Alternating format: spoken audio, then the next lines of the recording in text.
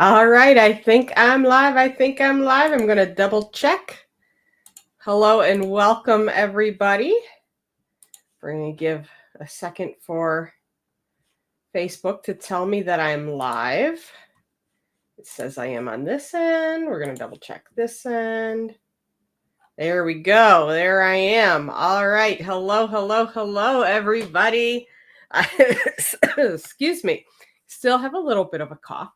I'm so excited for tonight. So looking forward to a night full of fun and festivities and hanging out with some really cool people and talking to you guys. And we're going to do all kinds of cool things. We're going to do giveaways. We're going to have interviews. We're going to do a couple of Facebook page reviews I have on the schedule. We're going to talk about the future of Handmade Sellers Club, what we're going to be doing in 2025. We're going to be talking about mindset and setting goals and all of that good stuff. Excuse me. We are going to cover it all. In fact, when I was putting the schedule together, I thought, holy crap, I don't know if I have time for everything because everything I wanted to talk about, I was looking at the schedule. I'm like, I don't know, like if I'm going to have time to talk about everything. So we're going to jam as much as we can in over the next 6 hours. Yes, you heard that correctly. I am going to be live for the next 6 hours. Of course, I'm going to have guests coming on with me as well. I also have a relief pitcher in the background here. Sage is with me tonight. So if and when I get tired or have to go to the bathroom or any of that good stuff, Sage is going to come up here, hang out with you good folks, and actually show you how to solve a Rubik's Cube. I don't know if they're going to be able to show you how, but they're going to show you how fast they can do it. So yes, I will be live here for the next 6 hours. Now, obviously, you do not have to be here for the next 6 hours. You can if you want. We can hang out, have a great New Year's Eve together. But if you need to leave, that's perfectly fine as well. The replay will be available if there's parts of tonight that you'd like to watch again or that you missed and that you really wanted to be a part of. The replay will be available. Now, here's the thing, though. If you want to participate in the giveaways, you must be present, and you must be present on the Facebook page in order to be eligible for the giveaways. So I am streaming live both to Facebook and YouTube right now. I cannot see YouTube entries. I can only do the entries from Facebook. So if you want to be eligible for a giveaway, you do need to be on live and you need to be on Facebook and not YouTube. As much as I appreciate our YouTube watchers, if you need to find the Facebook page, is just look up Allie Thompson, Handmade Success Secrets on Facebook, and you will find it there. You'll see where I'm live. So yeah, we're going to be doing a bunch of giveaways tonight. And like I said, I'm going to be doing a couple of Facebook page reviews, guess all the good things. I see people are trickling in, which is awesome. I'm really excited. I know that there are some people that can only come later, which is perfectly fine. We're going to be talking about a lot of different things and not necessarily in order. So if you have to leave or you can't get here till later, that's perfectly fine. Now, I did have to reschedule this. This is normally Allie's birthday extravaganza. My birthday is December 27th. So for the last several years, I've been doing this extravaganza on my birthday. And there's a couple of problems with that. Number one, my birthday is just 2 days after Christmas. And, you know, as most of you know, that with the holidays and family and going to the family get-togethers and the cooking and the eating foods that aren't quite so good at, you know, conducive at giving you a lot of energy, all of those things combined, I am usually exhausted by the time it's my birthday. In fact, my mom, even this year, she called me. She's like, so what are you going to do on your birthday? I'm like, nothing. I'm going to do nothing on my birthday. That was always my answer for years. And then I started doing the extravaganza. But I would dread it a little bit because I'm like, man, I'm already tired. And then I'm going to do this 6-hour extravaganza. So this year, I have been sick for quite some time. I've been sick actually since I went on a trip to Miami in November. And it was just an RSV lung sort of thing, but then it moved up, it gave me a cough, and then it moved up and gave me a lot of congestion. So I've been sick for like 6 or 7 weeks now. Absolutely exhausted. The couple of days before Christmas, it got worse, and I was like just sitting in a recliner. My oldest was in town from West Virginia, and I felt so bad for like 3 days. I'm just laying in a recliner, like, hi, I was useless. And finally I'm like, this is enough. I can't do this anymore. Like, I am really, really exhausted. And I got stuff to do. I love the new year, right? I love, love, love planning for the new year, getting ready for the new year, being excited for the new year. And here I was just sitting around exhausted and tired, and like the stuffy nose and the plugged ears. That was the worst. My ears were very, very painful if I bent over too much. And still, even now, if I bend over, I can feel movement in my ears and it hurts. So that was the biggie for me. It was just the stuffiness and the plugged ears. And I went on all the heavy duty meds, like the stuff that you have to ask the pharmacist for. I was getting all of that stuff, and it made me feel better, but I wasn't getting over it. So I finally went to see a nurse practitioner last Tuesday, a week ago. And I don't know why. I was convinced 100% there's no way I have a sinus infection. I know I don't have one. I don't know why I came to that conclusion and why I was so convinced. But it got to the point where I couldn't function at all. So I had to do something. And I go, and she's like, all the classic signs of a sinus infection. I said, yeah, my teeth hurt too. Like the roots of my teeth hurt. And she's like, yep, sinus infection. And Jamie just said, sounds like you've been battling a severe sinus infection. Yes, I have been. Not really knowing or realizing that that's what it was, believing that that's absolutely could not be. I don't know why. And as soon as she told me, I'm like, of course it is. Of course I have a sinus infection. Like, of course that's what it is. But for some reason, I don't know, in my delirium of being sick. So she actually put me on a pretty strong course of antibiotics. And she said, we usually do this for 7 days. We're giving you this for 10 days. So I'm on day 7 and feeling so much better. And I can't wait to take the rest of these antibiotics, because every day I feel better. I'm like, because I still have a little bit in the ears. Like if I bend over for too long, I can feel like some movement in my ears. So yeah, got the antibiotics, feel so much better. But when Friday came around to do the extravaganza, I was still had ear stuffiness, and it had gotten better for a couple of days.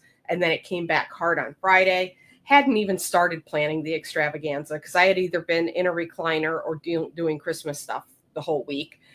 And I'm like, we need to reschedule this. There's no way that I'm going to be able to do this extravaganza. Now, the moral of the story here, though, is I'm so glad that I rescheduled this, because it makes so much more sense on so many different levels to do this party on New Year's Eve versus my birthday. And I always did it on my birthday. I don't know. I just picked my birthday. I'm like, let's have a birthday party together, right? But I'm not really into my birthday. Like, I don't get overly like, woohoo, it's my birthday. Like, ask my family. My kids threw me one birthday party. And I grew up not celebrating birthdays. So my kids threw me a birthday party a couple of years ago, and that was nice. And I just kind of got that out of my system. I'm like, okay, I don't really need a birthday party anymore. It's fine. I'm not really that into it, but I am super into the new year. Like that, it's like Thanksgiving and the new year. Those are the 2 times a year with holiday-ish sort of things that I get really excited about. I do get excited for the new year. And then I've always done this extravaganza like to midnight. Like, what better time to do it than New Year's Eve? And then we can talk about what's happened over the previous year, what's coming up in the new year. We can talk about all the things I absolutely love, which is all that planning and ideas and excitement for the new year. And it gives me a little bit of break. Excuse me. It gives me a little bit of a break between Christmas and having to do a 6-hour live stream. So here we are. This is now officially Allie's New Year's Eve extravaganza versus Allie's birthday extravaganza, which I like too, because it's more about us and not so much about me. Because again, like, I really don't care. But like with my birthday, I don't know. I'm 46 this year, in case anybody's wondering. just turned 46. It's fine. I just don't get that excited about it. It's like, whatever. Darlene says, glad you're feeling better. So many people are sick. I'm hearing that from everybody. In fact, Willow, who will be joining us tonight, is in California right now. And she's been there for a week, and her boyfriend's been sick the entire time she's been there. And the entire family before she got there was sick. I'm hearing it a lot. I told Willow, I said, I think that all the other mundane sicknesses, the colds and the RSVs and everything are mad because we were in quarantine for a couple of years and couldn't infect us for a couple of years. And now it's coming back with a vengeance. They're reminding us that they exist. Let's see, make sure I didn't miss anything. Thank you for everybody with the happy belated birthday. I really appreciate it. 46 feels like 45. I don't fret. Every once in a while we all have that existential crisis, right? Like, oh my God, like that was another year of my life. And I only have so many more. But for the most part, like I've enjoyed being in my 40s so much more than I enjoyed my 20s and 30s. They always talk about like, why can't you have the wisdom of your old age in your youth? And you just can't. I'm so much happier now. I'm so much more content. I'm so much less frantic and feeling like all this pressure that I have to perform and succeed and like meet everybody's expectations. I don't care about anybody else's expectations anymore. I'm like, these are my expectations. These are my goals. I've learned so much in my 20s and 30s, so I don't regret anything about my 20s and 30s. I learned a lot, grew a lot, became who I am today. And very happy to be in my 40s, and I'll be happy to be in my 50s too. I'm ready to just kind of, I don't know. I ran fast in my 20s and 30s. I'm really enjoying this slowdown period. We're almost empty nesters. Sage is 17 and a half, I think we can fairly say 17 and a half, not that we're counting. But 6 months, we've officially taken all 3 of our children to adulthood. I'm excited. A whole new chapter of my life. I'm really, really excited about it. Mira says life begins at 60. Well, then I got time, man. I got time to get there. I'm excited. Let's do it. All right. Let's see. Let me talk a little bit. Our first guest is coming. I may have to have a tissue a little bit tonight. I will try not to blow my nose, but I may have to mute myself and blow my nose from time to time. So far, not too bad. So let's talk a little bit about what we're going to be talking about tonight. I'm going to talk over the schedule real quick. Our first guest is going to be here at 6:30. So at 6:30, we're going to have our first Handmade Sellers Club member. First of all, I want to get like a read. We've got 40 people on right now. Who is a Handmade Sellers Club and who is not? Tell me in the comments. Say yes or no. Yes, you are a member, or no, you are not a member. Let me know in the comments, because I'm always curious. I know it's mostly Handmade Sellers Club members that come to my extravaganza, and it's definitely HSC members that usually make it to the end. But I'm just curious, like just starting out the evening, who we have on here. All right, we got 3 yeses, 1 no. We got a couple of no's, not a member, no, but very interested. Darlene said, wonderful. We got yeses, some no's and yeses. So this almost looks maybe like 2/3 yes, 1/3 no, which is very cool. Welcome to all the non-members. So this is totally relevant to you as well. You don't have to be a member to be part of this stream and to be listening in tonight and be hanging out and ringing in the new year together. You don't have to be a member, but if you're interested in being a member, I will grab the link. We do have a 2-week trial that is only $7. So you can drop the link there. That should go out. Yep. So you can go check it out there. You can read all about it, everything that's included. I'm not going to go through that right now necessarily. I will have some open Q&A time later in the evening, but it's not going to be for a while. So in the meantime, I will keep an eye on your guys' questions. If you have questions about Handmade Sellers Club, something specific, I can let you know. And then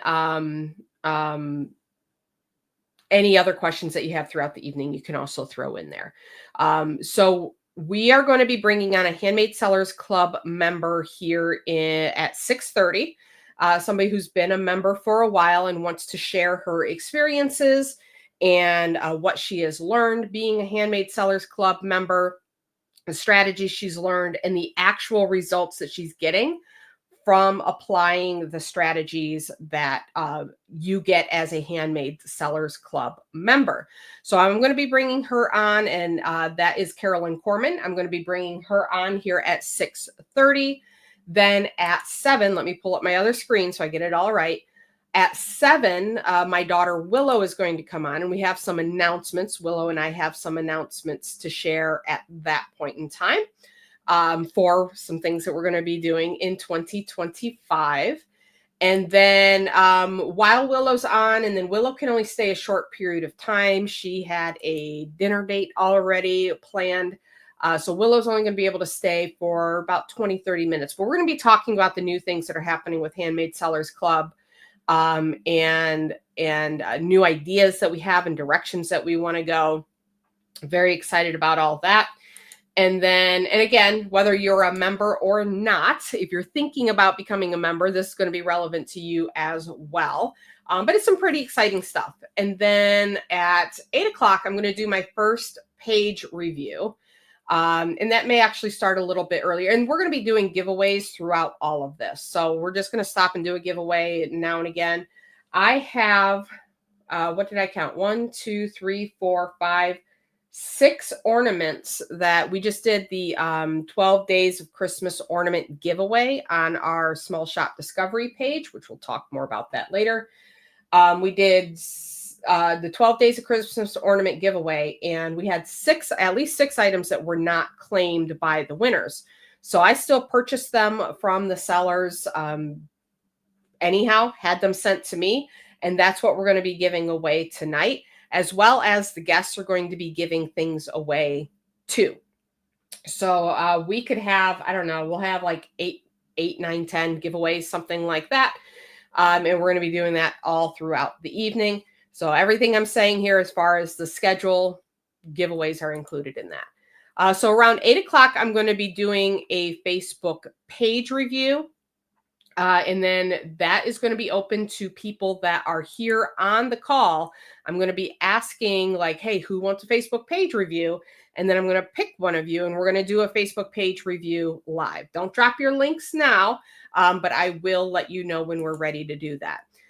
Then at 8:30, we are bringing on Handmade Sellers Club member and Small Shop Discovery Master of Ceremonies, shall we say, Michelle King.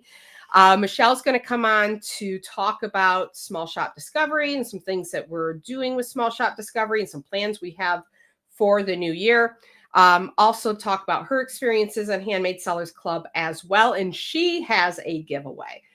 So that will be at 8:30. At 9 o'clock, I'm going to do another page review. So if you didn't get the page review at 8, stick around for 9 o'clock. We're going to do another one. I'll be asking you guys to drop your links in the comments. And I will pick one to do a page review. Then at 9:30, we're going to have Lisa Hatt on, who sells handcrafted teas. And again, she's going to talk about what she did to grow her business in 2024, what she's looking forward to in 2025. And she has a giveaway.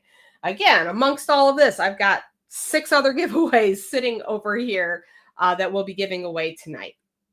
Then at 10, we're going to have an Ask Me Anything. So the Ask Me Anything is going to be literally anything. It can be business related. It can be personal related. If you want to know what my favorite color is, if you want to know like my life story, I don't care. I'll tell you pretty much everything. I'm an open book. It doesn't scare me to talk about my life or anything like that. So, I know there's Handmade Sellers Club. We used to host an Ask Me Anything a couple of years ago. And I did several of them. And I haven't done one in a long time other than during the extravaganza. But some people are just curious. They've known me for a couple of years. And they're like, yeah, like, what's your deal? Like, why'd you move to Florida and back from Florida? Like, anything like that. I'm perfectly fine answering those questions. So we're going to do an Ask Me Anything for about half an hour or so. And then my last guest, Duncan, is coming on.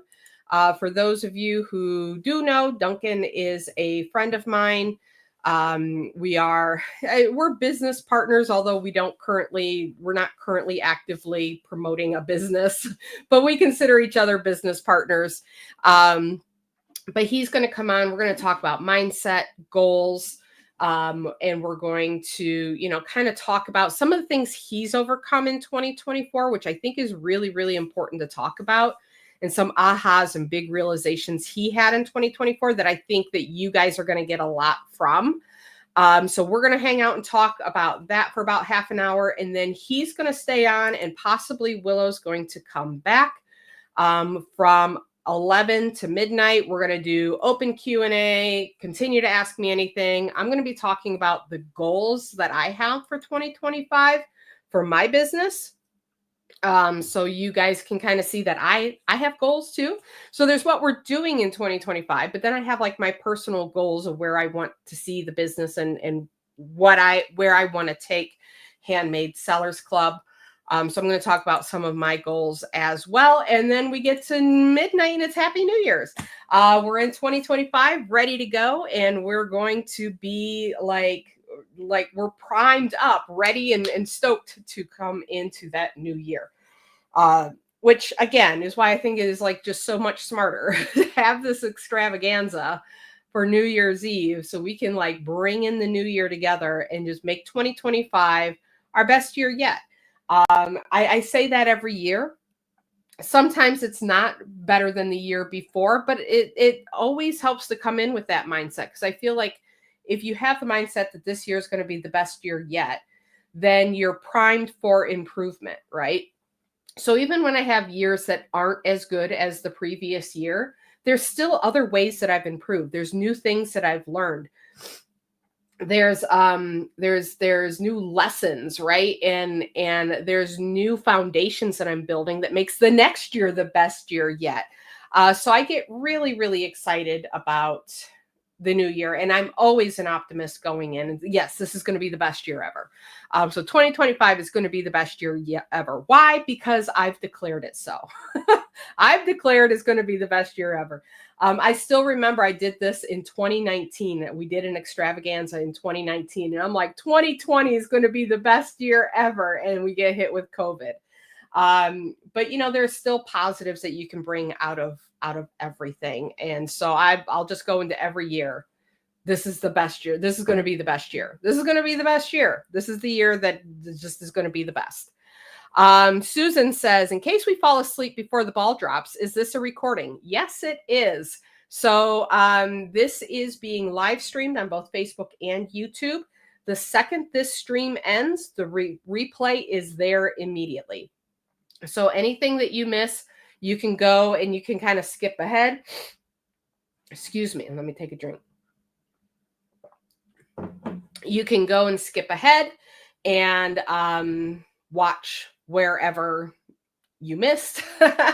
and yeah, everything is live streamed. Everything will be great. If there is an interruption in live stream, guys, because these things do happen, I will come right back on again. My internet connection is stable, so much more stable in Ohio than it was in Florida.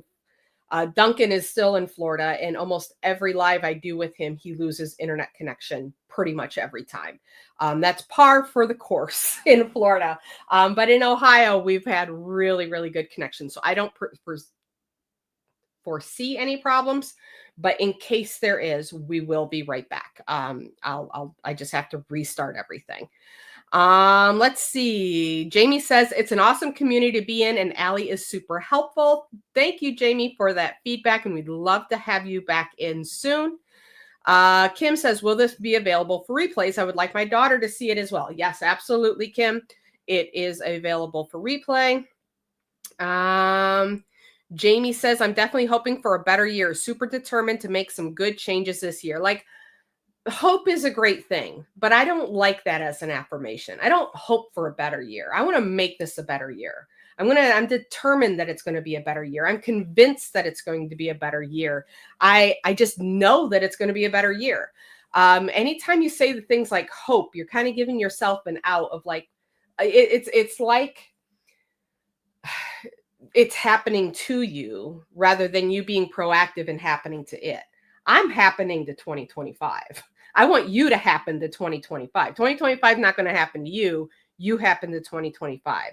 So I would encourage you. I'm all about language and how we talk to ourselves and how we state things. And I would take the word hope, like as great as hope is, like take that out of your vernacular anytime it's kind of used as almost like a get out of jail free card of like, well, maybe like hope is like maybe that I hope that 2025 is nice to me. Be proactive, go after it, happen to 2025. All right.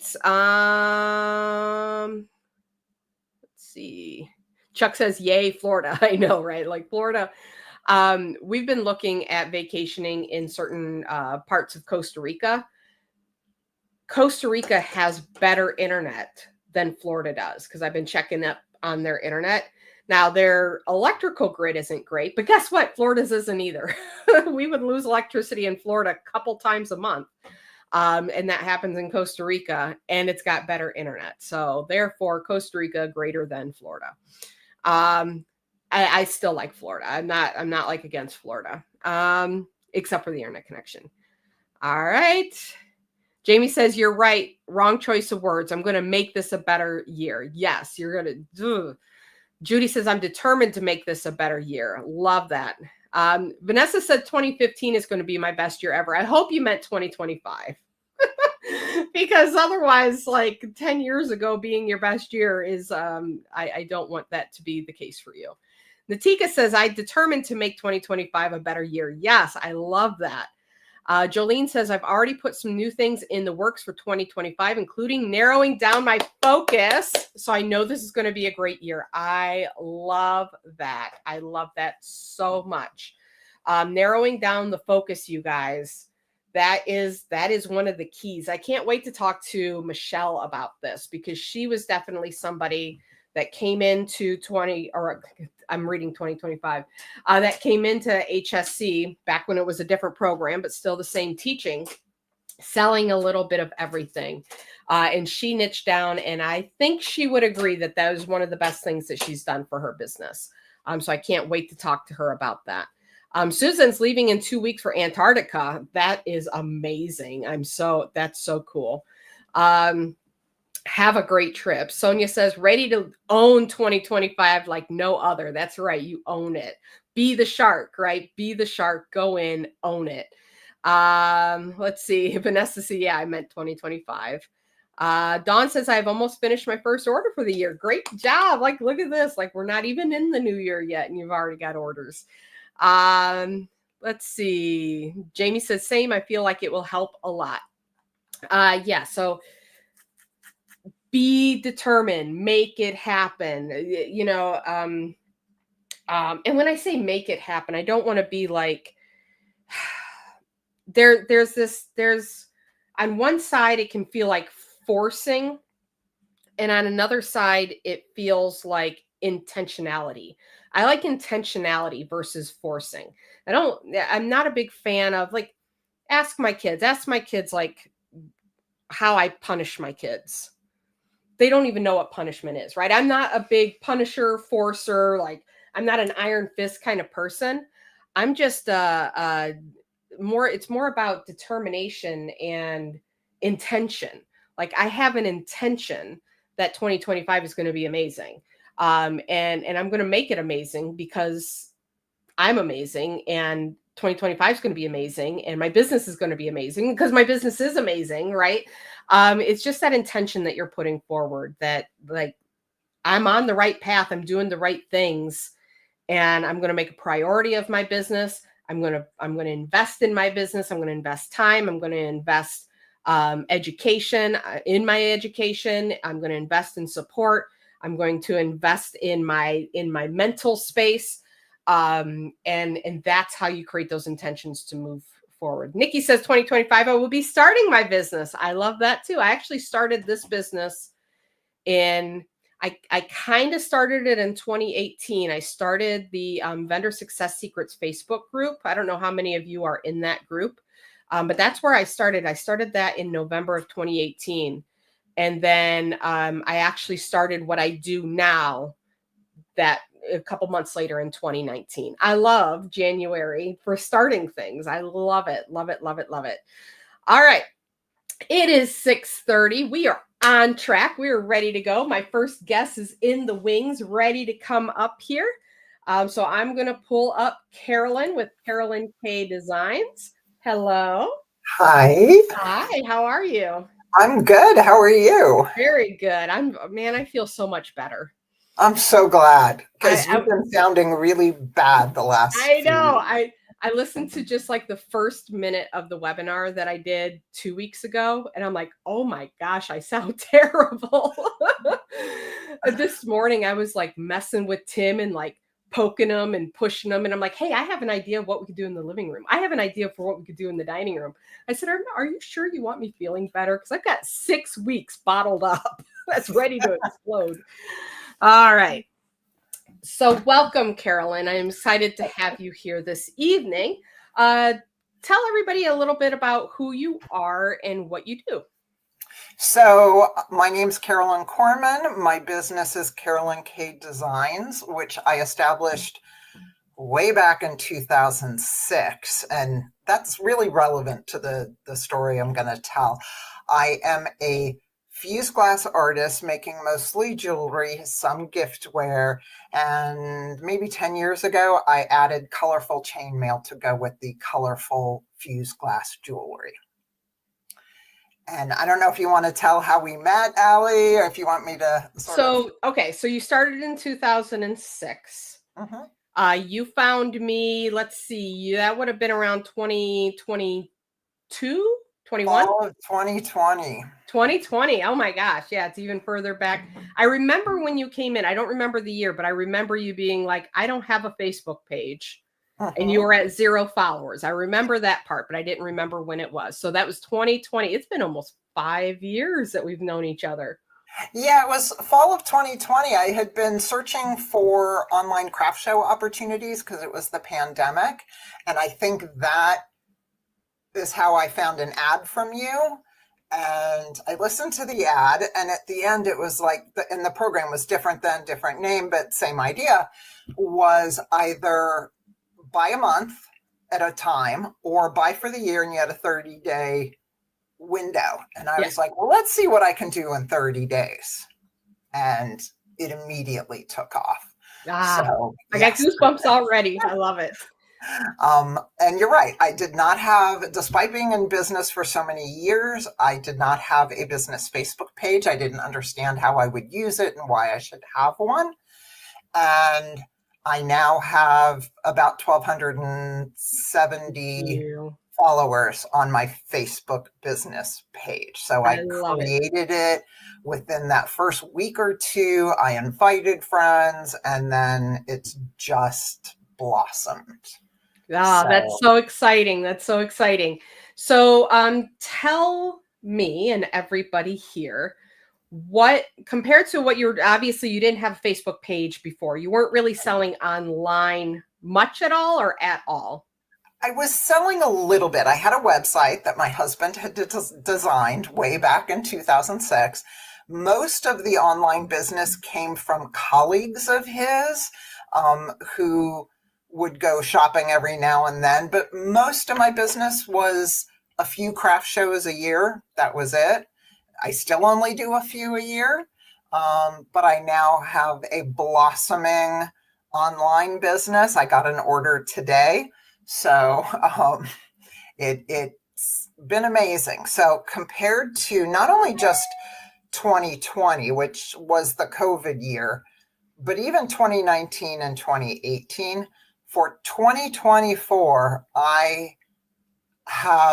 my sales have increased 5 times over what they were Love in it. 2020 and 2019 and 2018. And even from last year, sales for 2024 are 15% higher than 2023. And everybody talks about how bad the economy is. Mm-hmm.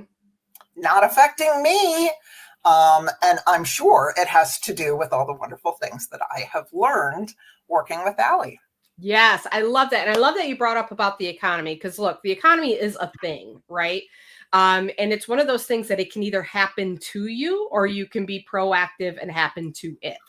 And when you actually have a marketing strategy, then you can, even if the economy, even if things are happening around you, you've got a good relationship with your customers. They're still buying Christmas presents. They're still buying birthday presents. Right. And so if their choices, if they're limiting their choices, you want to make sure that you're still one of those choices, that when they're dropping everything out, everybody else, they're not dropping you. And by showing up consistently and posting and doing all the right things, all the things that we talk about, right?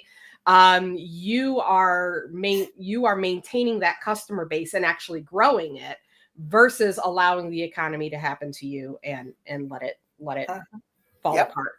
So if you could kind of tell us, what do you think, with all the training and everything that you've been through from 2020 until now, what has made the difference? What actions are you taking from the training that you're like, these are the things that are really, really giving me the best results? I think there's a few. My mailing list has grown to about 2,500 people. Nice. And I use it. Yes. I do send emails. Some are marketing, some are, direct marketing, like I'm having a sale. Some are more educational and informative about just what's going on with my business. And I didn't do that before because I didn't know how to. So I was always like afraid to send emails because people will feel annoyed. And I've learned that that's okay. Certainly, it's okay to annoy people. Yes. Allie puts out a Prompts for Profits calendar, which I follow pretty religiously, so that I post on Facebook every single day. And when I say pretty religiously, because occasionally, given what's going on in the business, I'll make a flip. But I follow that and post every single day. And I mean, the thing that has floored me is we're selling without selling. You will never see a price tag on my page. That's just not part of the discussion. It's about building that, as Allie says, know, like, and trust. So the PFP has been amazing. My website is better than it was before because Allie taught me how to design a Shopify website that could work the way I needed it to work. I started having live sales on my Facebook page, and that's another great way to engage with your followers. And she really got me. I went to the retreat a few years ago, and she's like, but your product is so visual. And so I started doing more reels. And then those reels also end up on Instagram and now TikTok. And so I've expanded because of that. And yes, there are times I will post, look at what I just made, or wouldn't this be a perfect thing? Or don't you love earrings? And someone writes and says, is that available? I want to buy it. Yes. So that's how it all happens. And it's like magic. You're just sitting there minding your own business and you get a notification, sale. Yep. And you're getting your products out there, like you said. And I love that you said this, that in the non-salesy way, that never is there a price tag. I just had somebody recently email me and they're like, yeah, but if I don't I don't understand. If I'm not putting my link on the post, how do they just buy from me? And it can be really difficult for people to wrap their head around this idea that you have to create the desire for the product first. And what a lot of people do is it's like, I always compare it to, just walking up to somebody and saying, will you marry me? right? There's no desire for that. I don't know you. You're a brand new person. I don't know you. I don't know if I want to even be in a relationship with you. And the same comes with selling online, is we're trying to build a relationship so that ultimately they feel comfortable, not just comfortable, excited to pull their credit card out of their pocket and say, yes, I'm going to buy that right now. I need to have that. And that gap between them finding you and that desire for some people is very, very short. Like you said on Reels, somebody will say, hey, I want that. And sometimes that takes time, where they're like, I've been following her for a while, and I think I'm going to splurge and get myself a pair of those earrings, or get myself that matching earring necklace set, or maybe they need a live sale in order to cross over, right? But if you come out at people and say, marry me, marry me, marry me, marry me, then they're like, I don't want to talk to you anymore. So I love that you said that. And that's I hope that gives confidence to a lot of people that have just joined HSC or going to join HSC or have been in for a little while and still aren't quite grasping that concept, that we are trying to build the desire and the know, like, and trust before we try to sell. Yeah. And I think, I used to say I'm an artist, I'm not a business person. I knew how to do the accounting in the business to keep track so that the tax man's happy, but I didn't know anything about running a business. And now I feel like I know a little something about running a business. And I spend as much, if not more, time on marketing, which includes the Facebook posts and everything, than I do actually making product. Oh, and excellent. That's an important part of our business that we need to account for. Yes. Which again, I learned from you. Yeah. And that, we talked about that with the pricing, that like you're spending your time marketing and creating product. You have to get paid for both of those things. Right. So excellent. How would you say things are different for you based, let's look at 2019 before you're in Alley World, 2019 versus now. How has the growth, what has the growth of your business allowed you to do? What changes has it helped you to make personally in your life? How do you feel about your business differently, 2019 versus now? What's the change? So I think the biggest change is that I really feel now like I'm a business person, and I didn't before, that I am a small business owner. Yes, first it was still, even after I met you, it was still my side hustle because I had a job that I've since retired from. But before 2019, it was really a side hustle, and it was really a tiny business. I mean, it's still a very comparatively, but things like Scrub Daddy a small business. It's like, no, they're making bazillions. I'm a small business. I know sometimes they're like, small business makes between $1 and $10 million a year, and I'm like, really? Exactly. But that I didn't feel like I could call myself a small business owner, whereas now I do. I can buy the supplies and materials and equipment that I need and that I use to grow. I mean, even just recently, I bought one of those metal tool cabinet type things to put in my studio to help organize it better. And it's because I made money from the business that I could buy something like that. And so it's really about just so much growth, confidence that I didn't have. I remember seeing the live challenge and I let it pass me by and said, I'll do the next one. And I did do the next one. And then since then, I go live every week and I do the live sales. And that is a thing I never thought I'd do. I mean, I've done public speaking, but this is a different kind of dynamic. And it is a little scary because sometimes you go live and there's nobody there.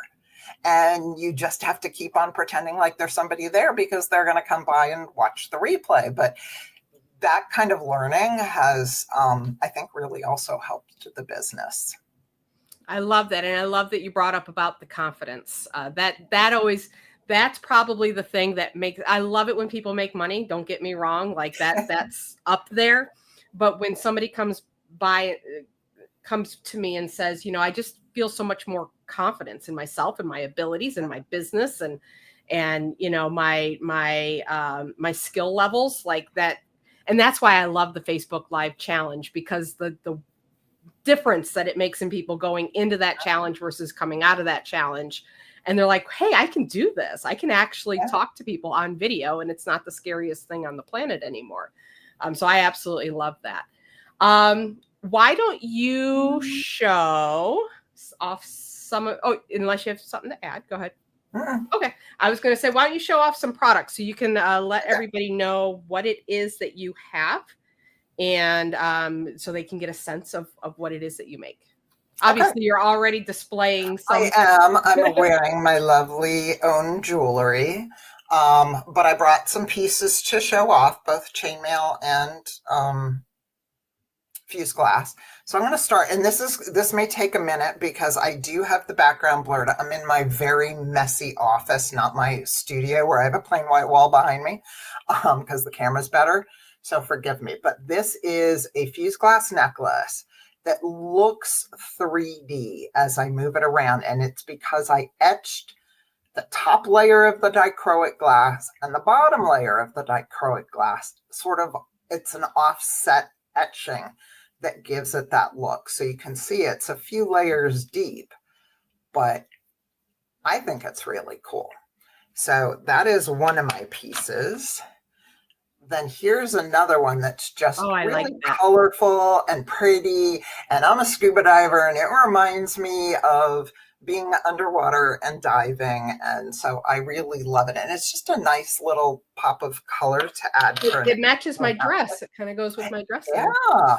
And then sometimes I put my jewelry in these wonderful silver settings that just act as a really good frame around them. So here's another piece of dichroic glass, and then it has this great setting, and your necklace is going to go through this hole. And so it just hangs there. It doesn't have a veil. So I do that. And then I'm going to show off a pair of earrings. These may be a little bit harder. There we go. So this is a pair of dichroic glass earrings where the top of the earring is a different design than the bottom half of the earring. And one thing I do, so when I sell a necklace, it always comes with a sterling silver chain or a cord. Your choice, price includes it. You walk away with a complete item that you can wear right away or gift. I know many sellers that don't include that. You know, and some people will be like, well, I have them at home. And it's like, yeah, but most people are very happy to get them. And with my earrings, they're all sterling silver ear wires or Goldfield ear wires or surgical steel. Quality ingredients is, I think, also really important to what we do. And then when you're like, what do you do? What is chainmail? Because that's sort of more of a mystery. Here is a pair of paw print chainmail earrings.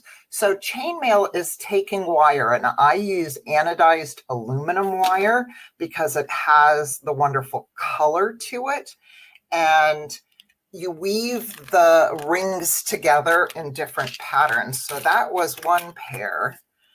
And then if I can get the camera to work, here's another pair. And it just shows you how the color, like there is no reason, let's see if I can pull this off with the fuzziness, that you can't wear that pair of earrings with this necklace that picks up those same colors. So even though it's a different material, they go together. The theme is the color. And then I said I do housewares, and this is one of my latest houseware designs, which is just taking a glass jar, but then I make a lid for the jar and put it in the wood. And I call these my everything or anything jars because you can put anything or everything in it. So I do a little bit of housewares, do mostly jewelry, mostly fused glass, some chainmail, but it has that really colorful, unified theme for what I do. So, and one of my favorite things one of my favorite things that you do in the winter time or Christmas time is the ornaments. Now we're going to do a giveaway here in a minute, and we're actually going to give away something else other than this ornament, but I think I might give it away yet tonight, at sometime later tonight. But I have one of your ornaments, was one of the unclaimed gifts that we had sent to us. And so we had this cute little gnome in the snow globe ornament that Carolyn had made. I absolutely love that. It's so darn cute.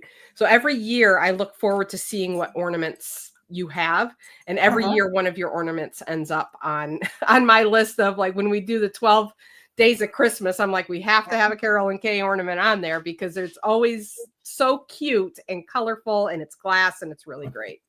They're really popular. And the other thing is, and it's a way of keeping, because most of my items are one of a kind, especially in the fused glass, the chainmail can repeat, is I'm always introducing new things. So even with the ornaments, I have some tried and true that I keep, but the snow globe with various characters in that center of the snow globe, that was my design that was new this year. So each year I come up with a new design for ornaments, and this one was hugely successful. Yeah, I love it a lot. And I also love how you have, so you talked about your reels that you've been putting together and how, you'll just talk about a product, but you also do reels where I've been watching you make snowman ornaments and the Santa going down the chimney and like the different ornaments that you do. I'm like, oh, I saw her make those. And it just creates that deeper connection with the product that you're ultimately selling when you see all of these different steps in the process, and you're like, now we're going to give them a little nose, like we're going to put a little nose on them. And I think it's really great, and it's really great content, and it's fun. I've enjoyed it. I've enjoyed following along. And you get good suggestions also from people, like comments. So I did my making a gnome ornament, and all of my gnomes had either red or kind of a beige white flesh tone nose. That's usually how you see gnomes. And someone said, what about a dark nose to represent a dark skinned person? And I had some Santa ornaments where I did that. But I did a couple because I was almost done making them at that point. But I did do a few, and they are all sold. People bought them. People liked having the dark nose. And it was like, gee, why didn't I think of that? You get good feedback by your posts and your videos and everything. So, and I think that was even a TikTok comment. So, and I have only done TikTok now for a couple months, so it has not been very long, but you get comments and you decide what you want to do with those. Sometimes they're helpful, sometimes they're not, but this one was. I love that. And one thing you can do with TikTok, and I'm not sure if you did or didn't, because I didn't notice, you can actually do a video reply to that. So when you make the gnomes with the different color nose, you can do a reply to that comment, and that comment will show up on the TikTok video. And then you can show what you made in response to that comment. TikTok loves that. TikTok loves that. And TikTok users love that. Yeah. All right, cool. So we are going to do a giveaway. I have said giveaway item right here. So this is another item. I'm going to be talking later about Small Shop Discovery. We do a lot of giveaways on Small Shop Discovery. We do giveaway parties. We do the 12 Days of Christmas ornament giveaway. And then we just pick products to give away. And usually the products are claimed, and sometimes they're not. And that's just the nature of the beast. That says nothing about the products that we're giving away. Just sometimes the winner just falls off the face of the earth. And then I have them sent to me. So I have the giveaway. We're going to do one of Carolyn's pieces that we're going to give away tonight. Because we tried to give this away a couple of months ago and it wasn't claimed. It was super popular giveaway. Everybody wanted it. But this is one of your necklaces that is just absolutely gorgeous. I love, love, love the colors. Again, it would like go really well with this dress. It does. Yeah. That is one of my favorite designs, by the way. It's also my colors. I'm kind of that oceany theme. Yeah, me too. But the curves just give it a kind of serene feel to it. So it's see if I can... one of my personal favorites. Absolutely beautiful. All right, so we're going to have people respond to this post, to this video with a reaction in order to enter to win. So what response do you want them to do, Carolyn? Let's do the wow. All right, we're going to do wow. Good choice. Because there's been a lot of hearts going by. Yeah, the hearts have been coming in. Let's do a wow. So we're going to do a wow. You have to be present in order to win. If you do not comment and claim, I'm going to pick another winner because this baby's finding a home tonight. Whether if you're not here when I say, hey, you won, then we'll pick somebody else. So you actually have to respond to this video with a reaction of the wow. So the reaction is, you know how you thumbs up the video and you say, ooh, I like this, or I heart this. There's another reaction. That's the wow face. I'm seeing people comment with wow. That does not get you in the giveaway. I cannot keep up with comments. So you have to actually, if you're on a mobile device, if you swipe your comment box to the left, you'll see those reactions. If you're on a desktop, you can kind of just move your cursor around the video. I'm going to kind of show, I don't know if this is going to work, but down here, yep, that's where right. Those reactions are on an iPhone. And yeah, you just need to slide them over. You want to pick from. Yep. And then you need to hit the wow from there, and that gets you into the giveaway, because that's the only way that I can keep track of everybody who responded. Otherwise, the comments go too fast. I lose people, so it's got to be a reaction to the video. So while people are doing that, Carolyn, last question. If somebody out there is thinking, I don't know about this Handmade Sellers Club, I don't know if I should join or not, is this a good idea for me or not? What would you say to them? I would say absolutely do it, and you're crazy if you don't. I mean, here I am 4+ years later. I'm still doing it. I still learn. I learn more from Allie. I learned from other people in the club, which we did in the group. We did not talk about that, about how I feel like I have a new friend group in the group of handmade sellers. And I've met a couple people in person. And we've had dinner. People that you feel like you have a friendship with and can, you go from that professional relationship sometimes to a personal relationship. But I have more than made back the money that I spend on Allie. So there's no reason to not do it. And especially because you can't always leave if it's not working for you. But just like with any kind of change, you've got to follow the program. So you got to do what she tells you to do, what she's teaching. Like if you do follow the prompts for profits, but you put prices in all your posts, you're not following the program. If you don't do posts every day, you're not following the program. If you don't do the suggested posts every day, but you do some other kind of post, you're not following the program. So you won't be as successful. But if you follow the program, you're gonna get more in return than you're putting out. Yes. And it's all worth it, in my opinion.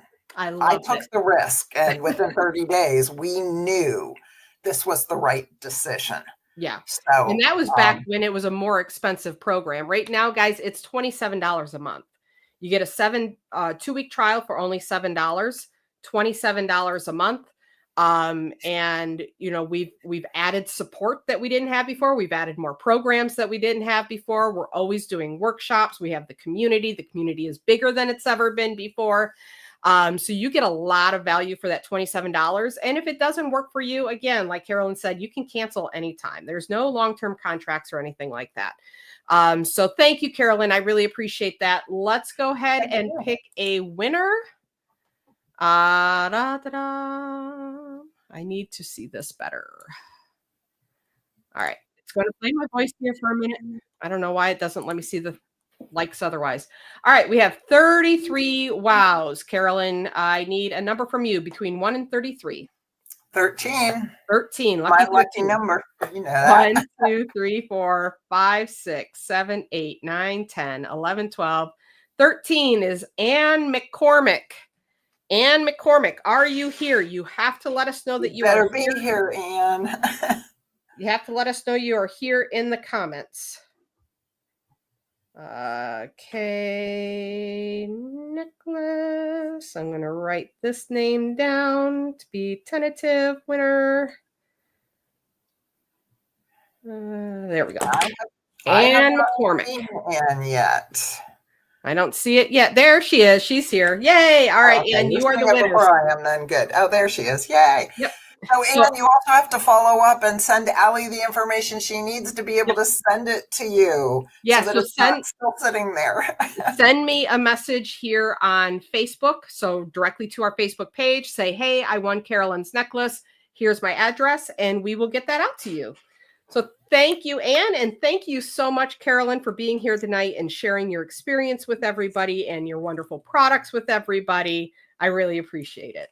Well, thank you for having me, and Happy New Year, everyone. And, join Allie, and it will be an amazing 2025. I truly feel that in my bones. We're going to make it happen. We're going to make that 2025. We're happening to 2025. All right. Thank you. Thank you so much, Carolyn. Bye-bye. Bye. All right. That was fun. That was so good. All right. We got our first giveaway of the night done. And we have a new guest up waiting in the waiting room here. Yay. Let's bring her to the stage. Hello, Hi. Willow. Hi. Hi. How are you doing?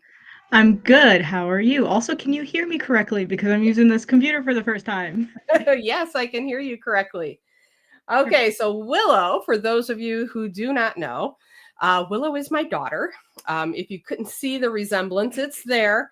Willow is my daughter, and Willow is currently in California for the month of January. So thankfully, she was able to make it here with us tonight. Even though she's like having all the fun there in California. I had to reschedule my plans, move things around, but I was able to squeeze you in. Yeah. Oh, she was able to squeeze me in. She's so sweet. Okay, so for those of you again who don't know, Willow is my daughter. But Willow has had a successful handmade product business of her own in the past. And she is a big part of our new and exciting things that are happening in 2025. So first, Willow, there are a lot of people here that are not in Handmade Sellers Club or that are new Handmade Sellers Club members and haven't met you yet.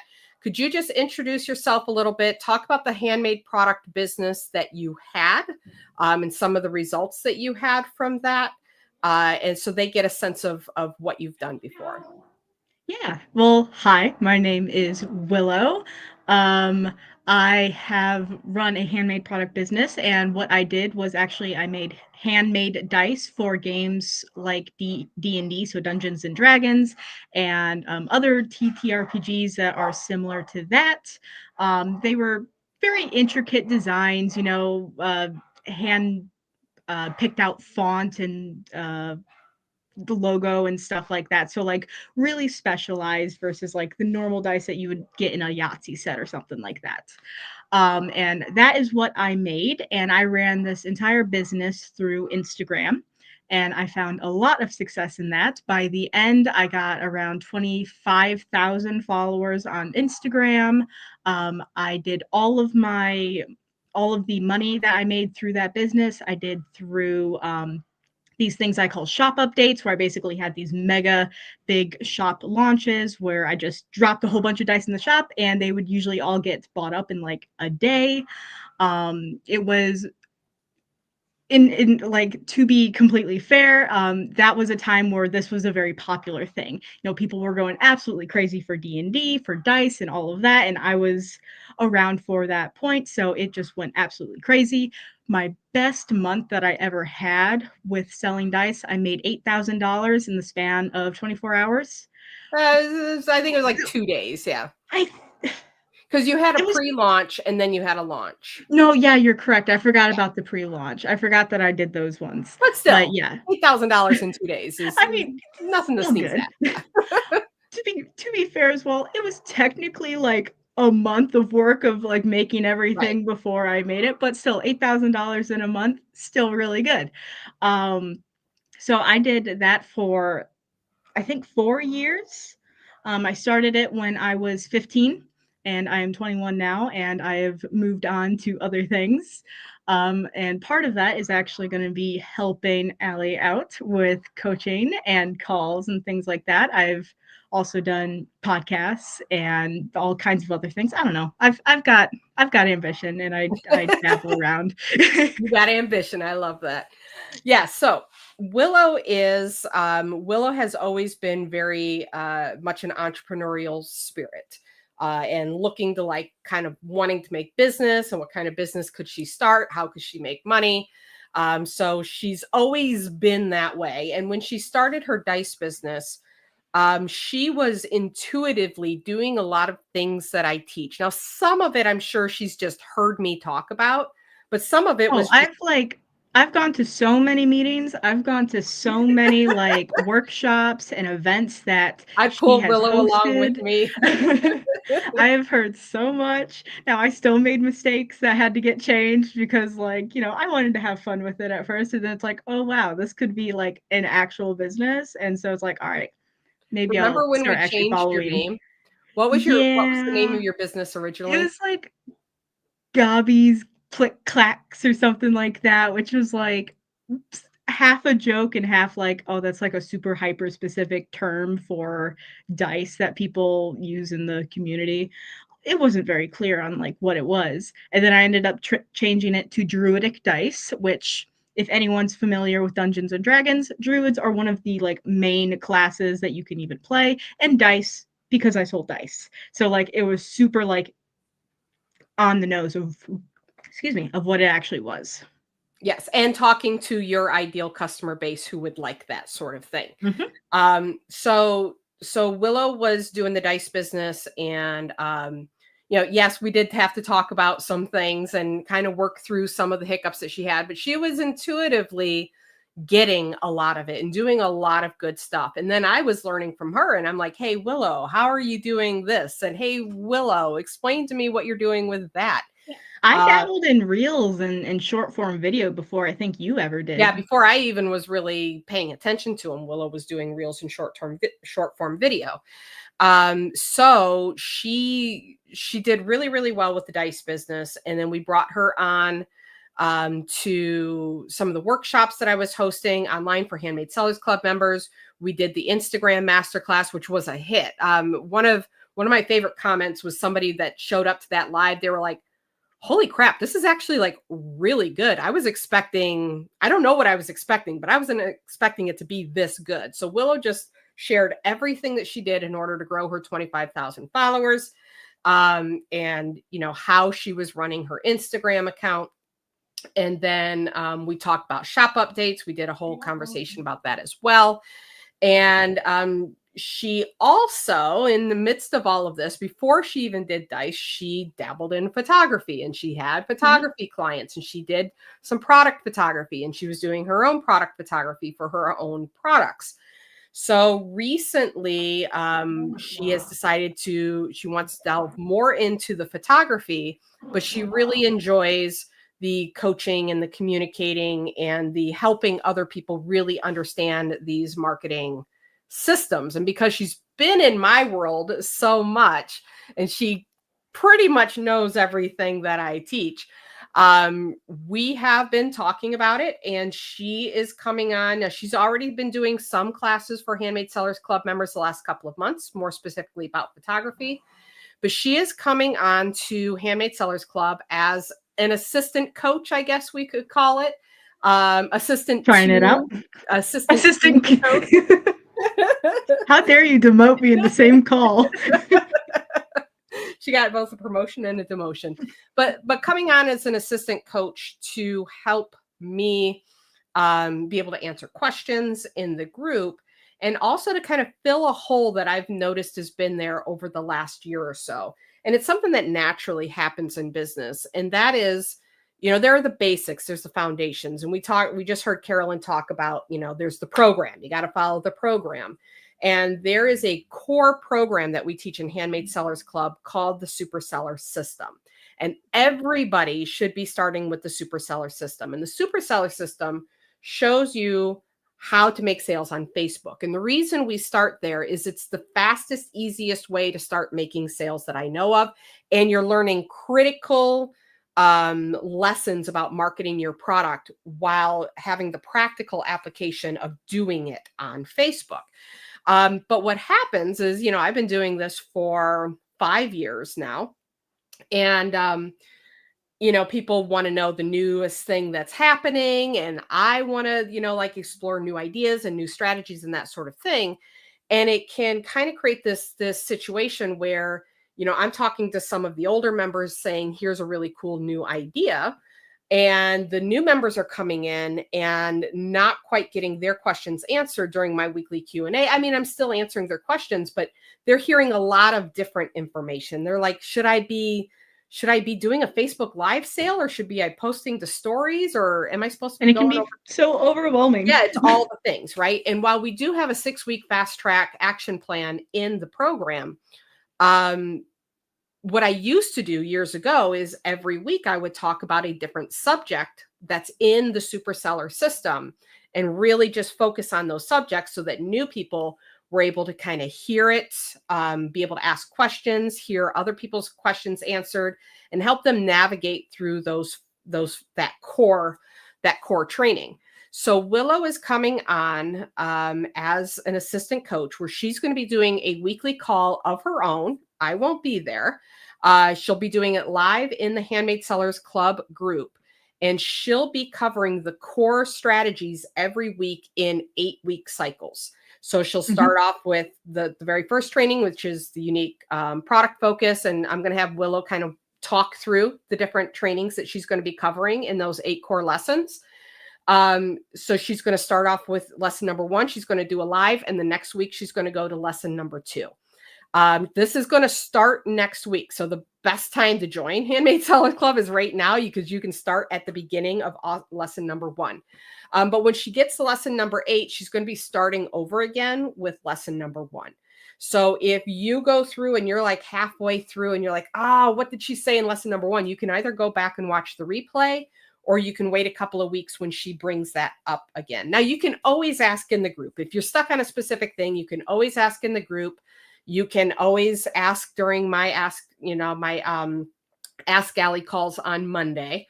But having that really concentrated time and concentrating on those core fundamentals is going to be super, super important. So that's what she's going to come on to talk about. Now, I asked somebody, say, is this in place of your Monday calls? No, I'm still going to be a Monday call.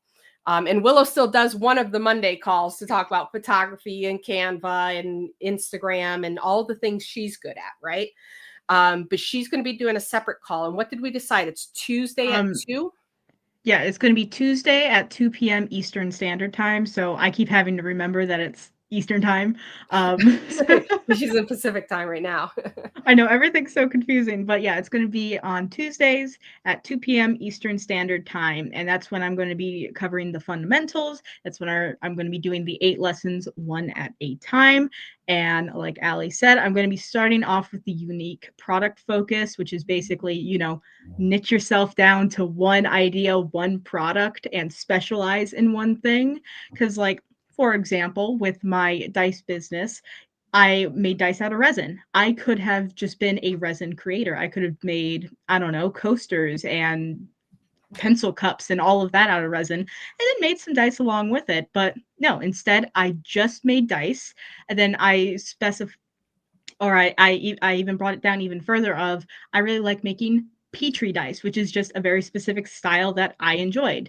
And so then when people would find my page, that's what I was known for. That's what made me special. That's what made me stand out, because these are the types of things that I would do. And I was super specialized in what I did. And it wasn't just, oh yeah, and here are also my coasters.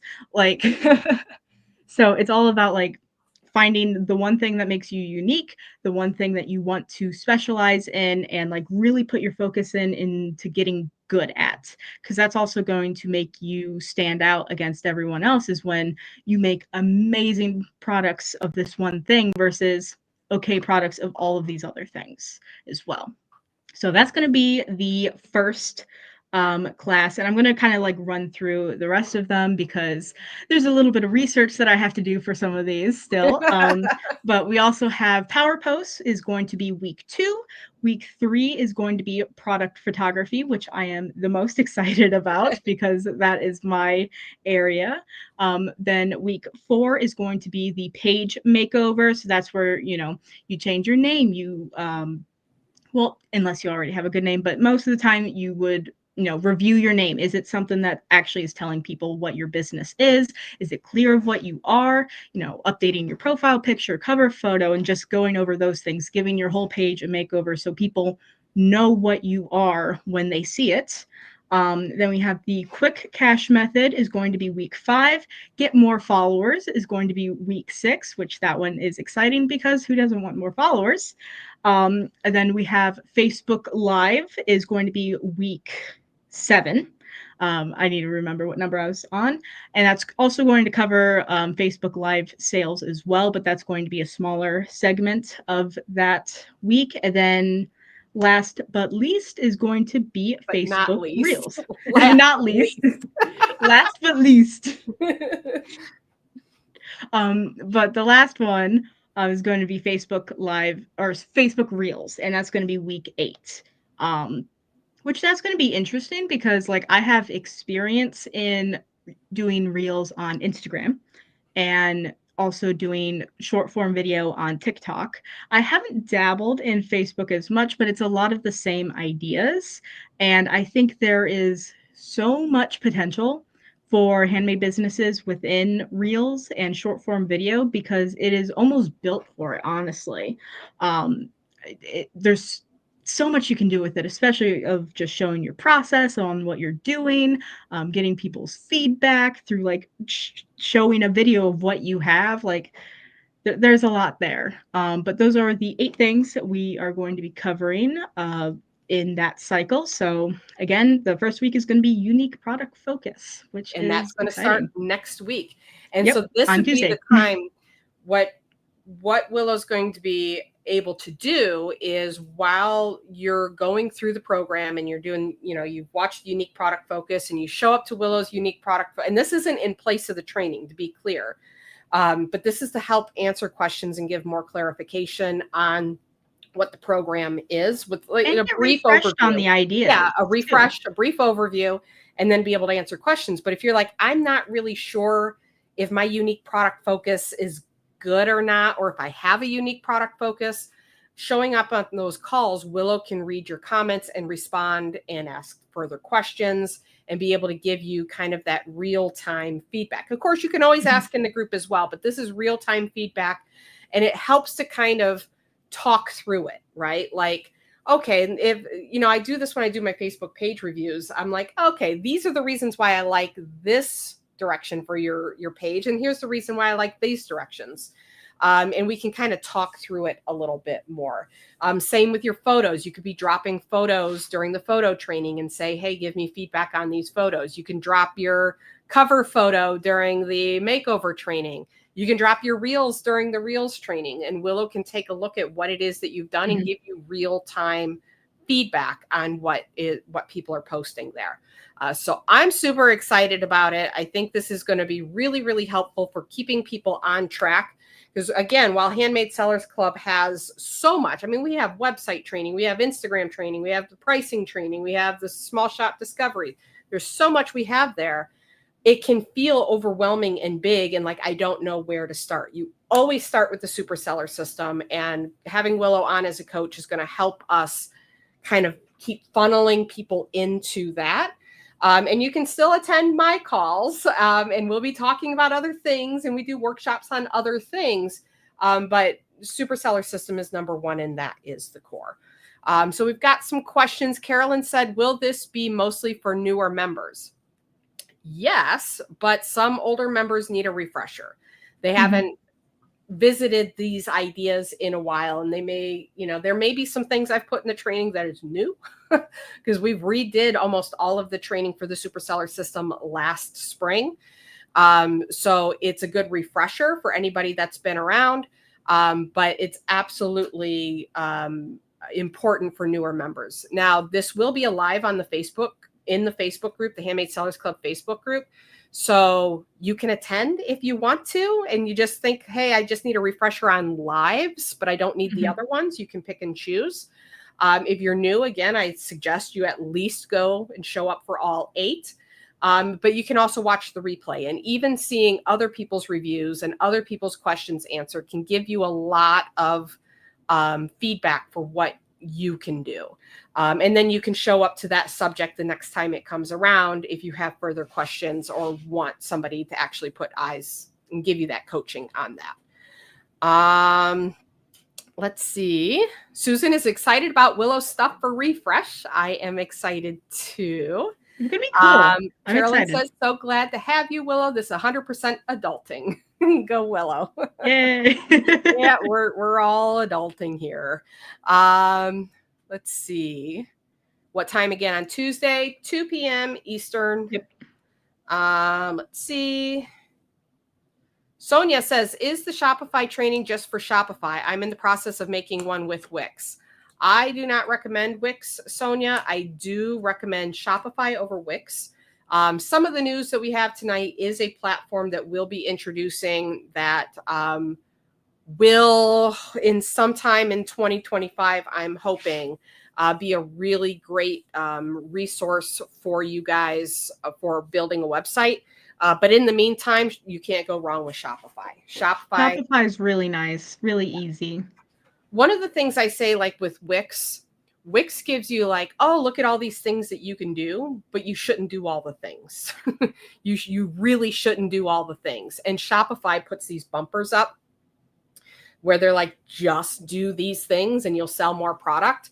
And then what we're looking at doing in 2025 is actually creating a website option on our own platform where we make the templates very specifically to my training, because there's still things you have to do on Shopify to do it right. There's pages they don't already give you that you need to add and all of that good stuff.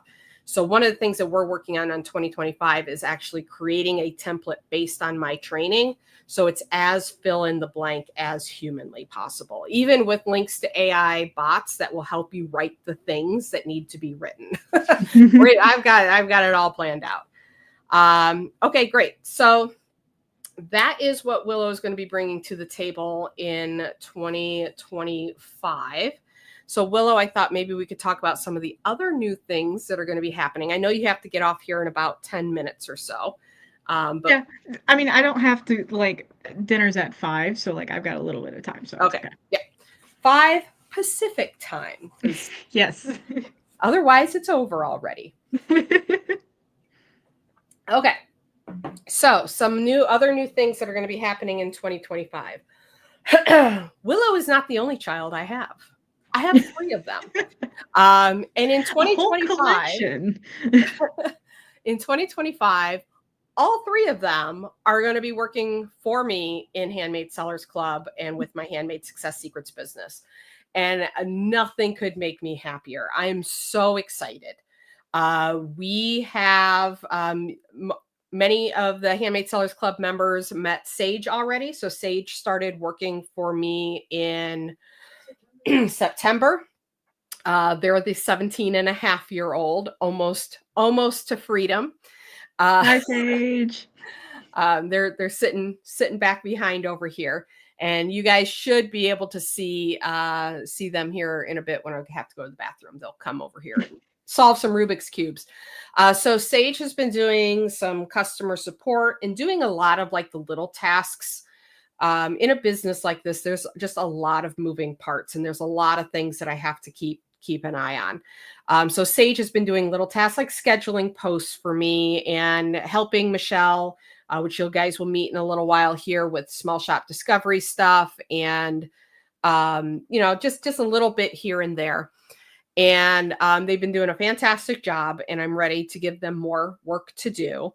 Then I talked to Willow, and Willow's like, yeah, I'm ready. Put me in, coach. I'm ready to be a coach. And so I'm like, cool. So I'll have Sage and Willow. And then Danny, my oldest, who just turned, 23? 23. Willow's 21. My oldest Danny is 23, and Sage is 17 and a half. So I almost don't have any babies anymore.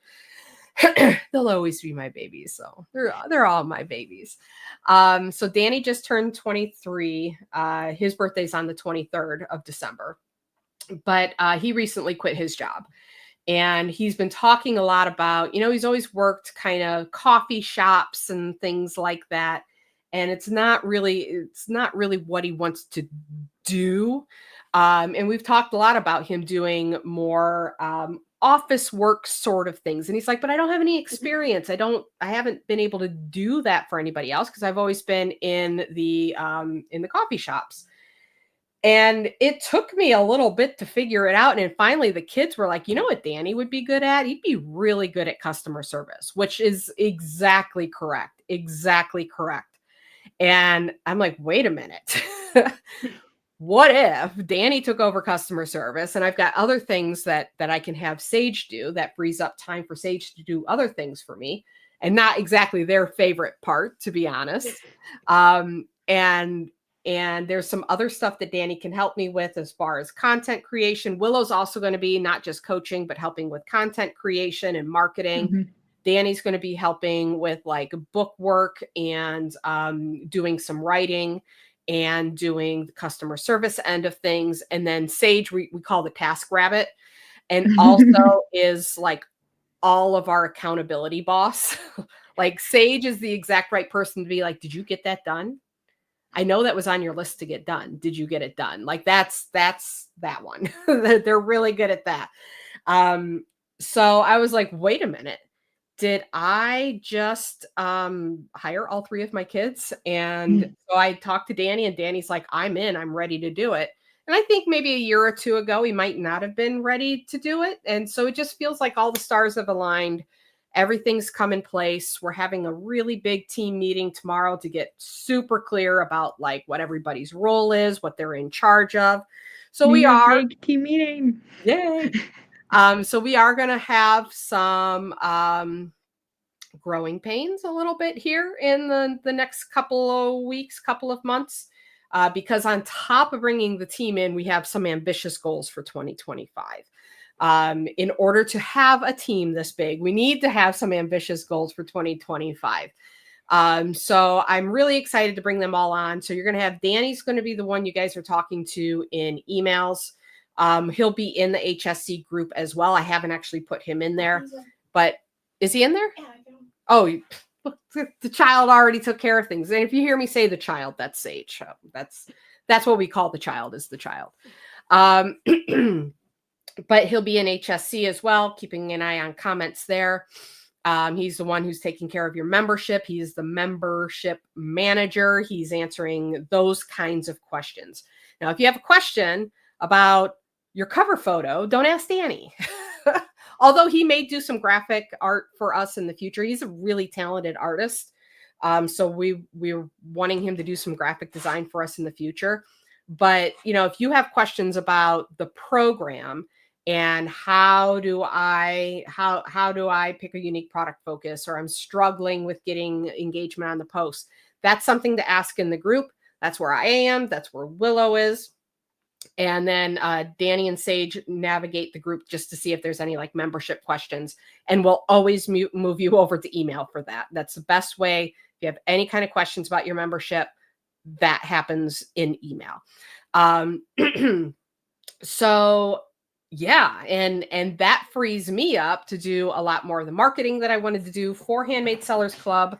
Also for Small Shop Discovery. We have big plans for Sage is in charge of Small Shop Discovery.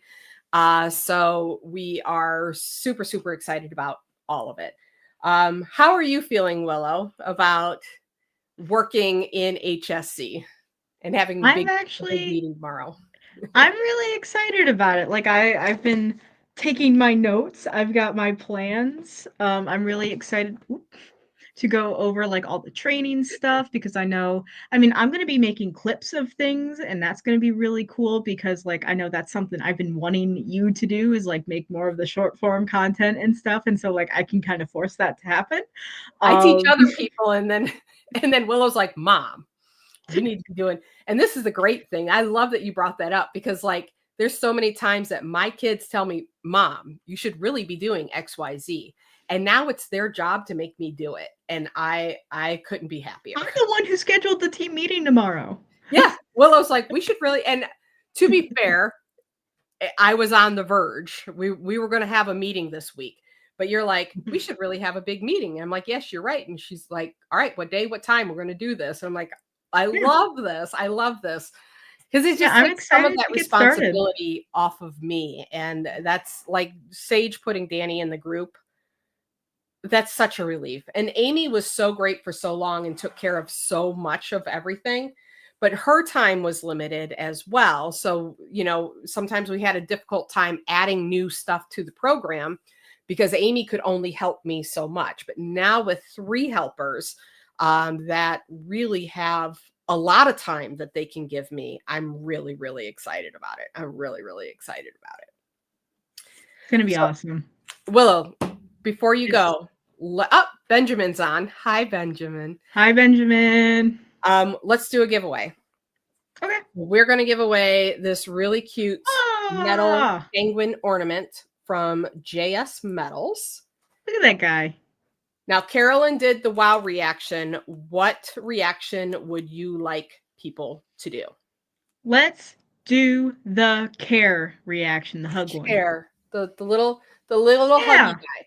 So because you want to give the penguin a hug because he's got a little face that just needs a little hug. There he is. He needs a little face that needs a little hug. So we're going to do the care reaction.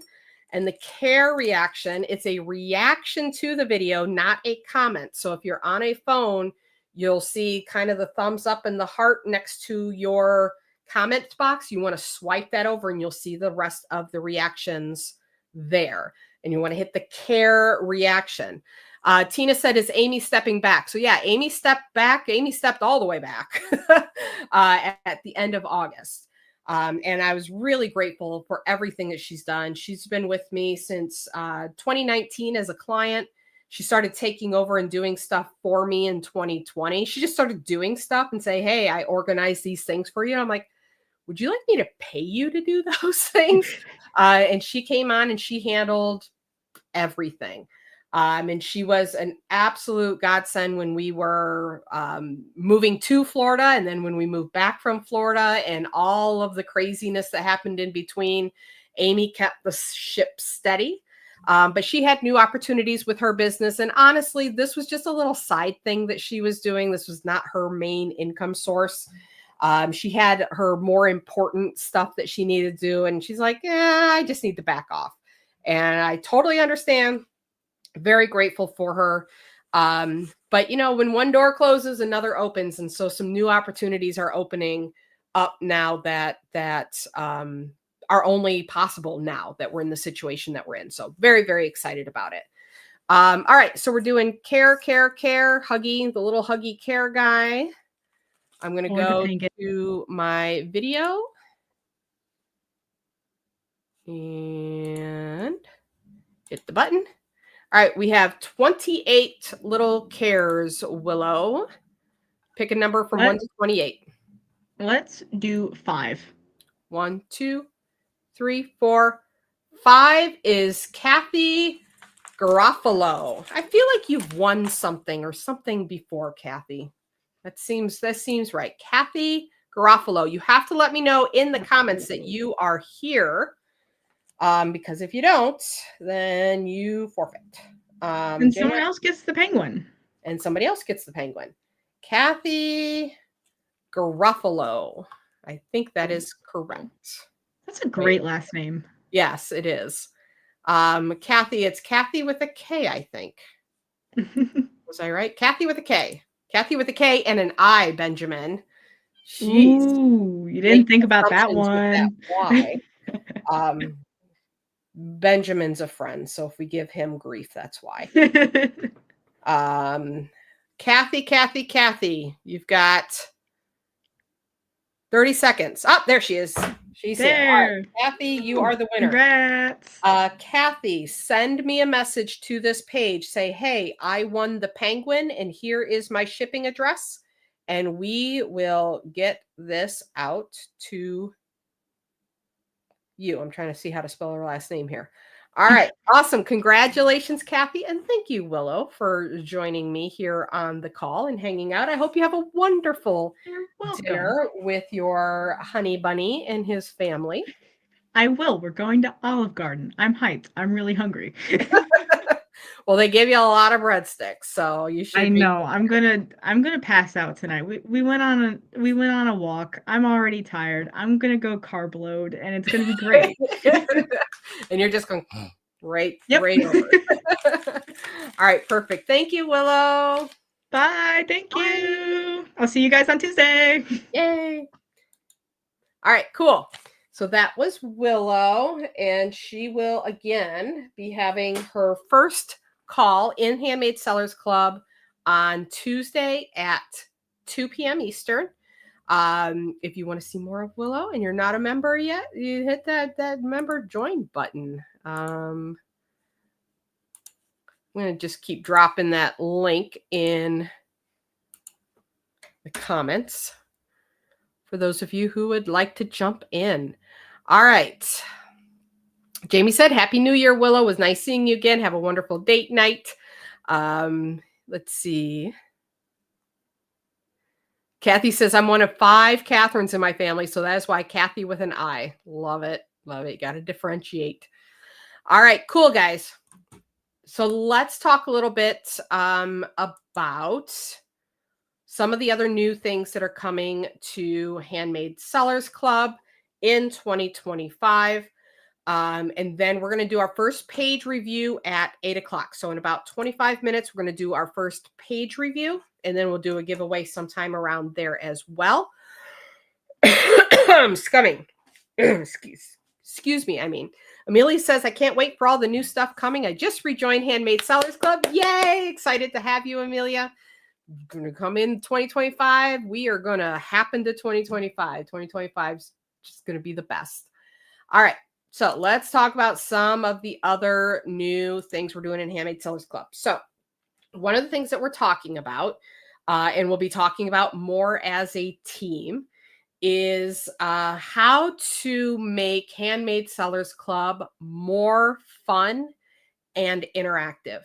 This is something that we really put a lot of focus on in 2019 and going into 2020. In fact, I had somebody that was on staff at the time that was like figuring out board games and the whole thing of like, how can we reward people for different levels that they get to and that sort of thing. Then the pandemic happened. And I don't know about you, but I was just not all that happy-go-lucky during the pandemic. I look back at it, I didn't realize like how down I was until we got past it, a good year past it. And then I'm like, whoa, I was kind of depressed this last year. We did well. Members, businesses did well. But just kind of that fun interaction, prizes, games, etc., fell by the wayside. And, I was talking to Duncan maybe 6 months or so ago, and he and I did a call for some local business owners where we talked about gamification. And I'm like, oh my gosh, gamification.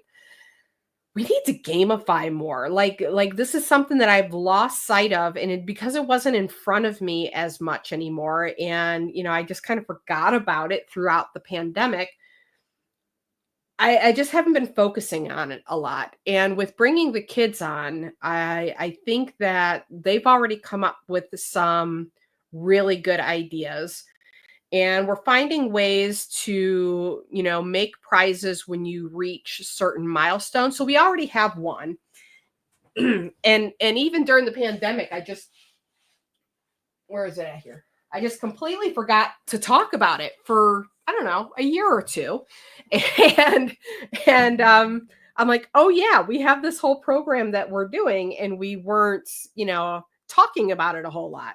But that is when somebody gets to 1,000 followers on their page. We've actually changed the mug. It now says 1,000 people follow me. When we first started this mug, it was much more about Facebook likes versus follows. Now it's a bit more, the follower count tends to go higher than the like count, because on mobile, a lot of times there's only a button that says follow instead of like. It's a whole thing. I've got a video on it. If you want to know the difference between likes and follows, just message us and I'll send you the video. I'll send you the video on the difference. But so now it says 1,000 people follow me. And we would have people like take a picture with the mug, and then we would feature them on the Facebook page. So while we are still doing that, we're gonna put a lot more energy behind that, because it's such a big accomplishment once you get to 1,000. And if you already have over 1,000, we'll give you the mug when you get your next 1,000. So if you're, at 1,500, when you get to 2,500, you get the mug. It's a little bit easier to get from 1,500 to 2,500 than 0 to 1,000. But we still want to celebrate your win. So that is one thing that we're going to do. We've talked about, we do still do the monthly challenges, although that went by the wayside for a little while. We brought that back year before 2023, I think we brought the consistent challenges back. And then the monthly challenges, we used to give prizes on all of them, and I've only recently been reintroducing the prizes. So we're going to try to attach prizes to every single one of the challenges, now that I have staff that can help me kind of figure out who the winners are and, get them the prize and all of that stuff. So more prizes with the monthly challenges. And different monthly challenges we do business builder challenge, where I'll give you a prompt every day of something to think about with your business. We do mindset challenges, which are also prompts where you do a little bit of journaling about your business mindset. We do Facebook like page follow challenges. So who gets the most followers in the next 5 days? And we have different what do we call that? Different levels, different levels for that. So, 0 to 500, if you're starting out with 0 to 500, or I think it's 250. Stages. Not stages, the different brackets, I guess. So we do that throughout the year. We have these challenges. We're going to attach prizes to more and more and more of those. But then we're also talking about, like, we celebrate the top 10 people that interact in the Facebook group, the community Facebook group. We're going to be doing more prizes for that, and perks, even perks that you'll get in Small Shop Discovery if you reach certain thresholds. And then Benjamin said, is this bingo related? Which is funny, because he and I and Duncan and my husband took a trip to Puerto Rico where we talked about business. And he brought up the bingo card, and we haven't quite fleshed it out. It's something that we're going to work on as a team, but we want to make following the super seller system not feel like, oh, I have to do all of these things, but more of a kind of gamified, again, where you're passing certain levels and getting points and or prizes when you get so many points. And just maybe gamify it a little bit more and make it more fun and more interactive, and even send you on quests, right? Like go out and do this thing and then post about it in the group and you get X amount of points. We've even talked about potentially doing an app of some sort where, you have goals for the week of you're going to do these things, and then you get points for those goals. That's probably going to be a little bit further in the future. I got to see how that integrates with everything that we're doing. And a lot of it is about, coming up with ways of tracking this. How do we track that you did X and know that you did X? How much of this is on our system? How much of it is a system that we have to, automatically give you something because you've reached a threshold? So that's one of the changes we're going to do in 2025. We're going to have that's a topic of our meetings moving forward, is what else can we do to make this fun and not make it overcomplicated either. Like, I don't want it to be so complicated that you're like, I don't know, did I get a point, or did I get a heart, or did I get a star, or like, does this count as 10 points or 50 points? So that's something we're going to be working on, again, so that it just makes it more fun and interesting for you to go through the system and not make it, because it is work, right? I'm not going to lie to you. It is work to grow your business. But if we can have fun while we're working, we're more likely to do it and follow through. So how do we make it more fun? And how do we make the community more interactive? Something we did in the past is we would have monthly calls that were like networking calls where you got to meet other people in the community. That may be something that we bring back.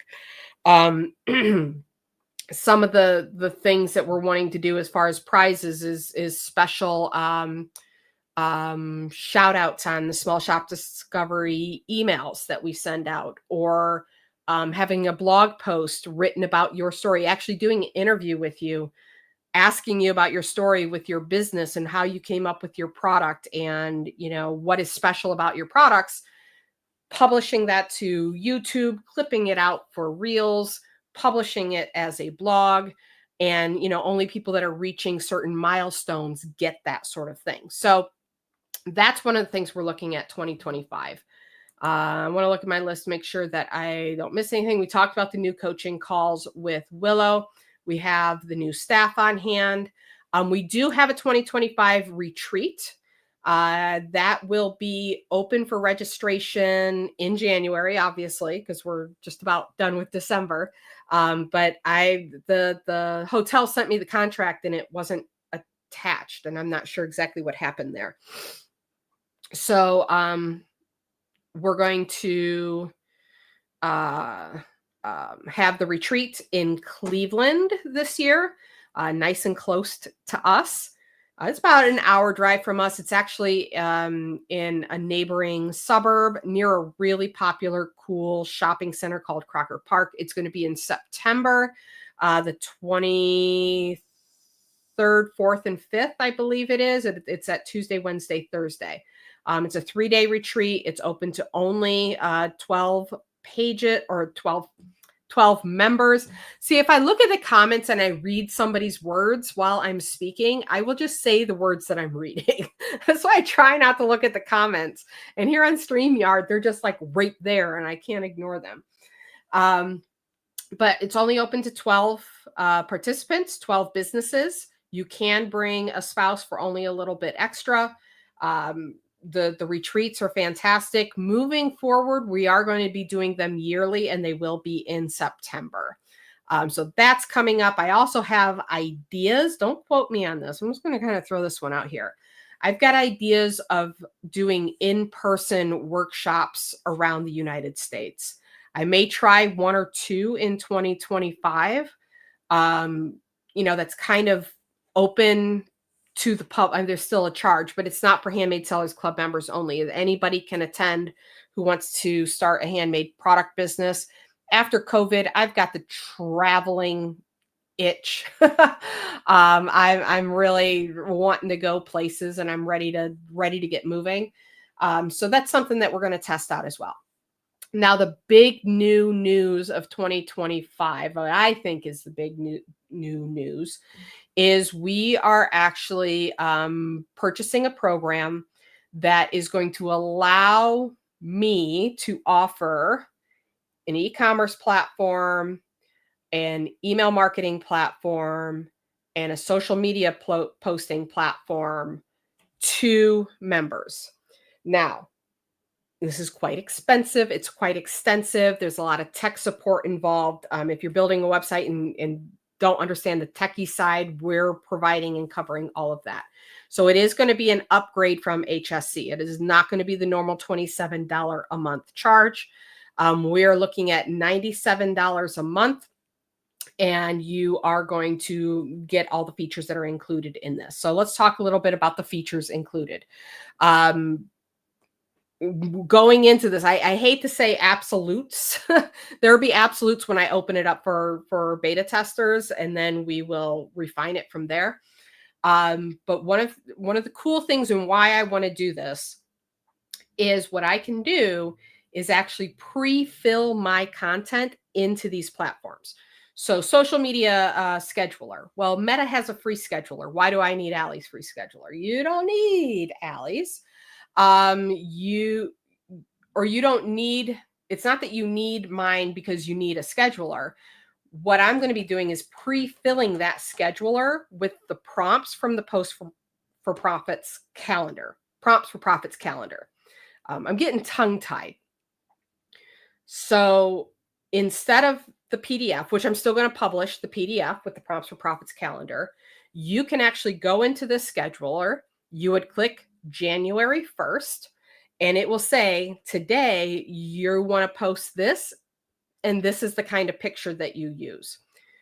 On top of that, and this is going to take some time to have this feature available for every single one of the prompts, we are also going to be including a link to what's called a chat bot, where we have trained the chat bot to write out that prompt for you based on answers to questions you provide. So if it's something like tell a story about how you got started, right? That's a prompt that we have. Sometimes people have a hard time wording it and making it sound good, or they're not quite sure what to say. You'd be able to click that link right in the scheduler, takes you over to the chatbot. The chatbot's going to ask you a couple of questions, and then it will write the post for you. Now, it's not going to be the generic kind of fluffy sounding post the way you may be used to. If you've used anything like ChatGPT or any of the AI writers out there, a lot of them are they don't sound very human when they write. They use flowery language that people don't normally use. We're able to program the chatbot in advance, train the chatbot in advance to use more natural human language. And we may or may not even include giving you the option, or you always have the option to change the voice on it. But we may include that as part of the prompts. I'm not sure yet if that makes it too clunky. But then it's going to take what you said and it's going to format it in a way that, yeah, you might have to do a little bit of editing, but you don't have to write the post from scratch. So if you find yourself still getting a little bit of writer's block when it comes to the prompts, while we do, take a lot of the work out of the way by just giving you the idea of what to post, sometimes being stuck on that post, you're like, yeah, but I'm not quite sure how to say it or how that's worded. And many times I see people take the prompt and use it in a completely different way than what it's intended. And with this chatbot link, it's going to allow you to not mess up, right? We want to take all the opportunity, I don't want to say opportunities, all the different ways that people kind of veer off the path. We're trying to put up really strong bumpers so that it gives you the highest chance of success. Okay. We want to give you the highest chance of success. And so we're putting the prompts directly on the scheduler. So all you have to do is replace the prompt with your text and then put your image on there and schedule. And then you can go to January 2 and you can schedule out all of those days. And I've tested the scheduler. For me, it's way easier than Meta. It's way easier than Meta. And it's got the prompt on every single day. So you don't have to look at your piece of paper, then go to Meta and write, and then, grab your image. It's all right there. The prompt is there.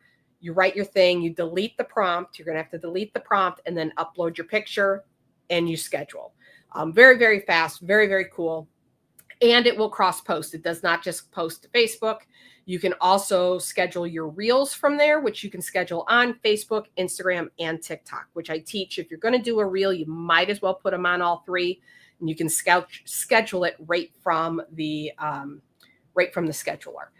So very excited about that. The other thing is the email marketing side of things. Now, I teach Facebook. I love Facebook. Facebook is my thing, right? But the truth is, when I first started, and I've talked about this many times, when I first started selling handmade products, we didn't have Facebook. I had to do it via email. And I love email marketing. Email marketing is one of my favorite things. It's kind of what I was brought up on.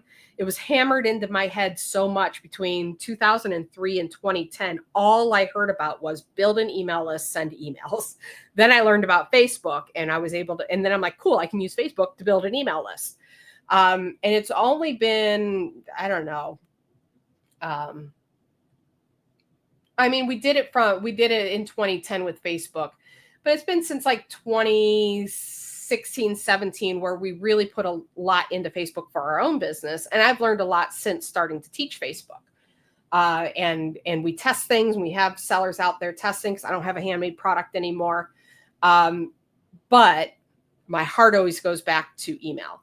One of the problems with teaching email is it's technical and it involves writing skills, and you've got there's moving parts to it, building landing pages. There's a technical side to it. With this platform, we will actually be able to build landing pages. We can create entire campaigns for you in advance. So you have to edit them because one person sells soap, one person sells crochet, another person sells, something totally different.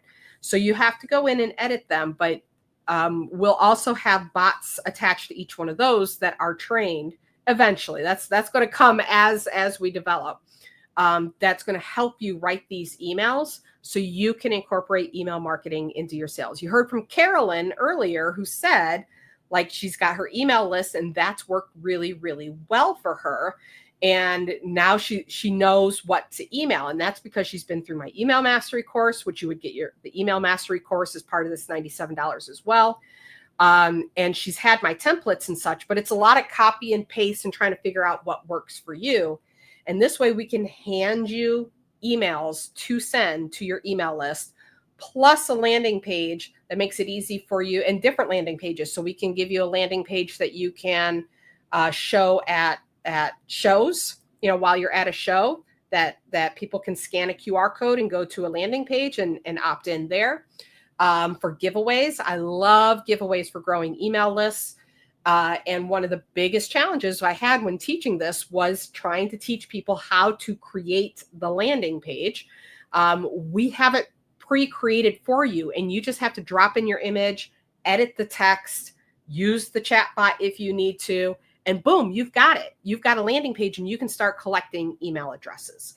The other thing that we're going to do with the email tool is set up sequences. And, you can do this if you maintain a website on your own, either Shopify or a Square website. I'm not sure if it integrates with Wix, but it definitely integrates with both Shopify and Square. And so Shopify and Square have Shopify has like abandoned cart sequence. But it's a little bit convoluted. You have to add a lot of emails to flesh it out beyond a single abandoned cart email.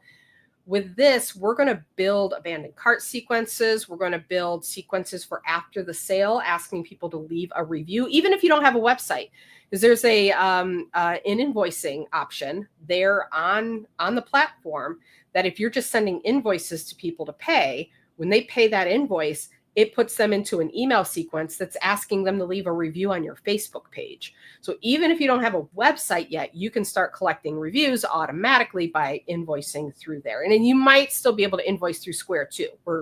I got to work that out. So all of these different sequences, we'll even have sequences set up for, like we call it a welcome sequence, that once they join your list, that they get automated emails that just remind them about you for a period of time.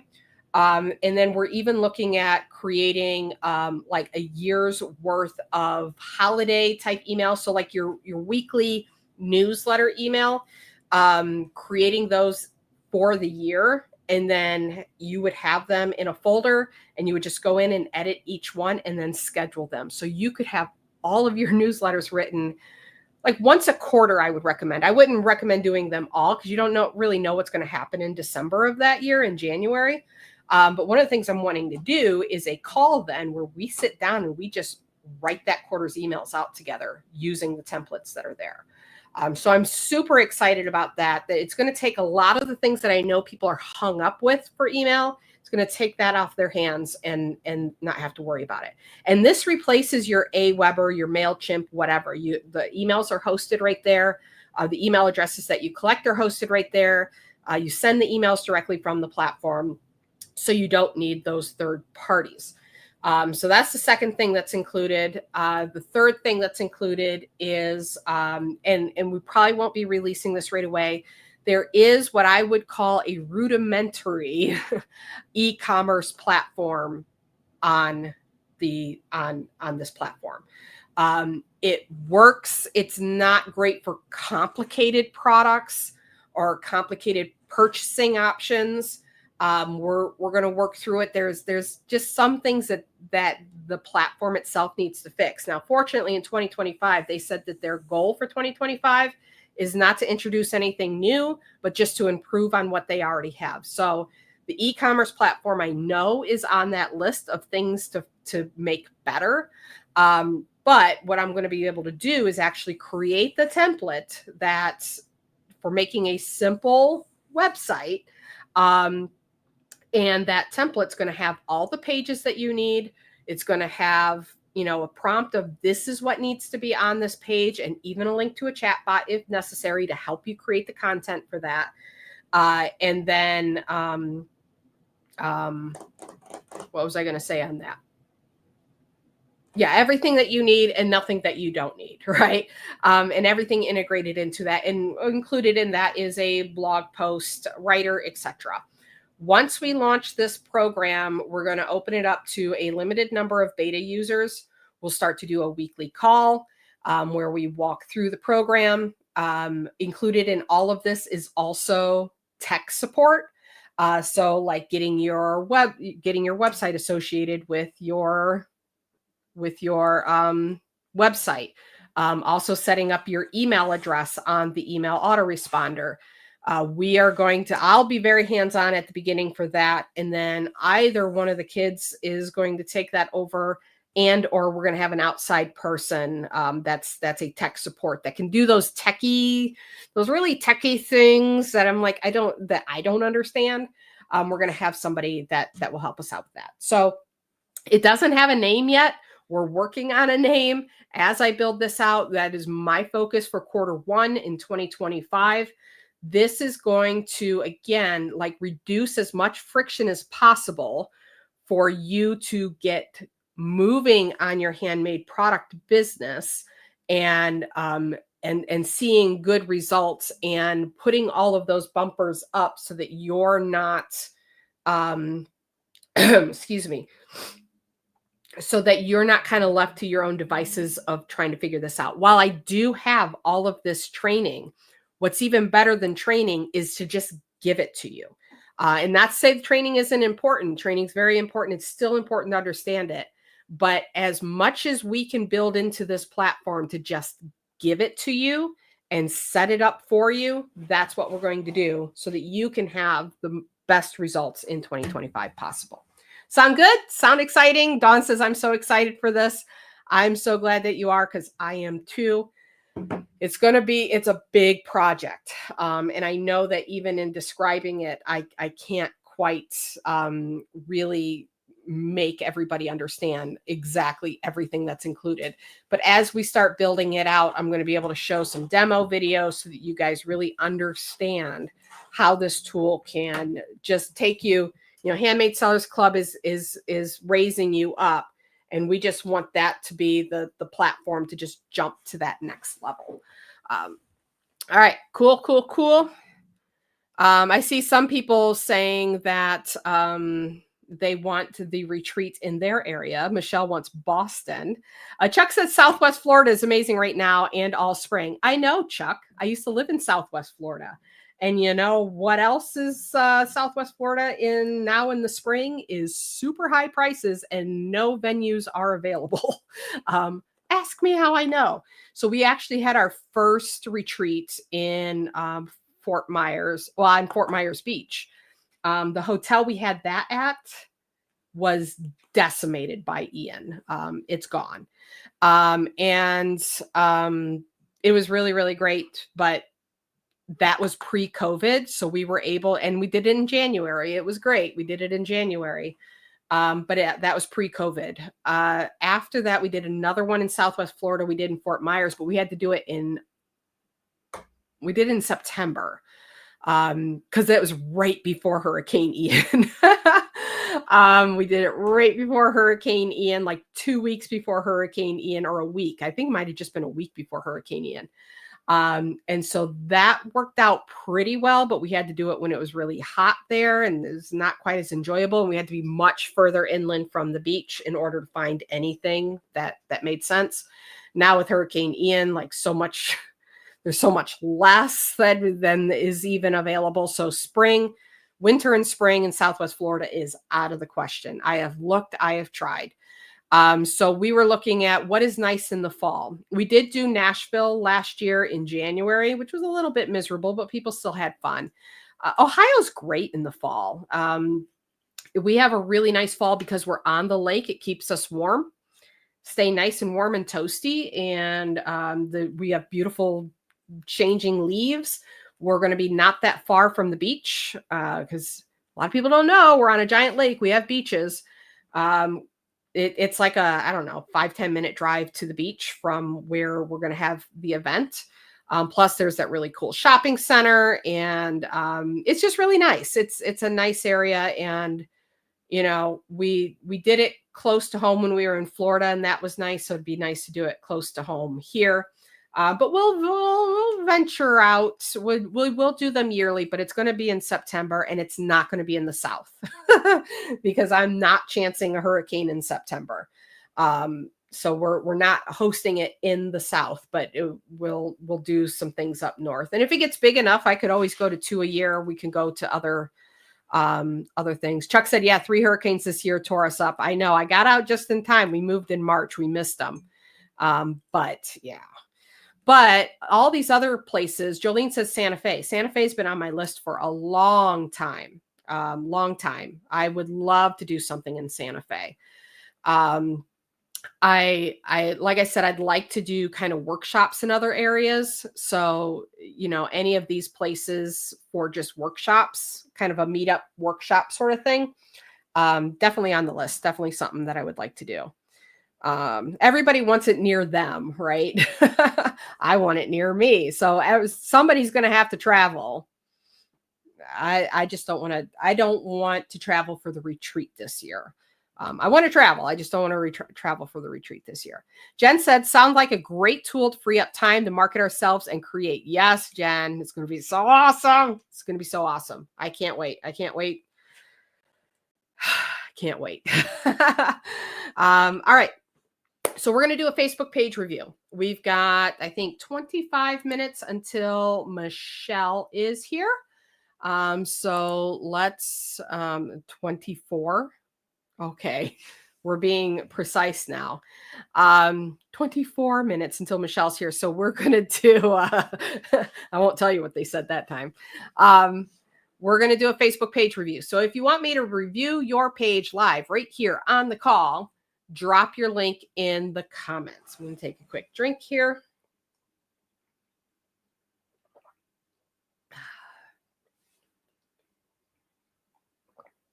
Every year, I think, Michelle's going into hair and makeup. Every year, I think, how am I going to fill up 6 hours? And every year, I'm like, oh my gosh, I'm already over time and need to jump to the next thing. All right, Jolene, you're the first one to comment, so we're going to go with you first. All right, Jolene. I won't sing. I'm sure you get that. I'm sure you get that a lot. Hold on. But just know it's on the tip of my tongue. All right. Cool. I think we can talk about some things with this one. I'm going to share my screen.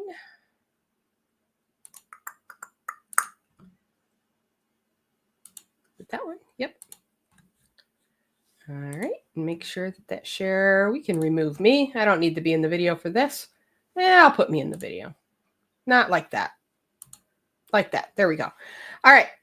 So this is Jolene's page. She has more than just knots. So it's macrame. Excuse me. And so when I do a Facebook page review like this, what I do first is I look at the top 3 elements, because whenever anybody comes to your page, this is what they see first, right? And in internet marketing, we call this what's above the fold.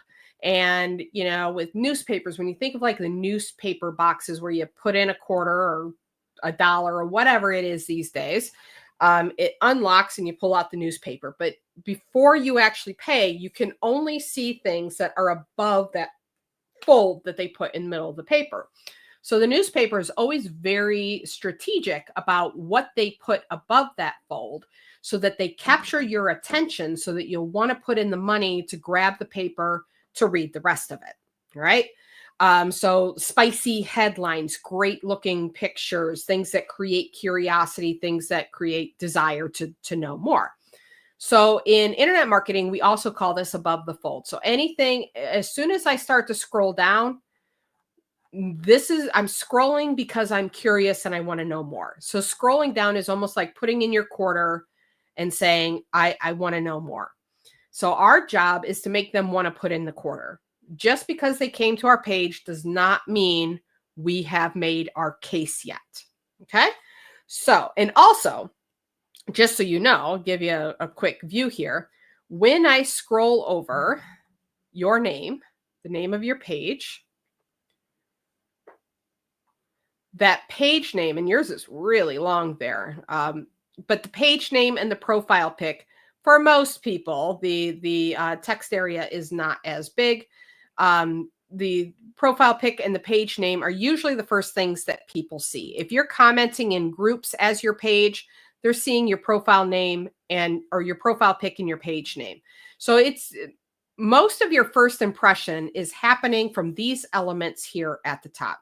Even if your work's at, right? So Jolene, if she has on her Facebook account, I work at, and her page name, that is a first impression as well. So these three elements are a key part of the first impression that somebody's going to get when they see your page.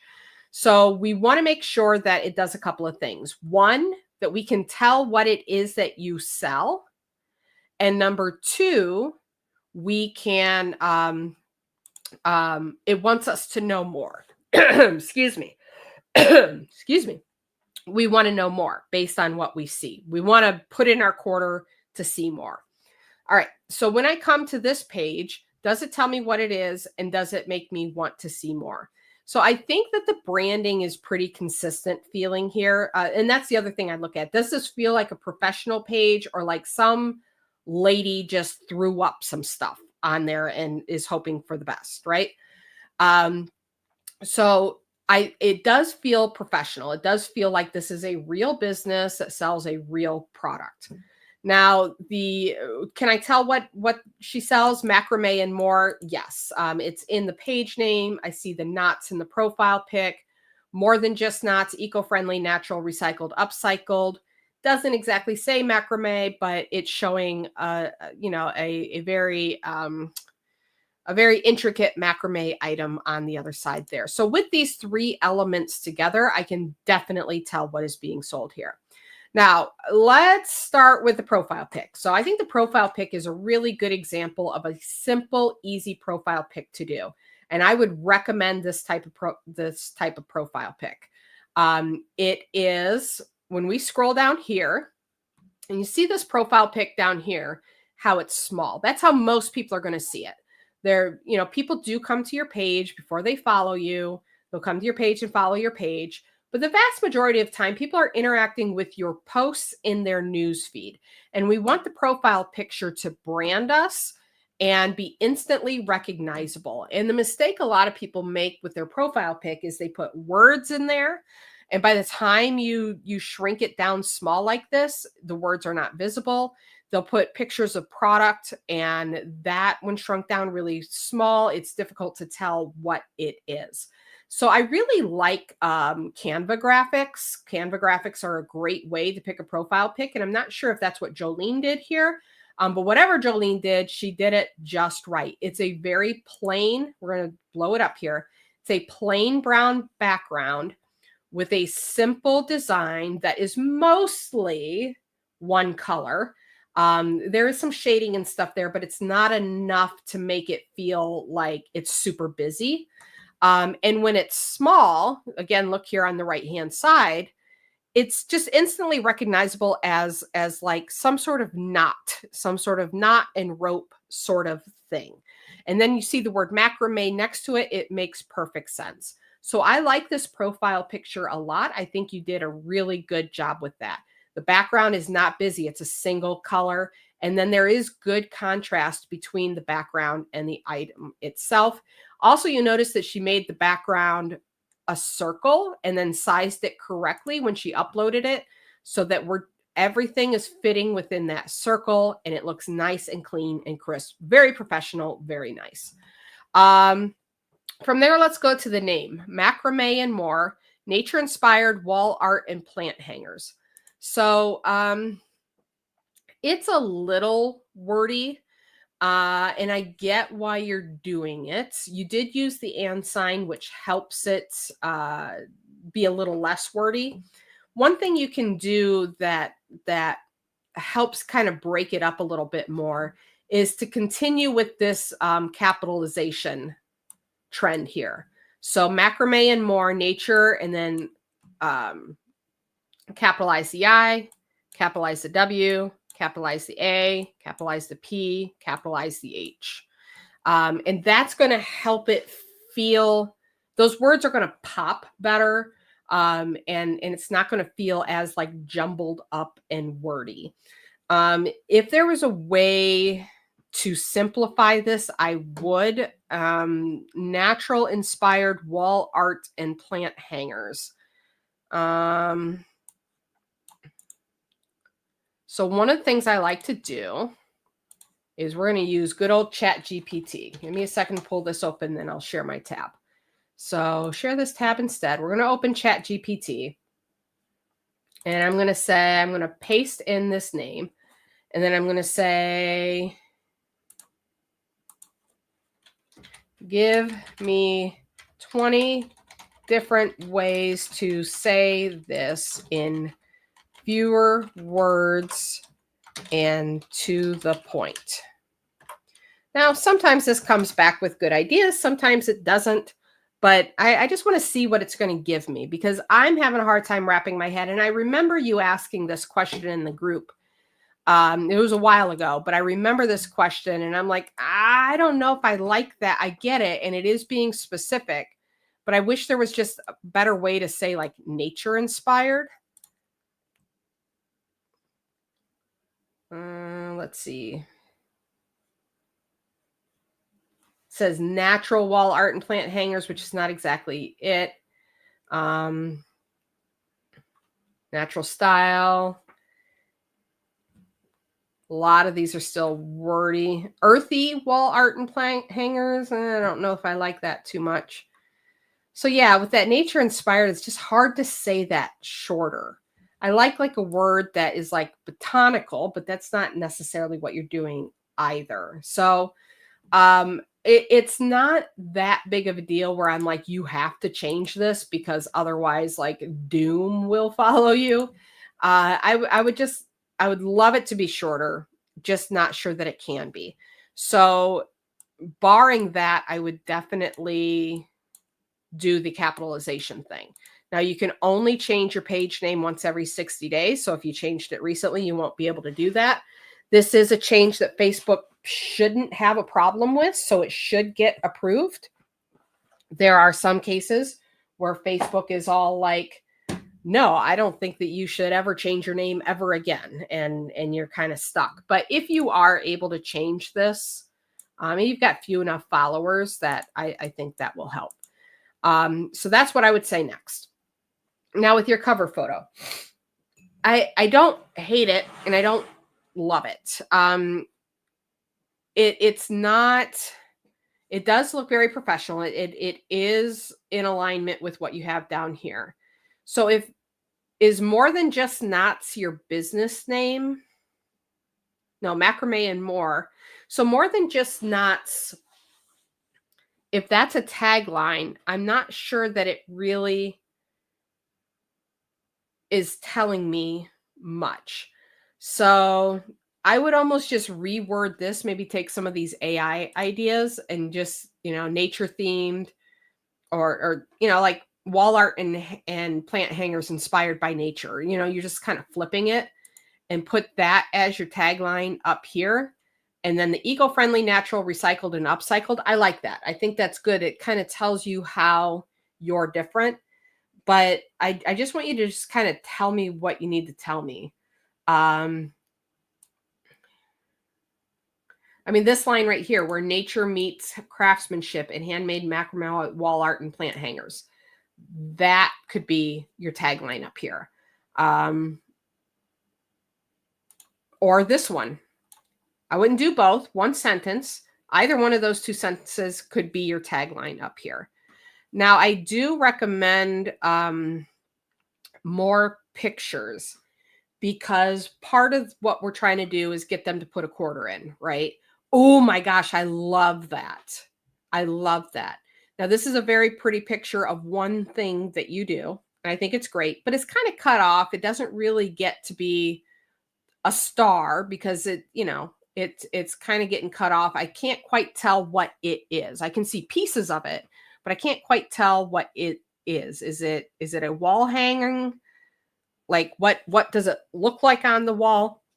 So I would recommend, in Handmade Sellers Club, we give you a Canva template where you can have 5 different pictures of your product on there, and also have that tagline that fits in both mobile and desktop. Now, granted, in mobile, the edge pictures get cut off, so it's 3 good center pictures. And a little bit of curiosity to what the edge pictures are. If they click it, they'll be able to see the edge pictures. On desktop, they're seeing the whole thing. So what I would recommend is to do a cover photo like that and use, see, look, like something like this for the right person. These kinds of pictures are going to make them say, oh my God, I love that. Right? We want to start off with that. We want to show them that from the get-go so that they know what you have.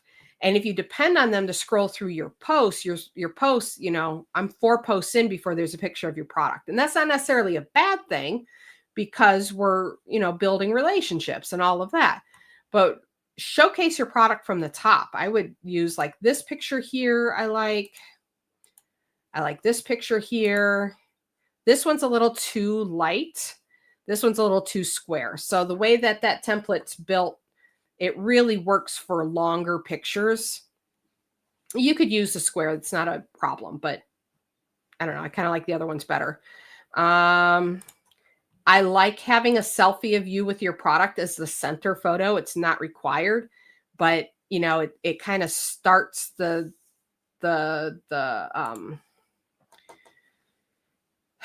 it starts the relationship from the get-go, where they're seeing your face, they're seeing your product. Even something like this with all your macrame stuff. I love this picture. This is a great picture. That would be a great picture to put in the center of your cover photo. That one, you're a little too far away. This one is good. It might be a little too square just to fit in that template. So play around with it. This would be good if it fits in the square template. That's about as far back as I would have you, though. And that's why I skipped this one here. You're just a little too far back. I love these pieces with all the color on them like that. I think you do gorgeous work. They're absolutely gorgeous pieces. There's no reason why you can't do well with these. We had a macrame artist in the program before. Unfortunately, she had to step back, but she did really well, and she did really well with big shock and awe pieces. I love stuff like this, and I can see a cover photo here using that template. That's exactly what I'm talking about. That's what I would do. I'm not sure why you changed it. Maybe you're bored with it. If you're bored with it, then just switch out your pictures, and you can switch out your pictures seasonally. So if you have stuff that's more winter themed, and if you have stuff that's more summer themed, spring themed, etc., you can switch these out. But this is going to give us a better idea of what it is that you sell, and if it's a good match for me, I'm putting my quarters in to see the rest of it. Right. But with what you have up top here, I'm not seeing a piece.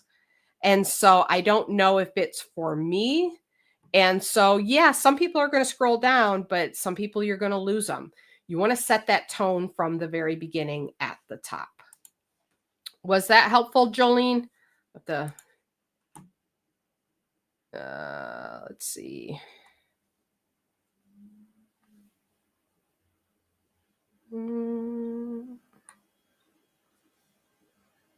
Nature-inspired art. I think nature-inspired art is a little bit weird. Boho is interesting. So if you had like boho wall art and plant hangers, I kind of like that. I think that feels like your style. The shorter we can say it, the better.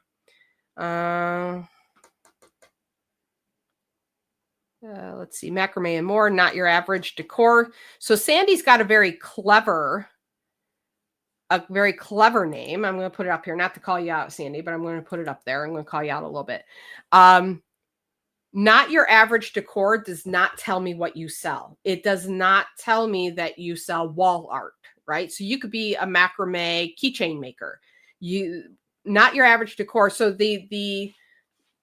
when we're giving a name to a page, we want that qualifier, the qualifier on there, to give us a better idea of what that page sells. What is their product?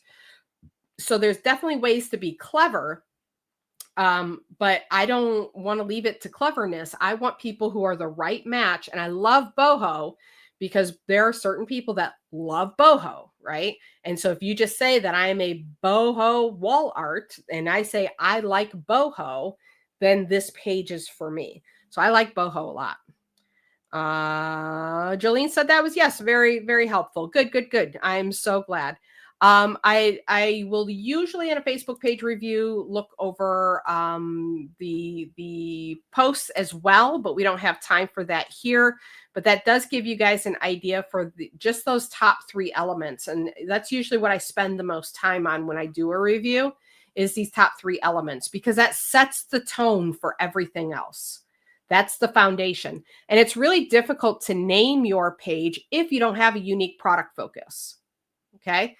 So that's how I know that Jolene's been through the training, because she took the time to try to explain what it is that she is selling on her page, so that I, as a visitor, know what to expect here on the page. I would give it like an 80%. I think the cover photo, I would just go back to the old way of doing the cover photo and do the capitalization on the page, the words on the page name. All right, let's do a quick giveaway before we have Michelle come up here. We're going to give away, this is a good one. I can't believe this was not claimed. Let me remove my screen share. So thank you, Jolene. Thank you for sharing. We are going to be doing another Facebook page review after Michelle is done. But so if anybody else, be ready with your links, because I'm going to lose the previous links in the comments. Be ready with the links, drop those links, and I'll pick somebody for the next one. So we're going to do a quick, my refrigerator makes loud noises when it stops running. We're going to do a quick giveaway that I really love. Again, this was an unclaimed prize on our Small Shop Discovery giveaway, 12 Days of Christmas ornament giveaway that we did through December. And unclaimed prize says nothing about the product. It just means that some people fall off the face of the earth and they don't claim their prize. And it is criminal that this prize was not claimed. So this is from Dear Buffalo Designs, who is a Handmade Sellers Club member. We're going to be talking a lot about Small Shop Discovery when Michelle comes up here.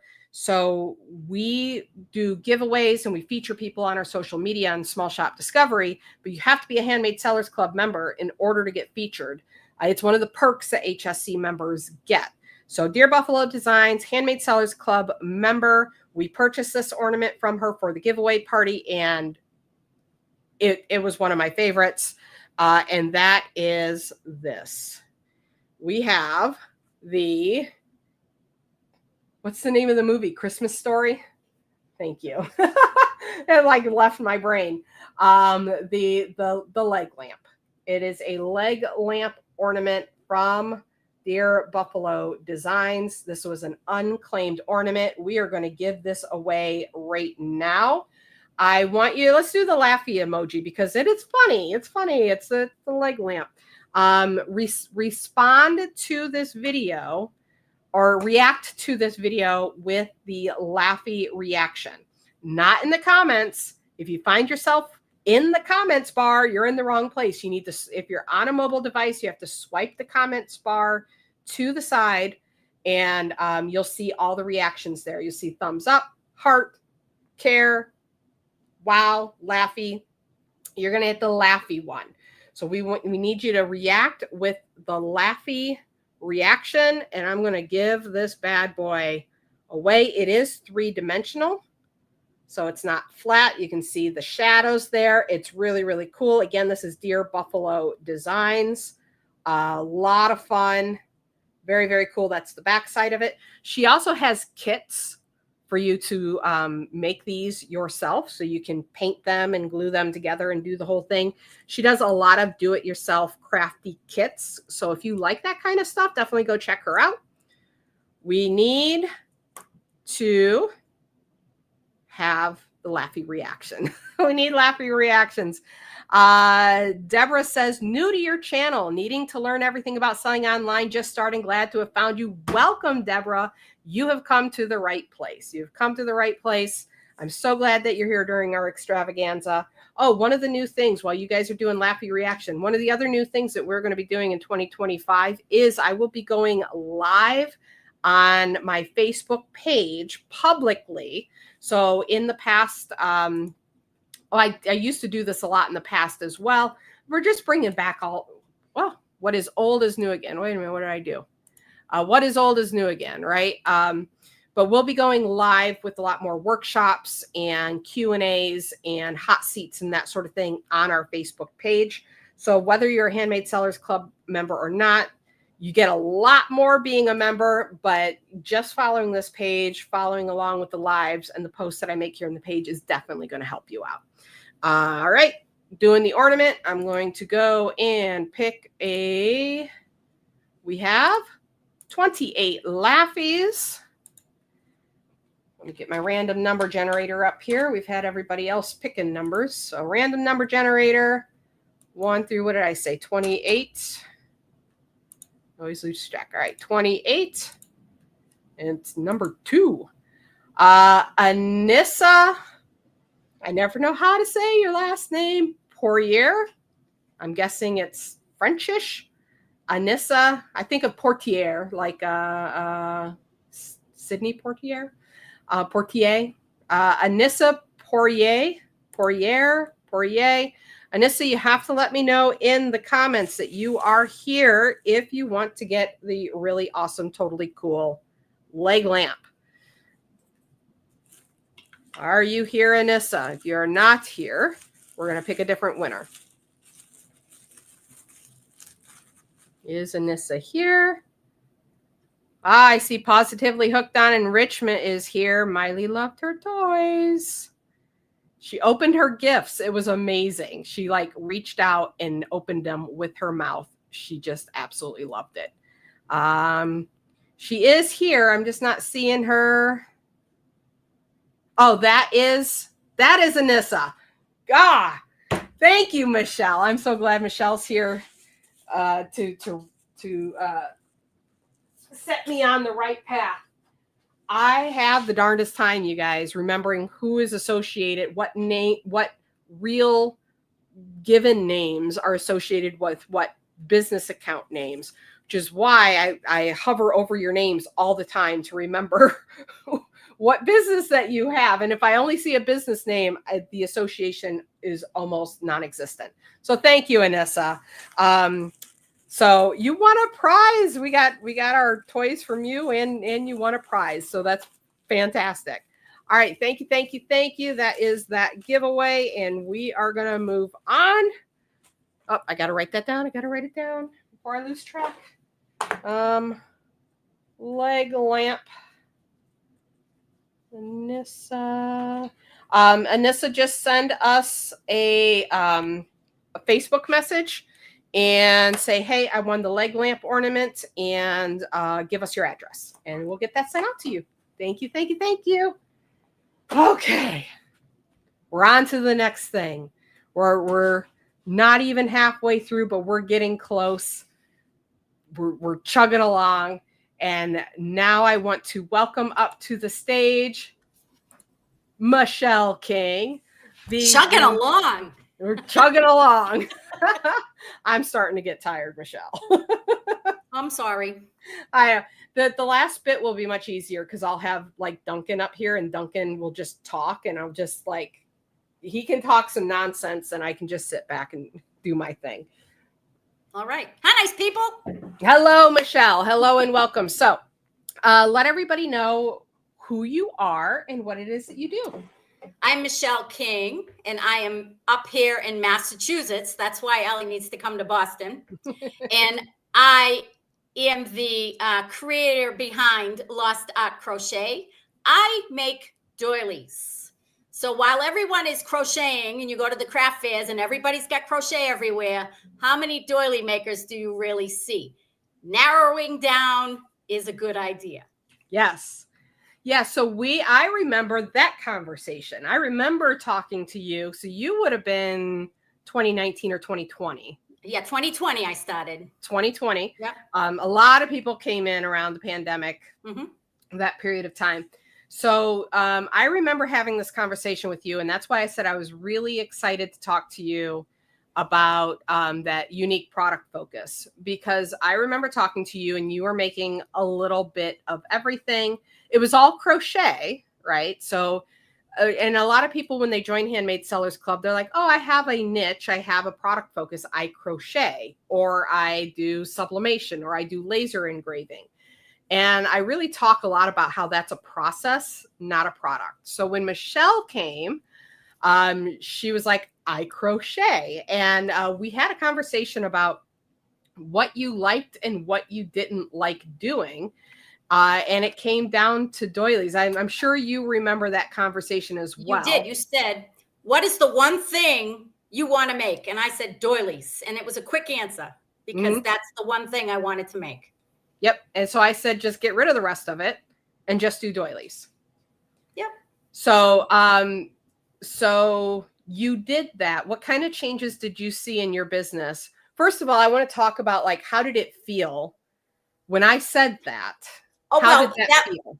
It was what you actually did was you gave me the okay to go ahead and put all the yarn aside and only work with crochet cotton. I use the little stuff, guys, the little stuff. So I remember and I said, all right, I'm gonna make doilies. And I So it was a relief, do you think?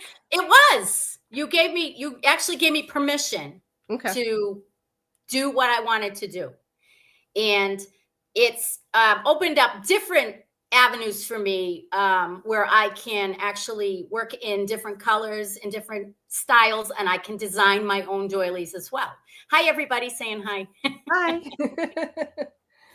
So what happened after you niched down? So the big fear is, well, if I just make a kind of product, I'm going to get bored is one thing that I hear.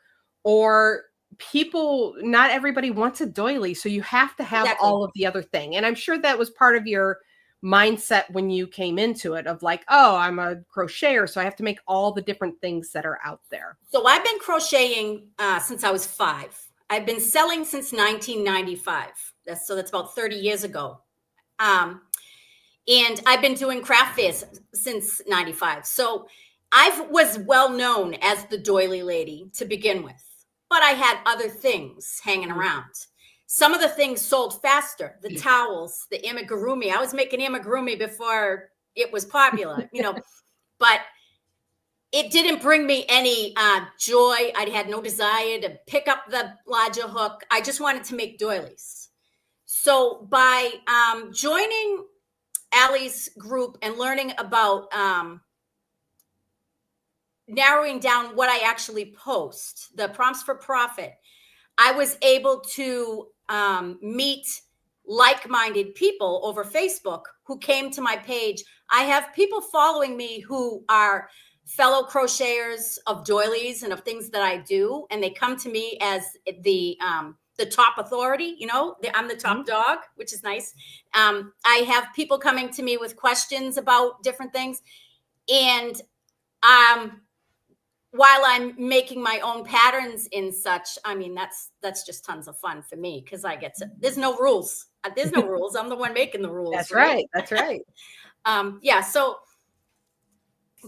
now we've had discussions, and I want to just bring it out there for those of you who are following along about my page name being Lost Art Crochet. And Allie has called me on it. My followers know what Lost Art Crochet is. They know when they hear that phrase, Lost Art, they're looking for the doilies, and they know that's where they're going to find them. So it's kind of like the Druidic dice idea, where the name really came into play for me and helped me a lot. It speaks directly to that audience. Right. My people like, know what I sell when they see that. She knows what we know. Yeah. Yes, exactly. So there you go. What else? So what happened after you niched down? So, you want to know?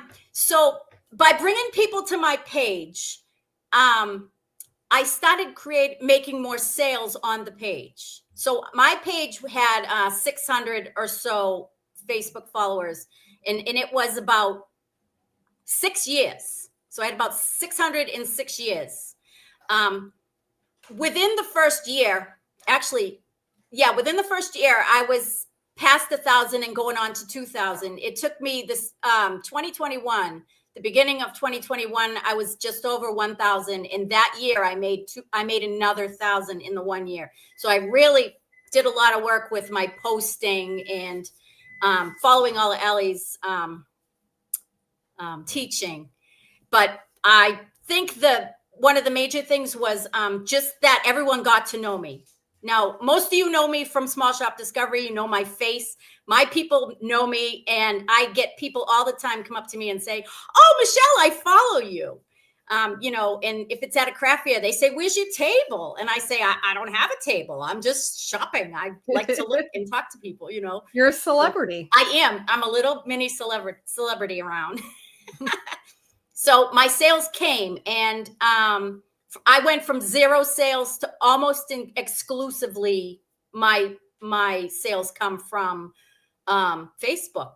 I mean, I get some on the website, I get some at shows, but it's all Facebook. It's all my people who come and talk to me and say, "I want this in red," or "I want a couple of those that you made," and I'm happy to help them. And I do things a little bit backwards as far as how I deal with people. If they ask me to make something, I don't take money first. I make it first. I mean, a lot of people are, "Get the money." No, I'll make it first. You don't want it, it's fine. I like to sell it to somebody else. Yeah, I like to do it, so it's okay. So I follow my own drum and beat, and it's that you do. This is true. Yes. Okay, so most of your sales are coming from online now. I know that you do a lot of lives. You do a once a week live, or you twice a week? So twice a week live. What are the results from those lives? What has happened from being consistent with your lives? Being consistent with the live, I have created a group of friends. Now, my followers are my friends. They message me when it snows, and they say, "Are you okay?" They come to me first when they need a birthday present or a wedding gift, so I'm at the top of their mind at all times. And when I miss a live, if something happens and I miss it, they actually message me and say, "Where are you? I can't find you." So I have to, I come through. And in my two lives are at 2 different times, so the one at night is a proper wear the tiara live. And my afternoon live is a, like I'm going to be working on something. I'll chat with you about movies, and it's fun. Lifetime, just got to go live. I don't plan it, guys. I just get on and I'm like, I got nothing to say. I got this thing here. Can I show it to you? Let's talk about it, and no one cares.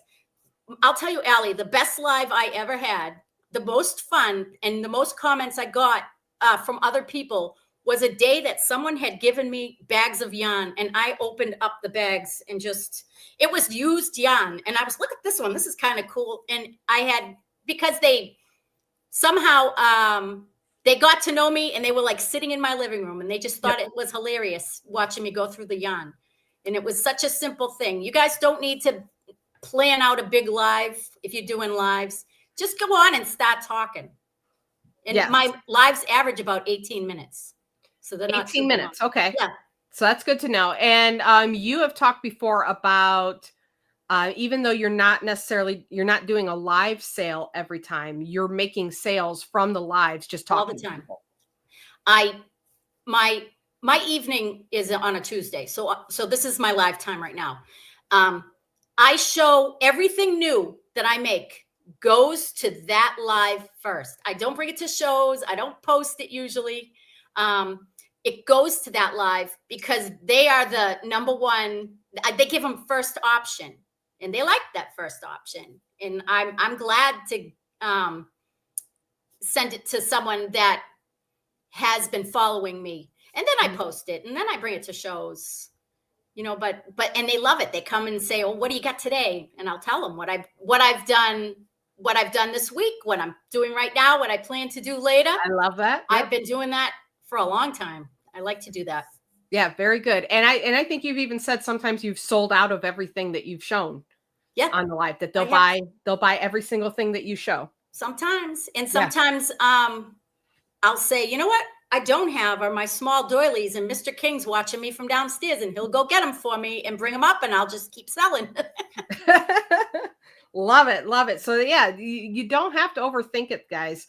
It's all about that personal connection. And one of the things that Michelle does so amazingly, and why we have her on Small Shop Discovery, is because, hi, Mr. King.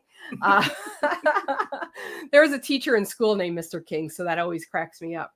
But one of the things Michelle does really great is creates that strong know, like, and trust with her audience. She's showing up on the live. She's being herself. She's showing her personality, and she's not hiding and just showing product. It's very much Michelle. When you're on Michelle's page, it's very Michelle. And that's what her followers love. And the thing is in this corporate big box world, people are craving that connection, and they're craving to know who they're buying their products from and where it comes from and the story of how it's made and watching it be made. That's what people want, is that connection. And Michelle, you've done that amazingly, even down to your doily. What is it?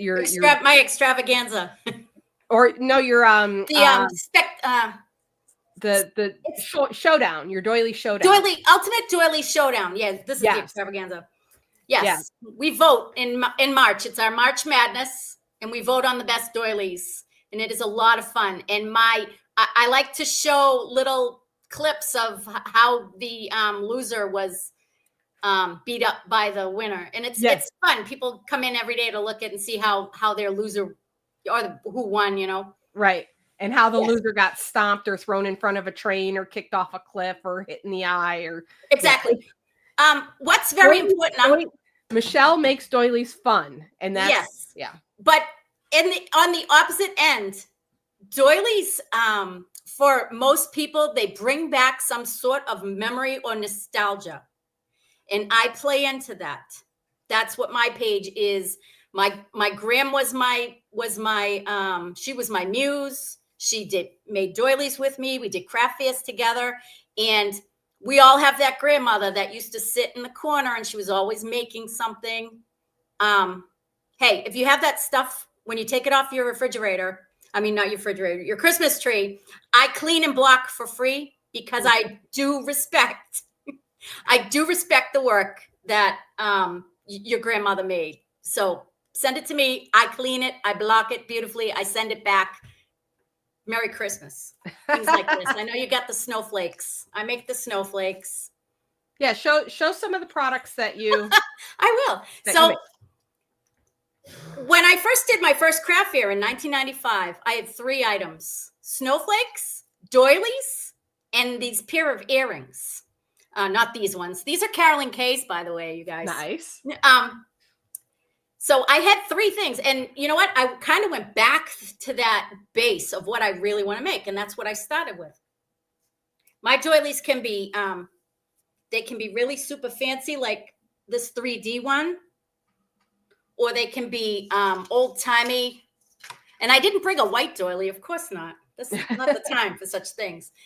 This is the one that you can see it. This is the one that Allie likes in red. Yeah, the pineapple. This Had this my eye pattern on that pineapple. is over 100 years old. The pattern is, so you use a lot of older patterns as well as writing your own. Yep. They're the best ones and the most recognized. Mhm. So I take that crochet cotton and I make other things with the cotton to keep on the same track. Like the ornaments that you probably grew up with, I crochet around the ornament. Mhm. Or I make my own ornaments. These are Lost Art Crochet exclusive. That's got Nice. a heart in it. So I do a lot of things like that. And thank you. Jamie's Emporium is loving my work, and I'm happy. So Yes, I see that. And one thing I took my smaller snowflakes, and I usually make a small snowflake garland, but this time I actually put them on lights. Oh, cool. Put them on. Oh, why is it not going on? Oh, wait a minute, because it's not right. Okay, here we go. Nice. So so they look really cute on the whatever. But you know what? I just lean into this kind of crochet, the little stuff. And so I enjoy it, and it reads on screen.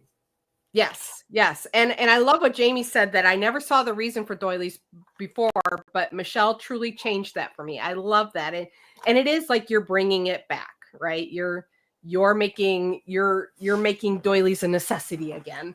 Yes, everyone needs a doily. I mean, everybody you needs a all go to doily. weddings. It's the best wedding gift. Yeah, that it is really nice. Okay, so let's do the giveaway, and then while people are talking about the giveaway, while people are entering the giveaway, let's talk about small shop discovery a little bit. Okay. So which show your thing and then tell me. I am going to. And we can go back to the heart. You used the laughing emoji last time, and I was like, that's my emoji. Oh. So we'll go to the heart. Those of you who follow me, even on Small Shop Discovery, know that I always have a tiara on after 5 p.m. because that's when it's proper. So a lot of people ask me, do you make those? And yes, I do. So I am giving away today a crocheted, and it's a 6-inch crocheted. I'm trying to turn it for you. Crocheted, what do you call it? Crown. This is a crown. Now the colors are pink, lavender, red, gray, yellow, with gold running through it, gold sequins. These fit all size heads. Of course, I got one on, but you put it right directly on your head. I give you the pins. You can pin it right on. Wear them all the time. They're great for birthdays, sweet 16s, Tuesday night. Yeah. I've got mine here. I didn't put it on tonight. Where's my crown at? There it's up there. I see it every time you go live. There it is. So this is my crown that Michelle made for me when I was hosting Small Shop Discovery. Right. And now that she hosts it, she gets to wear her own. This one's a little different. I don't use a pattern because why would I use a pattern when I could just, it's fun. All right. So we're doing the heart reaction to enter in for the crown. So heart for a crown.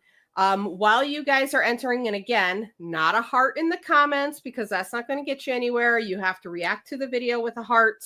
If you're on desktop, just kind of move your cursor around. It will pop up, or you'll see it near the comments section.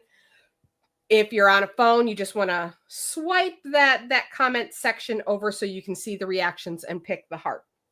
Okay, so while people are doing that, let's talk about Small Shop Discovery, and what we are doing in 2025, or what is Small Shop Discovery, what you do with it, and what we're doing in 2025. Well, so go ahead. Real quick on Small Shop Discovery. So if you're a Handmade Sellers Club member, one of the things I wanted to do with HSC was create opportunities where we will promote you for you.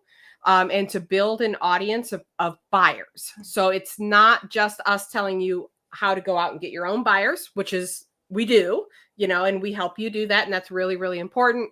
But we're building a community of people who like handmade products, like to give them as gifts, like to have them in their home, and like to buy products.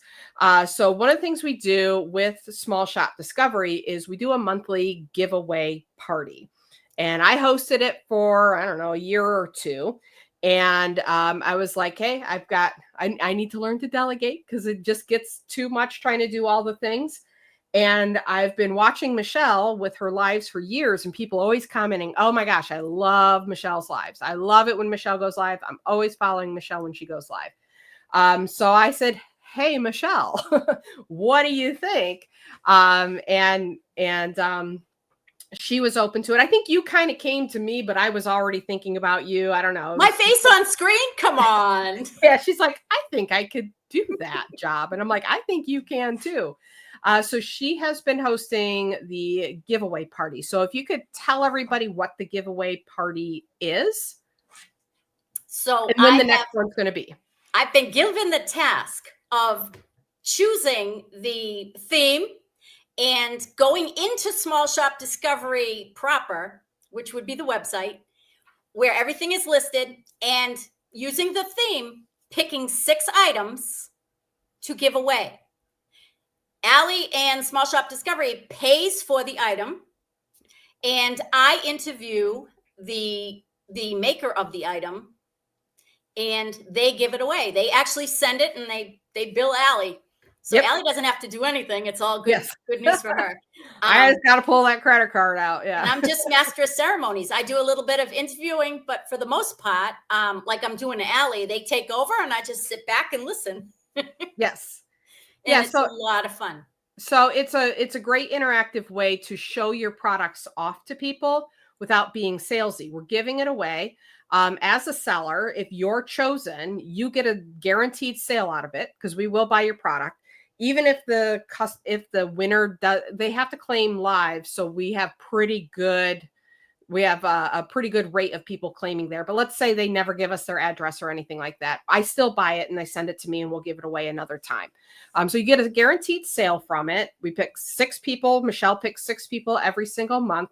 And then we share links to your Facebook pages and we encourage people to go follow you and check out your products. And people do make sales. Not every single person makes sales immediately, but usually people will at least get more followers. And then sales do get made from there. Yes.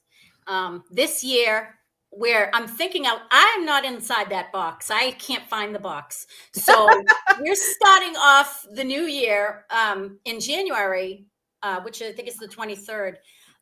We're going to be giving away jewelry and jewelry related items. You know, we're going to narrow down what we're going to give away. We're going to do animals this year. We're going to do pride. We're going to do all kinds of things, maybe all purple things. Who knows? Love it. Not your average giveaway. Oh, you know what? It's a quarter of Mother's Day. Let's do Mother's Day gifts. Yeah, that's what Allie does. When Michelle's on her, Michelle has been given full leeway. And I love looking through everyone's things. It's really hard not to buy more than what I do buy. Just my looking through. And I'm always sending people to Small Shop Discovery because it's fantastic. Wonderful. Think Etsy, no fees. Yeah, Etsy, no fees. If you're a member of Handmade Sellers Club, you get it automatically. And we don't take a percentage of any sale. We're pushing those sales to you. So if you have a website, it sends people to your website. If you don't have a website, we at least send them to your Facebook page or your Etsy listings or wherever they can purchase. But we use it as like a bulletin board, as a catalog for people to search through and find products.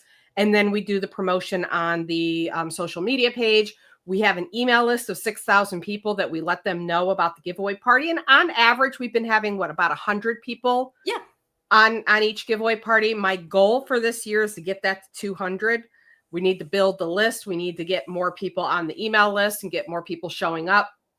But we have a really great time with it. And then this year, we're going to add a second event each month. And that is a Facebook Live sale, which I'm really, really excited about. We did a test. Yes. And the test went pretty well. People made sales. And so it's the same idea that Michelle is the master of ceremony. She's in charge. She chooses the sellers who are going to come on. The theme. So it's going to be themed as well.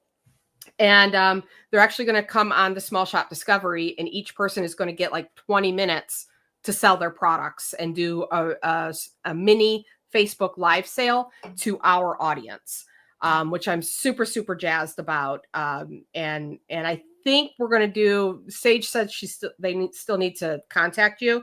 Yeah, But we were talking about a date. We're not quite sure yet. yeah, I think the first one's going to be in February. We'll start it in February and we'll go from there. But Michelle's going to be hosting that as well. She gets to shop for more people and connect with more people in Handmade Sellers Club. But again, it's a perk as a Handmade Sellers Club. Now, it's not guaranteed that you're going to be chosen. But if you show up and you have your products listed on Small Shop Discovery and you're matching the themes that she lets people know the theme in advance, so that you can get your products up there and be considered at least for that giveaway or the live sale. I try to be fair. I try to get new and old people, and I do try to make it so that as many people as possible. I have a running list, and I don't think I've had anybody twice yet. Yeah, I was trying not to duplicate as well, and sometimes it can be hard with some subjects. Like I know like JS Metals always has something to match the theme. And so it's hard for me to not just always go back to JS Metals. So we did the same. The biggest thing is if you're a Handmade Sellers Club member and you're listing on Small Shop Discovery, you got to give us great pictures. Because if the pictures look dull and blurry, then it's the picture we use to promote the giveaway or the live sale. And if we don't have good pictures, it doesn't help promote the live sale. So we're going to tend to not pick you. And I do like what Michelle's approach for this year is to be less time of the year themed and pick other different fun themes so that more people are included. Because some people don't have themed products as much, and others do. So we're gonna have themed, meaning like Christmas and Halloween, and having the colors and the patterns and things for that. So I think you've been doing a great job. Everybody seems to love you on there, Michelle. We're planning big things for 2025 again. It was my goal in 2024 to grow that, and we did. We definitely grew the email list. We grew how many people were showing up to that live, but now we're going for 200. How do we get 200 people to show up? And if you're chosen, that means 200 people are looking at your product and seeing you being featured on this third-party platform as like, I got featured on Small Shop Discovery. It's really great, even to invite your own followers too, because it elevates you in their eyes. They're like, wow, you were chosen. This is amazing. It's really great. And Allie, I haven't given anything away on Small Shop Discovery. Just by being there, people are following me. So I do appreciate that. And don't forget, we have a crown to give away. Yep. I was just about to get there. I didn't forget. Thank you for reminding me though, because sometimes you need reminders. The odds that I was going to forget were very high. But I didn't. Okay. We are doing the hearts. All right. We got 29 hearts. Pick a number, Michelle. 7. 7. All right. 1, 2, 3, 4, 5, 6, 7 is Joyce Wright. Joyce Wright. Now we have a higher chance that they're not here because it's a heart. Because it's a heart, and people tell me you're here, Joyce. And leave. Is she here? Heart crochet. What do we have? Joyce Wright. I'm writing it down in hopes that she's here.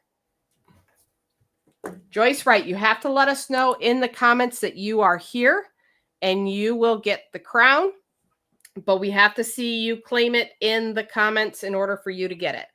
While we are waiting for Joyce, I'm going to be doing another Facebook page review, so get your links in now.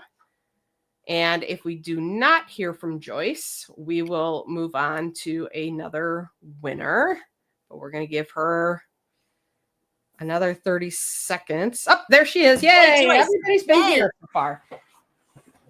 Perfect. So those of you who are paying attention and want to join, or they're thinking of coming back to Handmade Sellers Club, you can see by these reviews that Allie doesn't take any crap. She's going to tell you like it is. And sometimes that's what you need. Okay, she says she needs it, but sometimes you need it too. When she says maybe that's not going to be a good idea, listen to her. She's been doing what she does, and a lot of money has exchanged hands because of her valuable advice. Thank you, Michelle. And she's absolutely right. I think the kindest thing that I can do for you guys is to be ruthless in the nicest way possible. But look, I want you to have real results, right? I want members to have real results. I know, Michelle, that you said your income, I don't know if your income was up this year compared to 2023. But I can tell you, it's about the same. Okay. And I'm good with that because I'm more narrowed in on what I really want to do. And I have ideas that I have not put into place yet. And that's from 2023 to 2024. But would you say sales have gone up since 20? Oh, they've been going up every year, but they've plateaued right now. So I'm going to look at what I've got going on. I think I just, I don't know, paying no attention. So, well, staying the same is also an accomplishment, because there was like that COVID bump where it helped a lot of people increase very quickly. So I've been expecting a lot of people to flatten out. So I don't think it's completely irrational for it to flatten out as well. But as you've got plans, and also I want to be clear, like not everybody wants to make $10,000 a month. Right. And I haven't done my numbers yet either. So it might be higher than I think, but I'm just guesstimating. It's about the same. Perfect. Wonderful. Well, thank you very much, Michelle. Joyce, right? I did see that you were here and you claimed, just send us a message, say, hey, I won the crown from Michelle. We will get you, and then send us your address, and then we'll send it to Michelle, and Michelle will send it to you. And if you're not following Small Shop Discovery on Facebook, please go over there and follow. Not right now, you're in the middle of something.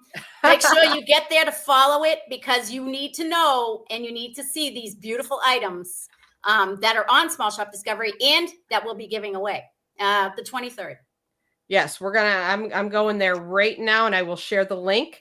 Michelle is such a great spokesperson for Small Shop Discovery, or again, sometimes I just get in my own head and I'm like moving about the day, and she's like, no, don't forget about Small Shop Discovery. We're having a giveaway party. So she's a great advocate for Small Shop Discovery. And then with Sage coming on, being able to help more with that, really excited for what we're going to do in 2025. Thank you, Michelle. Thank you. And feel free in the comments to share links to your stuff. So all right, I'll drop the link for Small Shop Discovery as well, so you guys can go check that out. And I'll see you guys at a later date. All right. Bye. Okay. We are just rolling on along here. Deborah says, do you have a basic guide or references to setting up a Facebook page for sales? Like I said, I am very new to this side of things. So that's what we teach in the program, is how to set up your Facebook page for sales. One of the other things we're going to be doing this year is starting a more comprehensive, starting a blog that has some of the basics for just like how to create a Facebook page. But the Facebook page for sales is part of the makeover training that is in Handmade Sellers Club. So we teach you how to do everything that I'm doing the reviews on here. The cover photo, the profile pic, and the page name, that is all covered in the Facebook page makeover training in Handmade Sellers Club. Jamie says, nothing's wrong with some good corrective criticism. Yeah, and I always give it like, look, you saw me do the review. I don't pull punches, but I'm also not mean. I'm not like, this is stupid, you should do something different. I don't think that's helpful. But if we can fine tune, and if we've got some small critiques, and there are times like both with Michelle and Carolyn, I've given them advice that they have not taken, but they're still doing well. So, you can still kind of like say, hey, I really think that I'm going in the right direction here. But in both of those cases, it was a nitpick, right? It wasn't a big thing that they went counter to. It was just like, I think it could be slightly better if you did this. And you get the choice of whether or not. I'm not going to hound you. I'm not going to say you're not doing it, like you're doing everything completely wrong, unless it's a big thing. And then I'll say, hey, look, if you're still not having results, it's this big thing you haven't addressed yet. I want you guys to have results. I want you to have results. I want you to have results. And I will do everything in my power to get you to have results. Benjamin, I am not reviewing your page, man. Let's see. I'm going to, it's being funny on here. I need to go over here. I'm going to open up a couple of pages and I'm going to find one that we can do.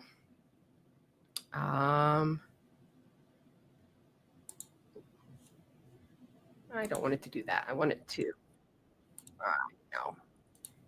All right, here we go. All right, I am going to find one where we have a little bit more, because the last one was pretty on point and it was fine tuning. I'm going to find one that needs more than fine tuning.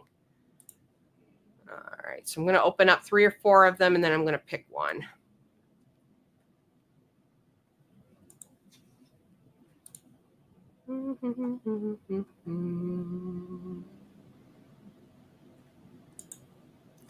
Trying to see if there's anybody who's not at least been through the program in the past. Why are you doing that? Oh my goodness. My computer's doing crazy things. Hold on. I'm a little frozen. There we go.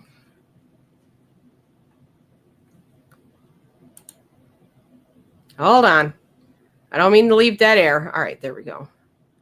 I got a little frozen there. All right, let me look through these pages and see what I can do.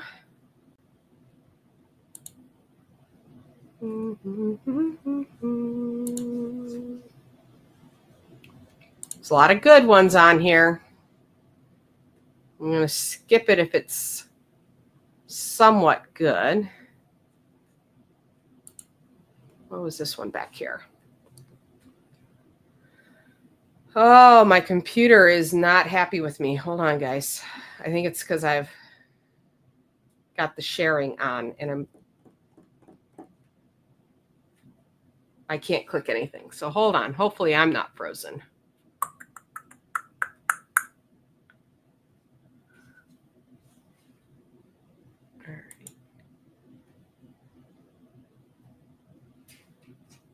All right. I need to, I know which one I'm going to do. I think. I want to look at that one or that one. All right, we're going to do this one.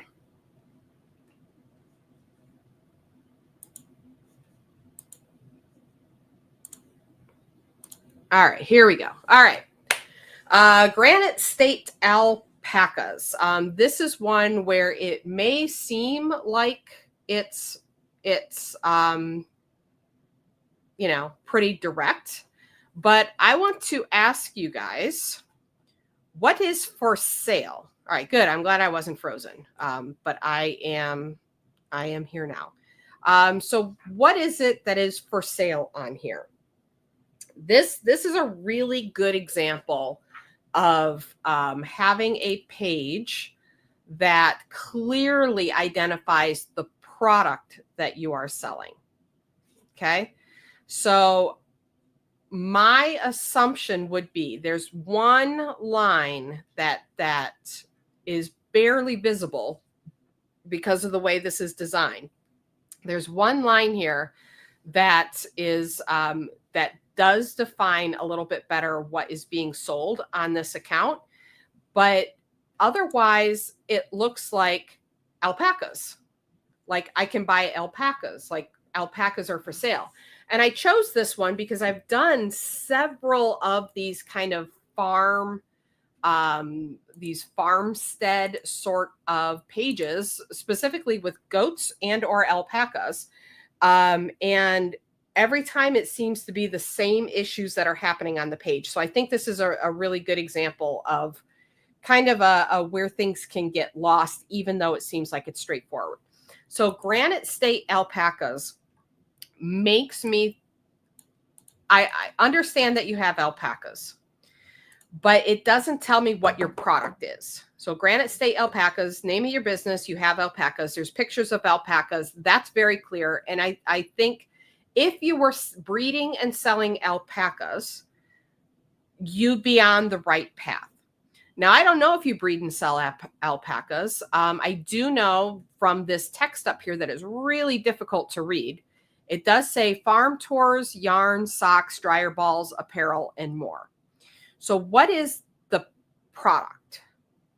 What is the product that we're selling here? Now, it looks like there's a bunch of different options. We have, first of all, we have farm tours. So when you have kind of these farm-based Facebook pages, it is tempting to combine your local sales with your national sales. And I highly recommend that if you have a local farm that offers tours and maybe you do sell alpacas locally and you breed them and maybe you have chicken eggs and other things that you're selling, you have a separate page for your local area and you include your location, right? So this is Granite State Alpacas. And then you could say dash Hampton Falls, New Hampshire. That would be for the farm. Excuse me. That would be advertising to people that you want to come visit your farm and be in person. Now, what I teach is how to sell your product nationally. So you're not stuck with just your local market. And I also teach how to sell a product, right? So there are some products listed here like yarn, socks, dryer balls, apparel, and more. They're listed again, really small here. I don't see any pictures of those products. Now, this person is in New Hampshire. I'm in Ohio. And if you're going to follow the strategies that I teach online, I'm going to end up seeing a reel of yours. I'm going to see you in a Facebook group. I'm going to see you pop up in my newsfeed. And I could be anywhere in the country. I could be in California, Florida, Ohio, or New Hampshire. And so when I see something like a farm tour, that doesn't really apply to me. So this is why I like to separate the two, where you can talk to your local community about what you have going on locally, but then you're offering a product for sale for everybody else. And that way, when you follow the strategies, everything on this page looks like it was made for me who's looking for alpaca products. Now, alpaca hair products as a broad category is almost like saying I sell crochet. It doesn't really tell me what the product is.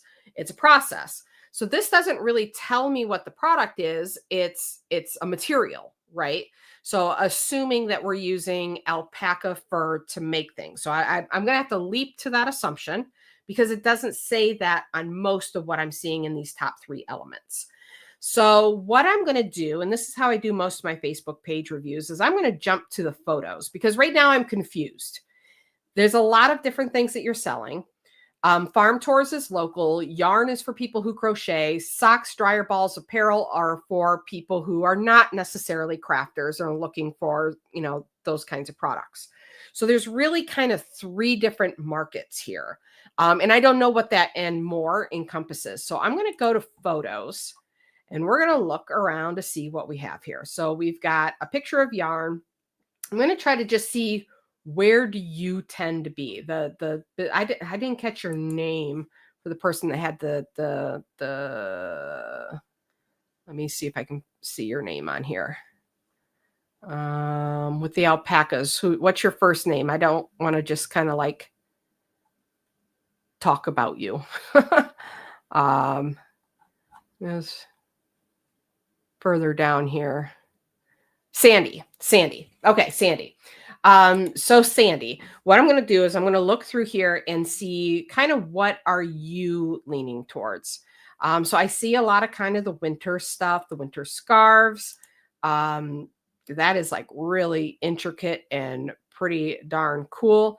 Now, what I'm curious about is, are you making and selling these scarves, or are these scarves other people have made out of your yarn? My question to you, Sandy, if you could tell me in the comments, what is selling best for you? And then the caveat of you do have limited. So like, let's say the hair sells best for you, but you have limited supply. You can't just sell hair. You have to sell other things. What is the second best? What is the best and what is the second best? And or tell me, what do you want to sell more of? What is profitable? What is fun? Who would you like your market to be? Who do you feel like you're already connecting with? Because you've got, again, the yarn, which would be really great for crafters, for fiber artists. I really love this where we've got, I'm guessing this is the name of 2 different alpaca on the yarn. That could be huge if you're selling directly to fiber artists. Being able to say that this is the fiber from this particular animal and creating that connection with the artist, that they know which animal they're getting from and they know that animal's personality. I think that's really, really cool. You can post a lot about the alpacas on there to connect with that personality. Dryer balls are great. That's a product. So this could be Granite State alpacas. I would even be okay with a qualifier that says like dryer balls and more. If that's your main seller, are you selling a lot of socks? Are you like, what is it that you're selling? Let me see if you have, let's see. Houndstooth scarves, dryer balls, yarn. So those are your top 3 sellers. Profitability wise, would you say that it is more profitable to sell your yarn than your scarves? Because the scarves also have a time of year issue. Dryer balls are a really good in-person impulse buy. Tell me if I'm wrong, whether or not you're selling a lot of them online. The one that gets me most excited is the yarn. One reason is we're removing a bunch of steps because you do not have to, turn it into a scarf or a dryer ball. Well, I'm sure dryer balls are less of a step as well. And also I can clearly define who your customer is. So Jessica Lee just said, love the yarn, right? Here she is saying, love the yarn. Guess what? She makes hats. She's the one who wants to turn it into a hat. So I can clearly define somebody like Jessica who would be an ideal customer for you. We can find Facebook groups that they're in. We can find websites that they visit. We can identify them. We can say those are my people. You get things like Jamie's Emporium just said, yay, yarn, my daily love. But you're saying, so I'm seeing scarves and socks. So that's what I want to listen to, though, is where you're leaning to. Do you like selling scarves and socks? Are you like, hey, I would love to sell as many scarves and socks as humanly possible? Another person commenting on the yarn. Is that what you want to sell as scarves and socks?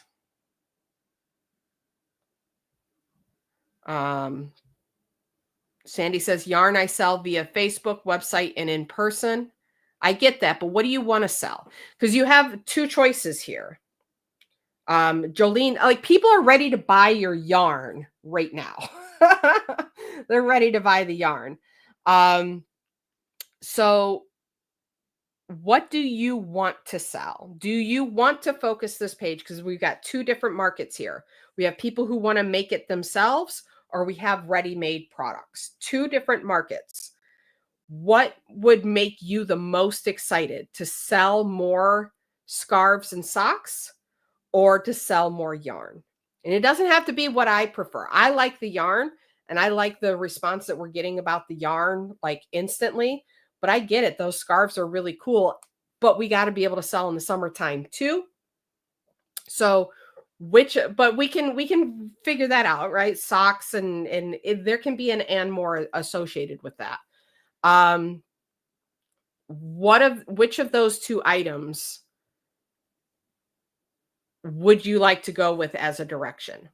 So this is a bit more than a Facebook page review, right? Now we're getting into the unique product focus. Right now, this page does not have a unique product focus, even though you would kind of feel like it does. It's alpacas, right? But you're not selling alpacas necessarily on this page. I'm not seeing that. Farm tours is a whole different thing. So what is our product that we're selling and who is the market to that product? And that's what we got to figure out. So she says both. I know. I love selling to people who want yarn and making stuff for people who don't knit or crochet.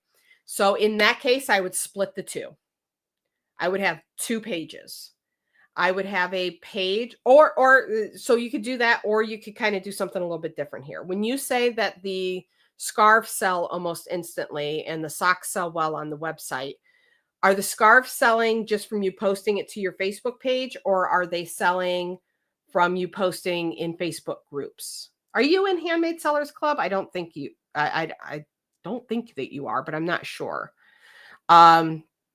So when I say split the two, I mean, create a page for your alpaca yarn and grow that with crocheters and fiber artists and people who love that.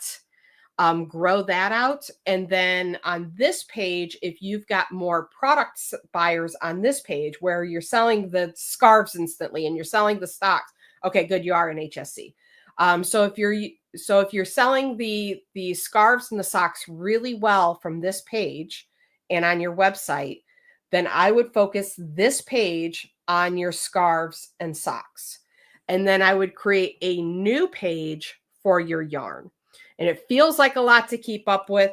And ultimately what tends to happen is one of them wins out over the other. You end up paying more attention to one than the other. And that's perfectly fine. That's telling you where your market is taking you. I know that you love both, but trying to do both on the same page, we've had this with people that sell patterns and who sell their own products, right? We've had the same conversation. Somebody who wants a pattern is not the same market as somebody who wants to buy the finished product.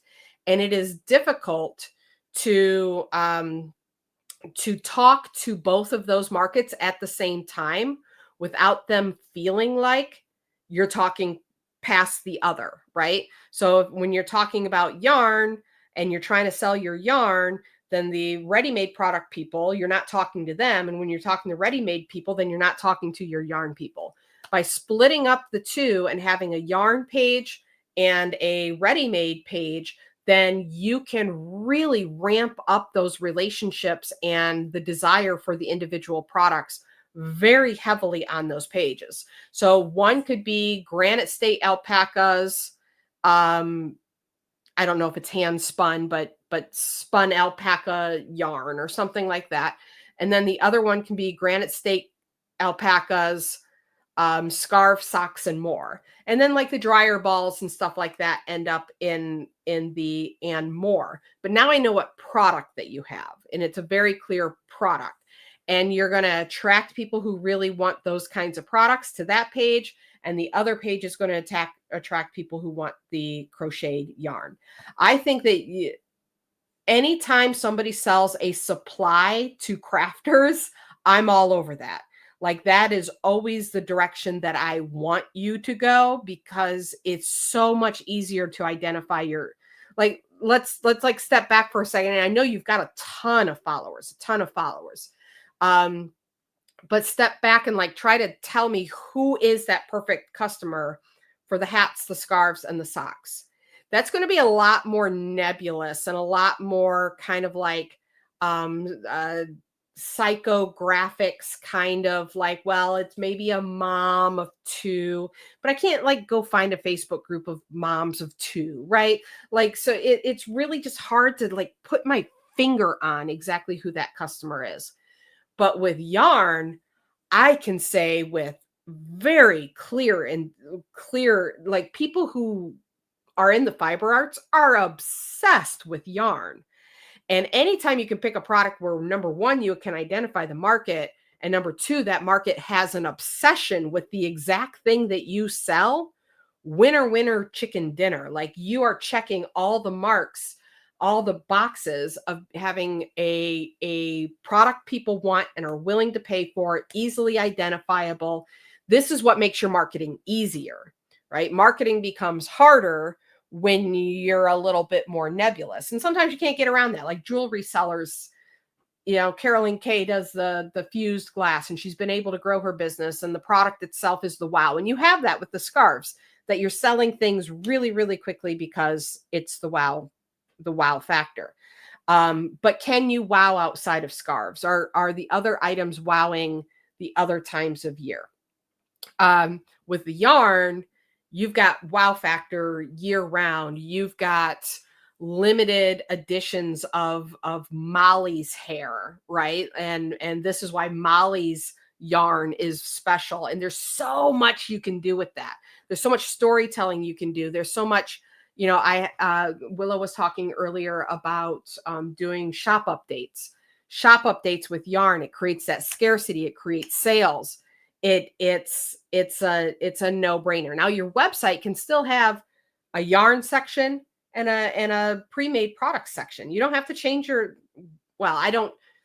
there might be things you need to change on your website. I'm not doing a website review, but as far as your product selection, you can still have a category of yarn and a category of pre-made items. And you can even still have your farm tours on here. Your Facebook page is supposed to be a beacon to attract that perfect customer so that you can send them to the page to purchase, or send them to your website to purchase, or they just are reaching out to you and saying that I want it. So the yarn, man. And Jessica just said, I know many yarn dyers who have shop updates and sell out immediately. I think it's crazy not to put a very clear focus on the yarn and not to create. I think it'd be crazy to not create a separate page for the yarn. I get it that you want to do the things with the scarves and the hats, but if you could sell every piece of yarn that you have at a premium and never make a sock or a scarf, you could be making a lot of money for less work. That's the other reason why I like it. Like, yeah, people like those scarves and everything and they're buying it, but are you truly profitable? Have you worked out the hours that it takes? Maybe you are, but I feel like your profit margins are going to be higher on the yarn. Again, we'd have to work through those numbers. But I'm going to go back to that over and over and over again. So then just really quickly on the other, this page would be Granite State alpacas, scarves, yarn, scarves, socks, and more as kind of a qualifier. I would then do that 5-picture template that we have in the makeover training where you show those products, not the alpacas, because we want them to see the product when they visit. With a tagline where you could have, socks, dryer balls, apparel, and more up top here. You can talk a little bit more about what you offer, have really great products, selfies of you with the product. I'm not sure if this is you, but like a picture of you in the middle picture of that template would be fantastic. Again, that is available in Handmade Sellers Club. You get that template, show some really cool products that you have. That would be a good one too. Show a variety like the socks and the scarves and, good pictures that you have. You could even put the dryer balls on there. Good pictures that you have each of those. And then your profile pic, I would do some kind of like a clip art llama silhouette from Canva. And then I would create another page, Granite State alpacas, spun and dyed yarn. And then I would do the same cover photo, but with really great pictures of your yarn. You can do the same sort of thing with like some sort of outline of an alpaca. You could have it be different so people don't get confused between the two pages. You could just even do the backgrounds a different color on one versus the other. Again, watch the training on that. There's a template for it. It's going to show up better when the picture is small than what this little guy is. I mean, that could be a dog. It could be a cat. It could be a llama. It could be a goat. It could be a sheep. It's hard to tell what it is. So just having like a alpaca, I think I might've said llama earlier. I'm sorry, but an alpaca like outline that you get from, you should be able to find something on Canva. So that is what I have for you. I hope that, let's see. Sandy says, I just got my yarn and I just posted it on my website 2 days ago. Watch Willow's Instagram training and what she does with shop updates. you should already be sold out of your yarn. You should already be sold out. Thank you, Vibhuti. You should already be sold out of your yarn. You can sell it that fast. So yeah, that's what I would recommend to you. And yeah, I hope that's helpful for you. And I hope that's helpful for other people that are watching. We are going to stop the share. There we go. All right.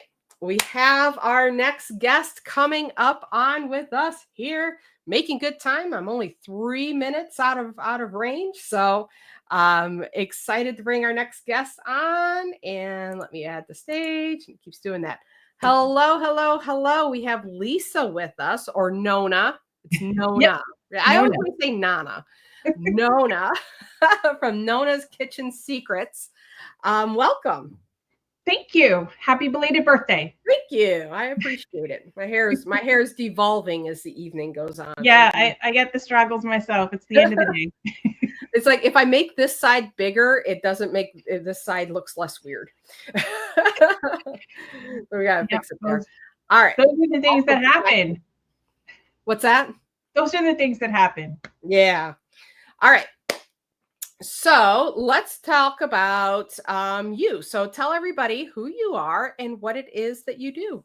All right. So I am a tea blender. So Nona's Kitchen Secrets, we officially started January 1st, 2021. So our anniversary is in just a few hours here. Yay. But originally, thank you. We blend quality, higher quality teas than what most people get in the grocery store. We blend them all ourselves, small hand batches. They're all organic, non-GMO. It's a long story. I've got a history of, how my grandparents emigrated. So I've always been a tea drinker as opposed to a coffee drinker. And then the pandemic hit and some of our favorite tea rooms where we used to get tea shut down. And so we started creating it. And then others were like, oh, that's really good. You should sell that. And we're like, all right, we'll kick around the idea. We're always kind of thinking about, oh, well, we could do that. Right. And we thought when we started that we're like, well, we'll do teas and we'll do baking extracts because it's another kind of infusion. And then later on, we'll add spices in and dips and stuff like that. Because we thought we were going to need a whole line of products to be successful. So we started doing farmers markets and local, really small vendors events. And then I came across the 5-day challenge with you. Mm-hmm. And that was We're hosting another one in about a week. So everybody join that. I'm so excited. I love those. The energy from them is just so much fun. I know, it's so fun. And that's the thing. So that was like late July, early August of 2023. Okay. We decided it was a great opportunity for us to really key in our marketing. We found out all the things we were doing wrong, doing it how everybody else said to do it, but it wasn't really working very well for us. So we talked about it. We went ahead, we did it, and our sales and followers like literally started to jump. We started to get into our market as opposed to other people's market. Then tried to go through the system little by little. I wasn't trying to super speed through it. I also run a nonprofit, so I was like very limited. I needed the marketing piece. I needed the props for profit. I needed someone to direct me so that I could attend to the business and my full-time job. One of the things they did carve out time for was, I want to say it was September to October, you hosted a 30-day journaling challenge. Yes. Completely changed things. Oh. In that, I took it seriously. In fact, we had gone on vacation for the first time in a really long time, and I took it with me, and we were in New England, and I was still doing it. Like, we weren't even going to visit any of the family that we have up there until I got my challenge done for the day. And so one of the things was, because it was the fall, we were thinking about what are our plans for the business next year and everything. So we wrote down, and one of the days is like, describe your dream day and like, what would you do? And, and then there's another day that you are putting all your long-term goals in there. So we played with that and we set it up. We're like, okay, this is what we're going to do in 2024. We joined Gold, which I know we don't have anymore because you're reworking everything. So in 2024, because of that challenge, and I will say that I joined, and then the next week was a live challenge, and I'd done almost every challenge until this year. I had to miss a couple because I was too busy, which is a good place to be. Yeah, that's a good thing. Business was too busy. And we added a weekly live starting last January. And on our lives, we do everything from making tea-based mocktails to going in and going through what the teas are. We've brought a bunch of ingredients on, and everybody who's been live with us has helped us create a tea. And then anybody who was there with us live actually got a sample sent to them. Nice. We do lots of reels we added this year. We added a VIP club. We added 6 new teas, most of them seasonal. We even had our every 4-year leap year tea, which has nice. Like, this was like probably twice the regular price of our regular teas because it's got those kind of ingredients in it, and it's like a once every 4 years. You can only get it for 2 weeks. And then in a year where when we would go to some of the events and we would talk to other vendors, they were telling us our sales are down. Man, people are worried about this. They're worried about that. This is going on. Everybody's sales are down. And we just kind of quietly kept on chugging. And I kept referring them to your 5-day challenge. But when I looked and I ran the numbers, I did update them earlier today because I'm a number cruncher. Mm-hmm. Our followers in 2024 from the time we started with you are 10 times more than what we had before. But over last year, we're 2.5 times more followers. Our sales are up 98.73%. Yeah, you're a numbers person. You're being very specific. I know. I told you I'm a numbers person. But we're up almost double our sales from last year. And then, it's easy to say that, but like our average sale increased by over 13%. So it basically went, by a couple of dollars a sale. And when you're talking about tea, I mean, that's pretty significant. So we got 2 orders today. I got 1 order while I was waiting to come on. I love that. I love that. And so that's what it is like the challenges challenge you. We were able to literally out of every one of those goals from that journaling challenge we did in say October of 2023, we've hit every one except one of those goals. And it's on track for this year in 2025. So yes. Oh, I love that. I'm so happy. Yeah. And it's tea and it's fun and it's connection and it's community. And I can express that through the marketing and through the prompts for profit and everything else in ways that I didn't understand before. And then when the days get stressful and there's not a lot of time, I don't have to think from scratch, oh my goodness, what am I going to do? How am I going to interact? What do I need to do next? I just go back, I refresh, I remind myself when I feel like I'm starting to get off track. And I just keep coming back. And as long as I follow the system and do the challenges, it keeps us growing, which keeps our business growing. Because it's easy to get stagnant and like, oh, I make these products, I do this, I do that. And you're like checking boxes, you're not having fun with it anymore. And you're not thinking creatively and like, how can I do this different? How can I improve that? What else should I be bringing in? What are the people are saying? And I get that when I do the challenges and when I work through the program and remind myself or go on the calls that we have weekly. It's really made a huge difference. And that makes it still fun. It's not work business. My husband would argue that every once in a while when he's got to schlep stuff. Sometimes it sucks and there's a lot of work involved, but yeah. But it's still fun. It's still exciting. And it's still a way of connecting with the community in tea because that's what we do. We blend teas. I'm constantly drinking tea. I got my tea. I ordered the Ruby Chai. That's at home, which I've had 2 cups of so far. My whole idea was I was going to drink that over Christmas. And then I ended up stuck in a recliner chair, just totally forgot about it. But yeah, I got my tea. That's what I drink. I don't drink coffee. So love it. Yeah. And so that's how it grows. And so we've got some things in store for 2025. We just kicked off a monthly tea subscription, and we're doing it a little different. So many tea companies, they have their subscriptions and everything like that. We're doing it with mystery. Had some help over the last year or so writing a serial. The old serials, like you used to get 1 chapter a month. So you're going to get a chapter of a mystery. In it, it's going to mention one of our teas. And then you're going to get an ounce of that tea. You're getting a recipe to go with it, and you're getting a little special gift at the first one from That's us. so much fun. It is. It What is. a great idea. We'll have the first one ready to That's mail a out business tomorrow. all in itself. See? Oh my gosh, good for you. And it's just a nice big box, so you can put all the letters in and everything like that, as the stories in. So we've got that. We've got 2 more caffeine-free blends coming this year that are in development. Caffeine-free blends are really high on people's requests. So there'll be 2 more coming this year. You're not alone. You're not alone. I can't drink it. That's why I drink tea, is because I can't have the caffeine. So I do like a lot of herbals, and I have like mushroom. Right now it's a lot of herbals and mushroom tea and ginger tea. I drink a lot of ginger tea.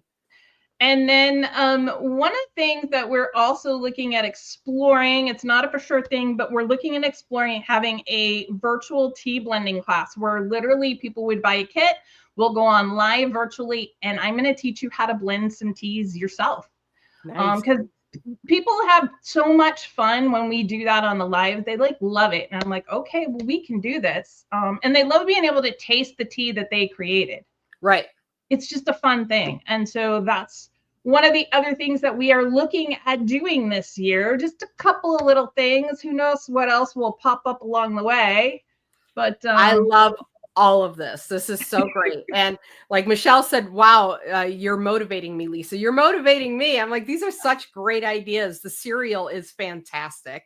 And that's it. I just don't want to be the same.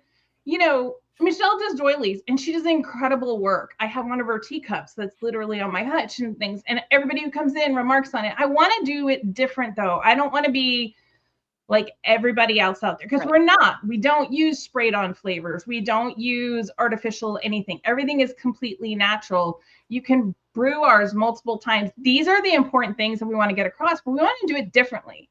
I don't want to be like everybody else. I gotta be me. That's right, because only you can be you. You can't be anybody else. And so most people who drink tea like to read. So we put the 2 together. There is a company that I follow that I think is brilliant. I bought from her one time. I've always wanted her in my program, but I found her, and I don't want to reach out and be like, hey, you should join my it's for purely selfish reasons that I just want her in the program. But she makes book themed chocolates. So she's got a Sherlock Holmes chocolate that's based on ingredients from the book. I think I got the Pride and Prejudice one and the Sherlock Holmes when I ordered it. So you have that connection to your favorite book. I love Pride and Prejudice. I particularly like the Colin Firth Pride and Prejudice video series. Yeah. Colin Firth is my guy. But you look at it and you're like, oh, I love that book. And then there's a chocolate bar based on themes from that book. And I think that's so smart, because anybody can make a chocolate bar, but now you're talking to a very specific group of people who love those classic stories, who love to read. And I'm like, I want to order it just because it's book themed. So I think that could be a good idea for you as well, even with tea varieties, naming them after different book titles or genres or something, but then doing your own mystery story sort of thing that has the tea in it. You're creating your whole entire universe. That's powerful stuff. That's good stuff there. I'm really, really excited about this. Yeah, we are too. I'm super excited because they will literally mail out. Well, not tomorrow because tomorrow's a holiday, but they will go out on Tuesday to those that have pre-ordered. So I am really excited about it. We decided we were going to do one, and that'll be the mystery for the year. It'll end in December. And there'll be different things like that, but that's the thing. Who's my audience? There's a lot of people in the tea world, and even niching down to the organic and things like that. We just wanted to make it fun. We want to reach out. We want to think outside the box. I have a sign in my office that says, think outside, no box required. I don't want to be stuck in that same old. And that's where rethinking and being caused to rethink as we go through the classes again, if I go over something or having these challenges makes you rethink. That keeps your business alive. It doesn't set into that day in, day out. This is what I do. So how would you say your life has changed with the business changing? How has this affected you to have these business successes that you've had? First of all, I have members of our tea family all over the country. Like, I had someone come up to me at an event and hug me. And they did say, "Can I hug you?" And I was like, "Okay." And I'm like, but then they're like, "I've watched you for months. Like, I get your teas. Like, I'm super excited. I can't believe you're here." And I was like, "Yep, I'm just me. I'm a regular person." But it was really touching because when you get to make that connection with people, I know something about them. They know something about me. There's a connection, and I love building that family. It's why we call it a tea family. You're not customers, you're not clients, you're a tea family, and that's what we're building. That has been really fun.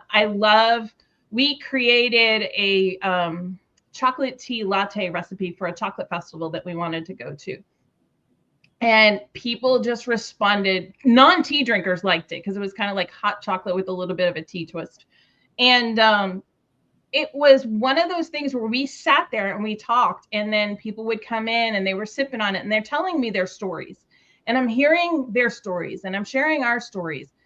And it's just about building that community. It has changed how you see. It's not just like selling product. We're creating a place where we can all enjoy the same thing. And as divisive as the rest of the world can be, we don't have to have that where we are, because we all have one major thing in common. We all love tea. So, I mean, how much better can it be? Oh, I love that. I love that. And I love that you said that journaling challenge made such an impact on you as well, because I've talked about that it was a journaling challenge that really changed things for me. That, I had to take it twice. I had to take it twice and to like get over my ego for the first one and really hone into it the second time I did it. But journaling is so powerful. And so I think we're going to do a journaling challenge maybe in February or March. I'll be in. Soon. I'm because I need it too. Sometimes I run them because I'm like, I need to sit down and journal again. Because I go back and forth and I'll do it like real heavily for a while and then I'll back off. And then sometimes I just like, hey, I need to think about things and I'll sit down and journal. But I love sitting down and doing the journaling too, because every time new ahas, new insights, new goals for my life, and especially going into a new year and having new goals and fresh goals and really understanding that life that you want to live. Like you mentioned, I think a lot of people, because we go over that during the retreats too, we talk about like, what do you want your life to look like? And a lot of people don't think about that. And they don't think about like, what am I building and what do I want? And what would make me happy? And just taking that time to think through those sorts of things and then challenging. You've said challenge so many times that you just make me so excited, because that's the thing. Even if you already know the thing I say, how can you hear it and apply it differently? How can you hear something else there? How can you say, okay, I did that. How can I build on the thing that she's saying? So yeah, I love your mindset. I love your approach to all of this. You have it, right? Like you have that mindset that paves the way to being successful, right? I didn't hear anything from you of like, well, we can't figure this out and we're stuck here. And you're focusing on all the what can we do, not what we haven't figured out yet, or what we were having troubles with. And that mindset itself is just huge. So kudos to you. I really, really appreciate you sharing all of that, because you gave me goosebumps and you made me so happy. All right. What's funny is I'm not a journaler. And the whole time I was like, I'm going to do this because she said it really changed her and she did all these things. So I'm just going to do it. But I am not a journaler. I'm like a bullet point kind of gal. I'm like, let's get in, let's get out, let's make it to the point. But like I sat down and I did it, and it made a huge difference. But it was all of them. It wasn't just that one. It was all of them, little bits along the way. Up on top of, you've got to do like the full 30 days. And we do a short one as an HSC challenge. And it's a good little intro, but it's only 5 days. You need 30 days. And I remember when I went through the second round, because the first round impacted me. By the end of the second round, I just didn't recognize myself as a person. Like I was thinking differently. I was acting differently. I was things that normally would have held me back. I'm like, why did that ever hold me back? I don't even understand who that person was that didn't take action when I can obviously take action. I told my husband, I'm like, I'm completely different. I don't even know what happened. I'm not afraid of any of these things that I was afraid of before. And not to say it gets rid of all of your fears, but like for me, it did. The things that were holding me back, those fears, gone. They were just gone. It is crazy. I love it. So yeah, we'll do another one of those for sure. So let's talk about your products and your giveaway. Like if you want to show off some things, and then I can. One things I do want to show off is this. This goes in the mail and everything, and it is a huge flyer. And this tells people how to brew multiple times, tells all different kinds of brewing and information, because most people don't know that they can brew multiple times their tea. And so they trash it. And I'm always like, no, wait. And that's one of the things that really people love the information. They love coming to the lives. They love learning, even in those one-on-one sessions. So like, this is actually one of the best things because people feel like they can do it at home, because so many people tea can be fancy and fun, but it doesn't have to be stressful. It's supposed to be relaxing and enjoyable. Mm-hmm. But this is coming back. This was one of the elements that we had last year. It's our Valentine tea sampler. It has 14 different teas in there. It was one of those things that you were talking about, like, hey, just package your stuff up in different ways on one of the calls. And I was like, oh, I have that Advent tin. Well, Valentine's coming up. And so we're bringing it back because it was super popular. People loved it. It was easy, the heart tin, and it's perfect gift for the Valentine tea lovers. People who like, or if they're trying to be healthy and not eat chocolate, which, to me, chocolate is life, but same. But we have that. And then, the other thing is I just love, like, I have the tins out all the time, but one thing, you can tell it's a really good seal on a tin, but see, like, our tea is just really big as opposed to the tiny little leaves that most people don't understand. They think that stuff in the bottom that they get in the supermarket works. So we have a wide variety of them. This one's my favorite. Anybody who watches, they know what Lisa's favorite is because it's what I drink most of the time. It's Serene Sunrises. I want to smell it. Like you put it up and I'm like instantly want to lean in. Like I do that too. And then when I'm trying to, we made a mocktail. We made a Winter's Kiss Sangria. So one of our January, February, and March blends. It's kind of our Valentine tea is Winter's Kiss. It is a green tea with strawberries, and it has cinnamon in it, and it has rose petals. And we made a Winter's Kiss Sangria with fruit and everything else on our live last Sunday. And so I'm like, I have to remember to describe to people what it smells like and what it tastes like, because they don't get the chance. They just I want to. Like they watch me drink it. They watch my handy dandy assistant steal it off my desk while I'm working. But and then let's see, this one is what we're giving away, and it doesn't have anything in it and people who know me know that this happens on some of our live events at sometimes. But what we're going to give away is a custom tea blend. I'm going to meet with someone. We're going to meet on Zoom, so it doesn't have to worry about geography. I'm going to ask a series of questions. We're going to get to know each other, and then we're going to create 3 possible teas. And then we'll send you out samples, and then you can kind of critique them. I liked this, but I don't like this, or maybe if this had a little more in this in it. And we'll take those notes back with us. We'll create another sample. We'll send it out. We'll narrow it down to one that you really want us to work with. We'll send a sample or 2 of that one out to you. You'll taste those, give us feedback again, and then you'll name your tea. And then we will create 2 ounces of the tea. You can get a silver tin or a gold tin, your choice, and we will create it for you. And then we will keep your recipe.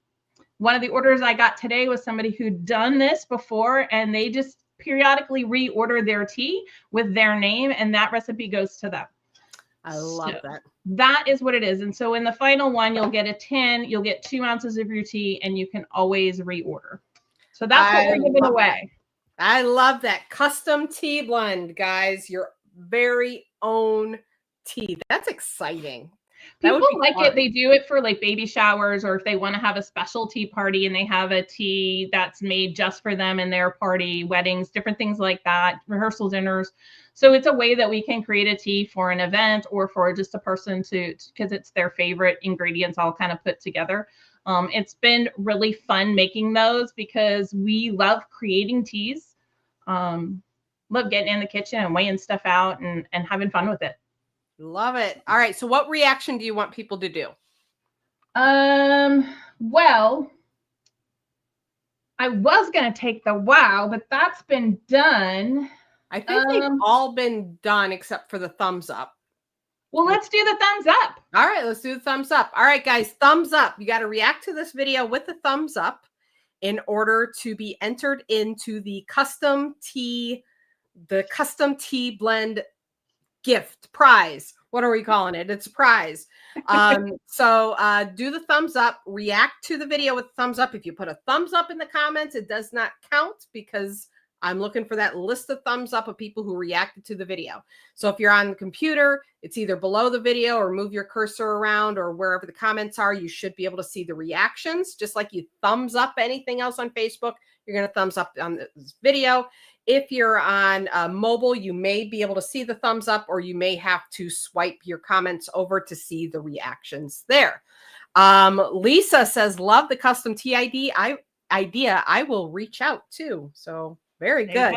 Very cool. I love the heart too. The Valentine's gift heart. I think that's really, really nice. Well, and it's fun. We created a special one. We have one person we actually know a few people who are allergic to cinnamon. And so we substitute cinnamon out and put other ingredients in so that they get one. So we made a custom one last year for someone, and they were so excited to be able to drink teas without cinnamon in them. I was like, hey, that's the easy fix. It just, yeah, love that. Love that.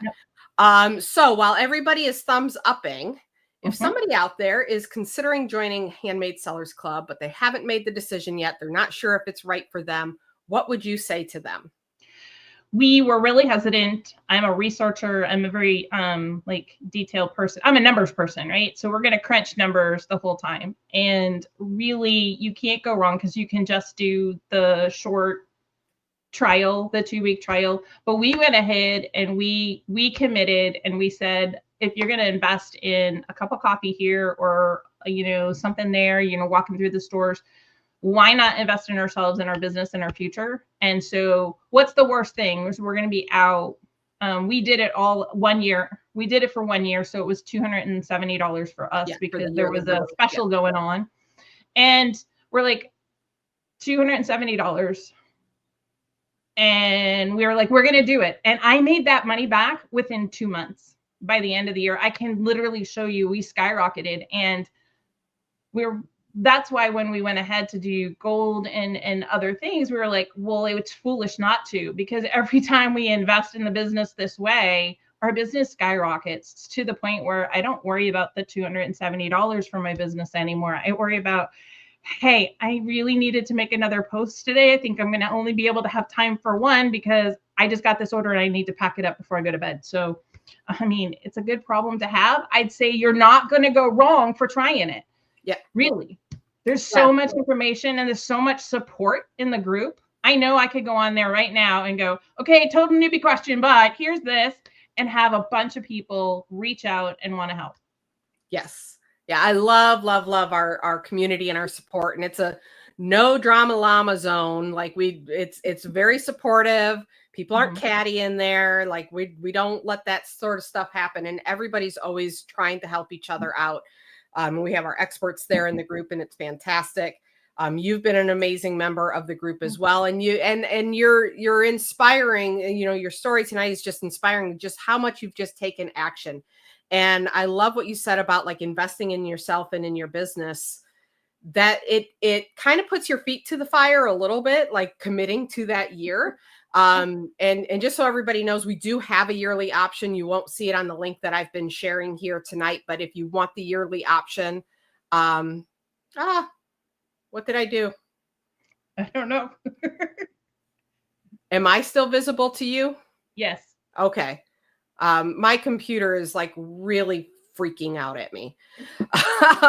So all of my video and your video just went away for me, and I can't test it because like I'm frozen. Can you look on your phone, child, and make sure that it's broadcasting okay? But what was I just going to say? Oh, I was going to grab the link. So even if you're not ready to make the $270 commitment for a year, which gives you 2 months for free, it's $27 a month. And just taking that initiative and investing and being proactive and saying, my business is important. What I do is important. And I'm going to show myself in the world that it's important by investing. And so I think that's really important.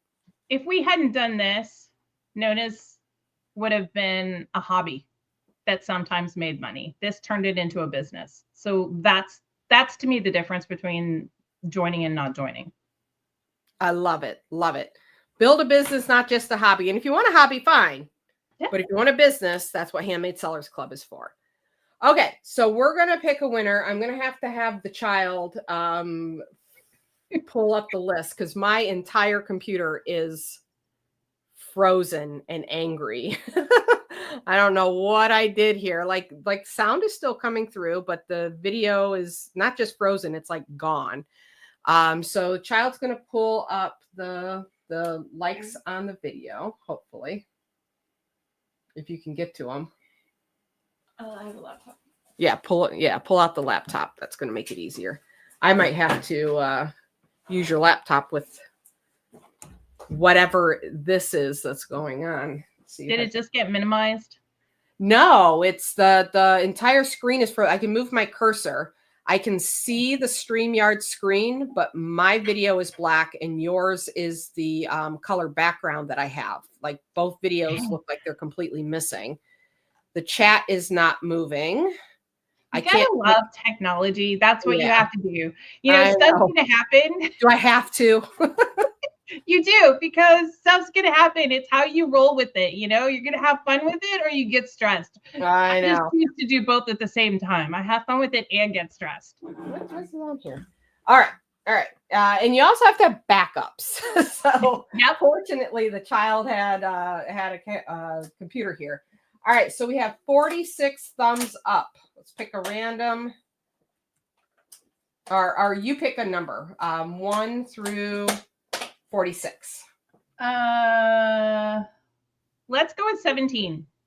1, 2, 3, 4, 5, 6, 7, 8, 9, 10, 11, 12, 13, 14, 15, 16, 17 is Mary Tripp.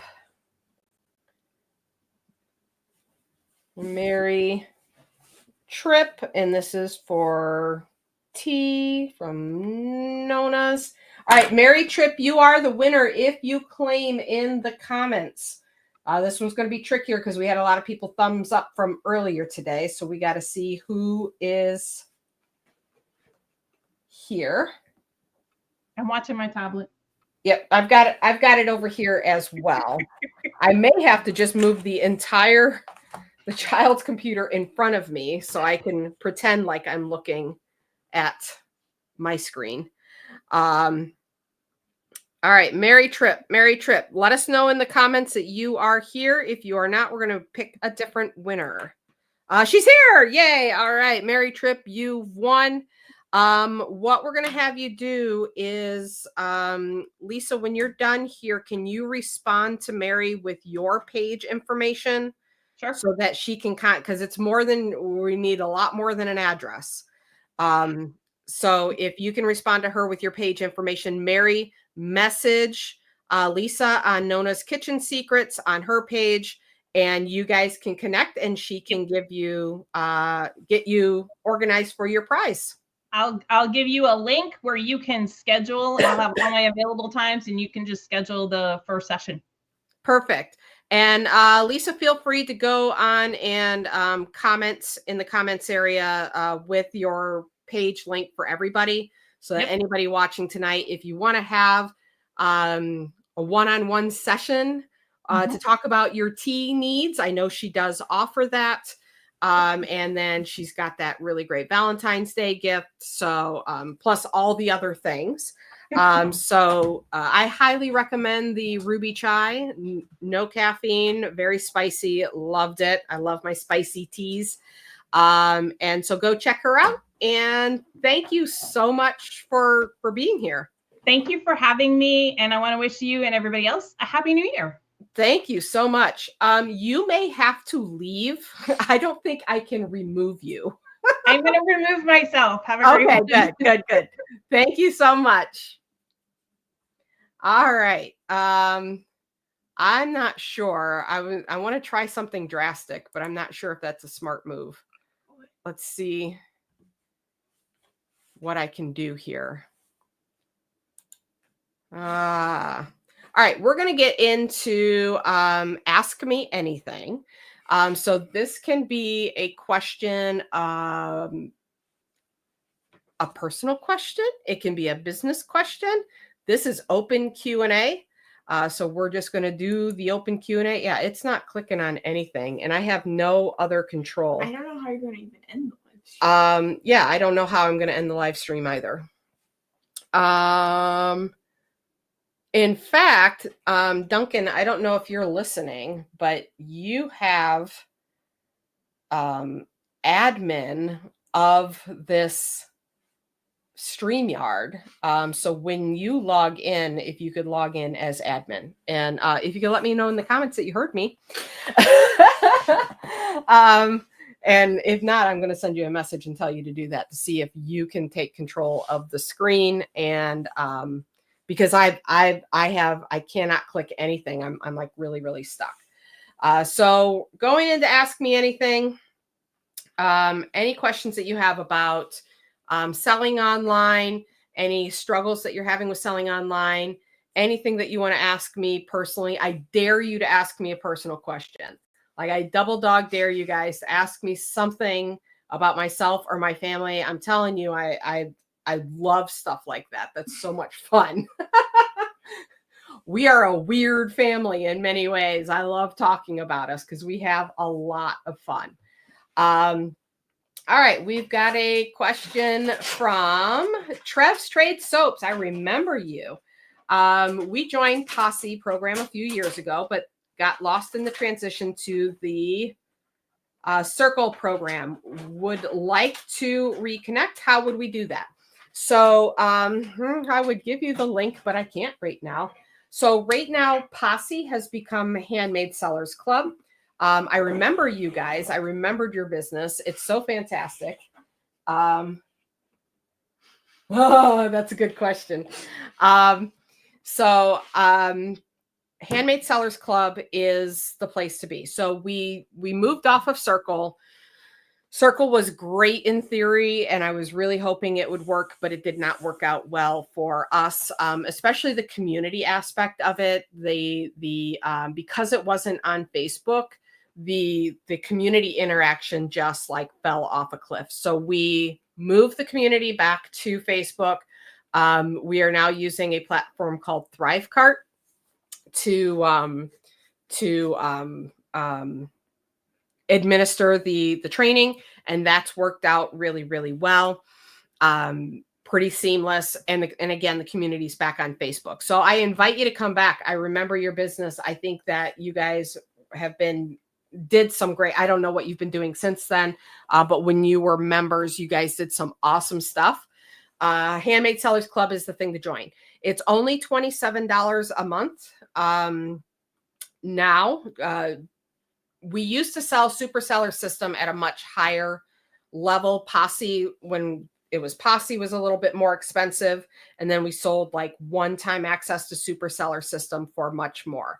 Now, if you're a lifetime Posse member, which is a possibility, we would have to look that up. Just email us info@creativesuccesssecrets.com, and we'll make sure.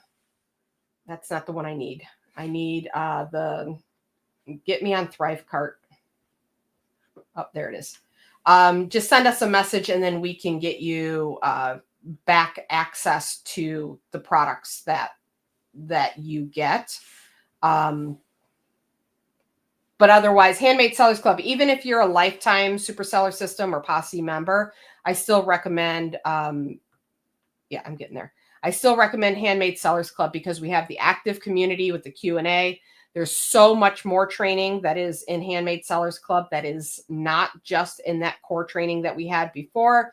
As a Handmade Sellers Club member, you also get the Small Shop Discovery, where we share your information with, or we share your products with our audience. So there's so much more you get with Handmade Sellers Club, even if you have that ongoing training, etc. Okay. Oh,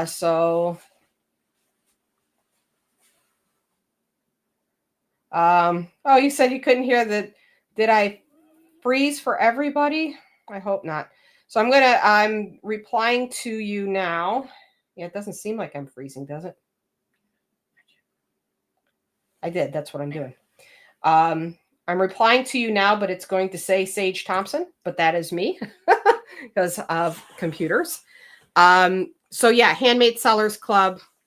I highly recommend that you sign up for Handmade Sellers Club and join our community there. We have that core training that we had in Posse before, but we have so much more. We have the monthly challenges. We have the weekly calls. We've got the beginners calls now that Willow's going to be hosting. Get you back on track using the Prompts for Profits calendar. It's all there in Handmade Sellers Club. That link I just shared will give you a 2-week trial for just $7. All right, let's look at the other questions here. Okay, the next question is, who's your favorite child? Which Sage is like, I want to hear this. Look, I love all 3 of my children equally. That being said, they're giving me the look like, what are you going to say?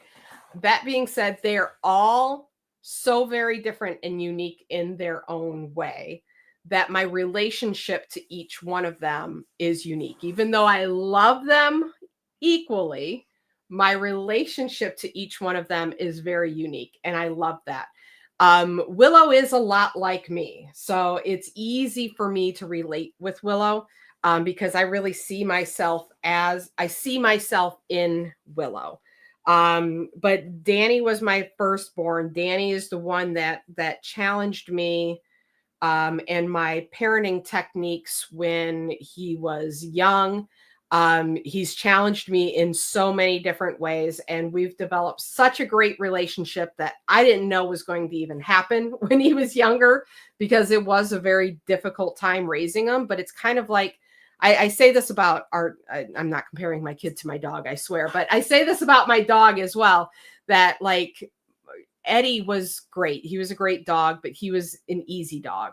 Miley was a very difficult dog. And because of that, I feel like I have a stronger bond with her than I had with Eddie, because we went through some stuff. And that was definitely Danny and we went through some stuff. And then Sage has always been,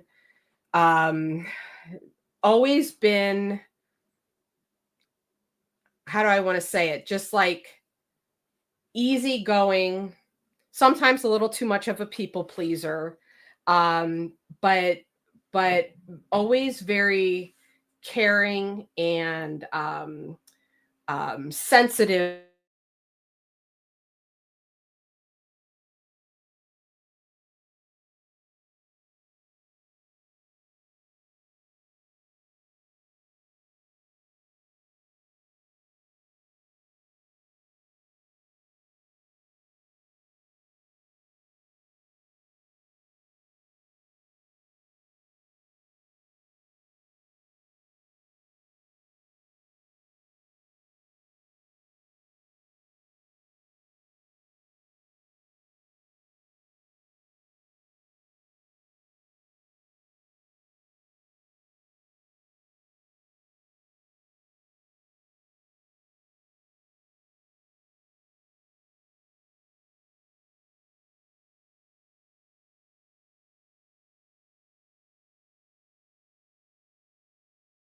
Damn Facebook tabs. All right. I think I'm here now. I don't know. You might have heard me talking about the damn Facebook tabs. I think it was all the Facebook tabs that, well, that is like really cool though, that it brought me back to the stream and it didn't end the stream. So that's cool. But like everything shut down. That's why I was frozen. So I think I was on Sage. Sage has always been very compassionate, very sweet, very sensitive to if I'm feeling bad or if I'm feeling upset. And, you know, as a mom, sometimes you feel like you're always there for everybody else, but like who's there for you? Sage is there for me. Sage is the one that shows up and scratches my back or scratches my head or wants to cuddle on the couch and is like, do you need a glass of water? If I'm tired and I had a long day, they'll go and get something for me upstairs. And, you know, they've just always been very, very sweet and very caring and very, I feel like I'm getting support even when on those days where I feel like I'm giving everything to everybody else, Sage will show up and be the one that gives back to me. So can't say I have a favorite kid. I love my children equally, but they're all so very unique and we have such different relationships between all of us. So I know that was supposed to be a trick question. I'm not falling for it. All right. Let's see. I may have. All right. Nope. I'm trying to see here. All right. Where am I at? There we are. Who's my favorite child? Okay. Where did the kids' names come from? So that's a little tricky. So Danny is actually trans. Danny is not the original name that I gave him. The original name that I gave him was a I don't know if I want to say it, but it was a flower name. And I had the choice of many different flower names, and they all began with D. And honestly, I should have picked the name Dandelion. I don't want to dead name him right now, but I should have named him Dandelion because then he could have just gone to Danny very, very easily. So my first name I picked was a flower name.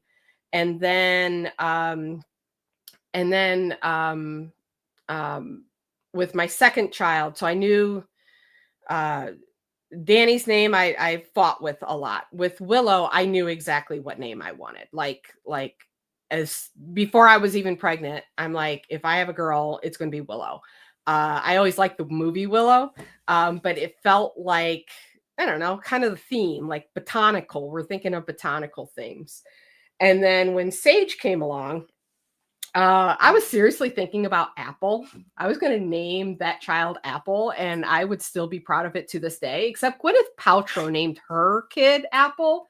And I'm like, I do not want to have the same name as Gwyneth Paltrow. And I always liked the name Sage, but a lot of people were using Sage at that time. And so we even considered Time. We're going to go Time Thompson. My dad's like, no, you are not naming that baby Time Thompson. But the idea was we had a flower, we had a tree, and then we were going to have to do something else. So we were playing around with I like the name Maple. I kind of played with Maple a little bit. But then I went to a health food store and they had an essential oil there called Clary Sage. And I'm like, I love that. And it's 2 words, Clary Sage. And I'm like, that's a really cool. So it's sage, but I can add the clary to it. And then it's Clary Sage and it's an herb and it just fits my whole entire theme. So they went by Clary for most of their life. And then recently they've wanted to go by Sage, which has been a struggle for me because it's just been Clary for forever. But we're getting consistent with Sage, which is perfect. I always intended to call them Sage. Like that was my intention from the very beginning, was just, it was going to be Sage. But the minute that little baby was born and put in my arms, all I could say was Clary. Like I would look at that little tiny face and that wasn't a Sage, that was a Clary. Cause you know, it sounds like it's a babyish name. It's got the Y on the end of it. But we're at Sage now, which is perfectly fine. It was just some adjustment to go to Sage instead of Clary. We still slip sometimes and say Claire or Clary. But yeah, we're going with Sage. All Anissa says, how did you get started in the rabbit toy business? How many products did you sell? We sold too many products. So we actually got started in the rabbit toy business because my very first job was at a pet store. I worked for 2 different pet stores. I worked for a veterinary office. Love animals. I've always been obsessed with animals. I started imaginary pet stores when I was a kid. In high school, they were like, what do you want to do when you grow up? And I had to write a whole report on it. And my teachers kept saying, you want to be a veterinarian. And I'm like, no, I want to own a pet store. And they're like, that's not something you're allowed to do. And I'm like, but that's what I want. And they finally let me be a pet store manager. I was allowed to manage a pet store. I wasn't allowed to own a pet store. Which ultimately I learned that really what I wanted to do was be an entrepreneur. But I loved animals.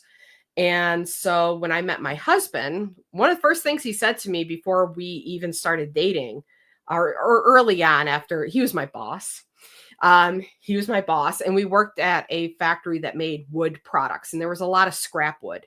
And he said to me, he's like, what kind of business could we start where we like make stuff out of scrap wood? And I'm like, you are talking my language. Like, this is exactly what I think about all the time. And so he had that entrepreneurial spirit. I had the entrepreneurial spirit. So when we got together, it was like, okay, what can we actually do? Let's start a business. Like, what can we do? And so we were looking at all the scrap wood products, and I decided to make bird toys. We're going to make parrot toys. And parrot toys, great idea. Still good idea. Like, I think I could make money selling bird toys. It is a little challenging selling online because they're so heavy. But we started making parrot toys. Like a month after we started making parrot toys, we talked to his brother, whom he hadn't been talked to in a long time. I'd never met him. He hadn't talked to him for years, I guess. And so we connect with his brother, and his brother's like, yeah, we make and sell parrot toys, he and his wife. And I'm like, that is so weird that 2 people would be doing the same thing. And I didn't really want to step on their toes. And they helped us out a lot. They're like, here's the dyes to use. This is some places where we're sourcing some materials. And I'm like, I don't want to do the exact same thing that they're doing. And at the time we had a pet chinchilla. We had some rabbits. And I remember sitting there thinking, all right, I want to sell something for animals. It's got to be made out of wood because that's the thing we have. We have like all kinds of wood. So I remember like closing my eyes and walking up and down the aisles of the pet store and thinking about all the products. You know, I stocked those shelves for years. I knew what products were in the pet store. So I'm walking up and down the aisles in my head, and I get to the small animal section, and I'm like, wood chews. They sell wood chews all the time at the pet store. And so I had some bird toys. I had a chinchilla, and I had some rabbits. And I put a toy in with the chinchilla. Chinchilla loved it. I'm like, wow, that's crazy. Took one out. I remember the rabbit's name was Charlie. Gave Charlie the toy. Charlie went nuts for the toy. He's scratching and digging and pulling and going nuts. And we would used to give the rabbits and the animals at the pet store chews, but they would never touch them. They would just pee on them. Like, they'd have a couple little chew marks on it, and they'd pee on them. And here's this rabbit going nuts over a toy. And I'm like, is this a thing, or is rabbit toys a thing? And this is like 2001. So I run in to our dial-up slow computer, get online, get on AOL. And I'm like, rabbit toys. And I just looked it up, and there were a couple of rescues that were selling some very rudimentary rabbit toys, just very simple things. And that's really all there was. But I figured if these rabbit rescues are selling it, there must be a need for it. So we made a couple of designs specifically for rabbits, reached out to the rescues and said, we have these rabbit toys for sale. Would you like to buy them wholesale if you buy like 10 at a time or whatever? And they're like, yes, absolutely. So we started selling wholesale. At the same time, we were still making some parrot toys. And then we're like, but the chinchilla liked it too. And all these other animals with like sharp teeth, they're all going to like it too. So we figured, let's just let's sell it for all kinds of animals. And tried that and really struggled with sales, sold some things on eBay. And that's when I found the book, Multiple Streams of Internet Income by Robert G. Allen. It was the first marketing book I ever found. I still have a copy of it somewhere here. It's on the bookshelf somewhere. It's one of those life-changing moments for me. It's right over there. It was a life-changing moment for me, and that's when I learned about how to niche down. I need to have a niche. I need to have that, what I call a unique product focus now. So I created 2 niches, one for rabbits, one for chinchillas, and just went for it. And we found that the rabbit toys did better. There are more rabbit owners than there are chinchilla owners. More people are aware to buy toys for the rabbits than they are for chinchillas. It was just a bigger market. And so we doubled down and tripled down on rabbit toys. And that's how we got started. And how many products, like we started off with maybe a dozen products. By the end, I think we probably had maybe 30 products, but we definitely spiked higher than that. We would have to keep like toning it down. Like we have too many products. We're going to have to bring it back a little bit. But yeah, it was combining Tim's wanting to do woodworking with my love of animals, and how do we create something that people actually want and not be in direct competition with my brother-in-law. And it worked out great. And it was a very unique business. We got weird looks every time they said, oh, what do you do? We make rabbit toys. And they're like, what do you mean rabbit toys? But that's where I learned all of this stuff from, was trying to sell rabbit toys to people, like how to sell on Amazon, how to use Facebook. It was all because I was trying to sell rabbit toys. All right. Duncan is here. He's in the back room. Hi, Duncan. I'm going to leave you there for a minute, and Sage is going to come up and solve a Rubik's Cube or 2. You can bring up whatever you want, because I have to go to the bathroom. It has been 4.5 hours and I have not gone to the bathroom yet. So I'm going to do that real quick. Sage is going to come up. When I come back, Duncan and I are going to talk a little bit, but then I want to go through more questions, because there's a lot of really good questions here, and Duncan can hang out while we're answering questions and chatting and making it the last hour and a half. We made it this far, guys. We can do it. And then I think I've got 3 more prizes that I'm going to be giving away yet tonight. So we'll do that when I get back. Child, are you ready? I guess I have no choice. You have no choice. The child is going to show you the wonderful world of solving both a regular Rubik's Cube and a large cube as well. So I'll be right back. Hello, all. Hello, Duncan. So this is my first time doing this as Allie's team member, which is fun. So I have been cubing for a couple of years now. Started when I was 12. I'm 17 and a half now, that my mom keeps on mentioning happily. And over the years, I've gotten faster. And I have been able to solve Rubik's Cubes, the standard 3x3, in less than 10 seconds. A lot. I haven't done it in competition. I go to competitions, but my mom really likes big cubes, so I thought I would come on here and solve a big cube when my mom is gone. This is a 6x6. It is the second largest cube in the WCA. I'm gonna have to adjust the camera. There we go. And I'm decently fast. I can solve this in about 2 minutes on a good day, which is most days. So yeah, if you have any questions about Rubik's Cubes, any wondering how you do it, hello mother. I'm scrambling. So yeah. But first we'll do the regular 3x3, because that one is what most people know and easier to understand. So the big thing about cubes is it's not the speed that matters, it's what you see beforehand. And that's a minute. Roughly. So repeat the question. How many individual patterns or stages do you need to memorize to solve the larger cube?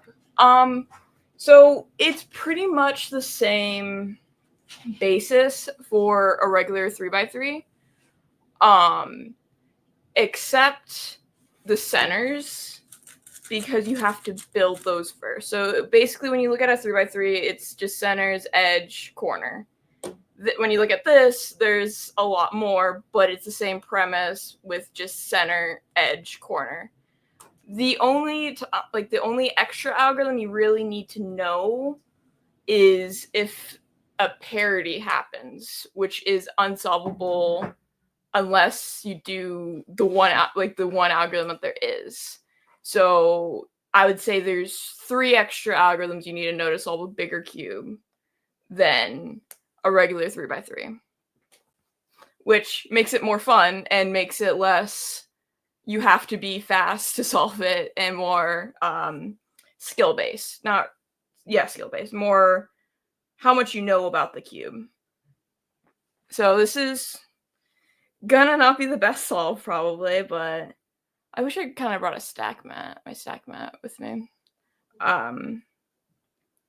So basically what you want to what I'm looking for when I do solve a cube is the edges for like the first 2 layers, like the cross, the first 2 layers, and then the last layer, which there is like 80 some algorithms for every last layer case. I do not know them. That is something in the new year I am going to be learning, because that is going to be something that makes me faster.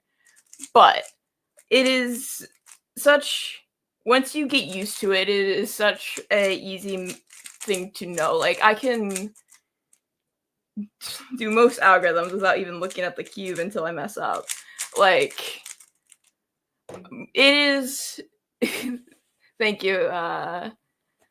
The hand movements are very hard to get used to until you're used to it, and then you can just do things people do not understand.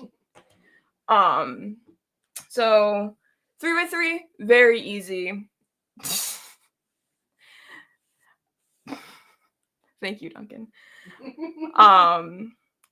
It is easy. It is like you just need to know like 10 basic algorithms to solve a 3x3 at the beginning of it. Right now, I probably know 50, so I still have a long way to go, but I am getting there to where a lot of people are at. But my main focus is on big cubes.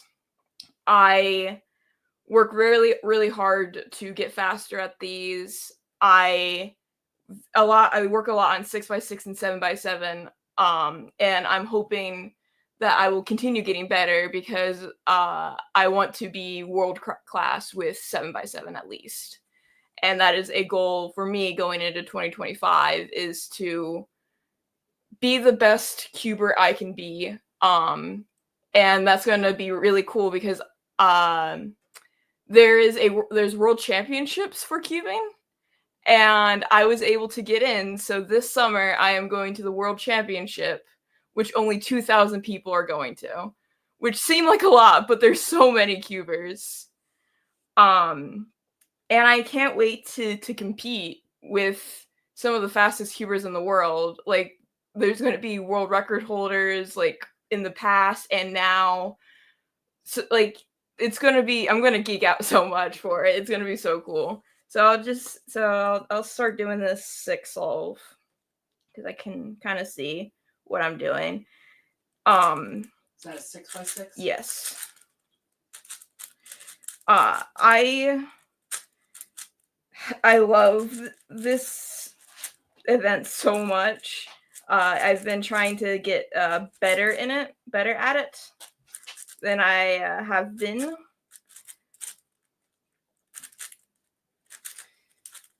Duncan asked, do you have any good resources for someone who's brand new to learn, like a good YouTube channel? Yes.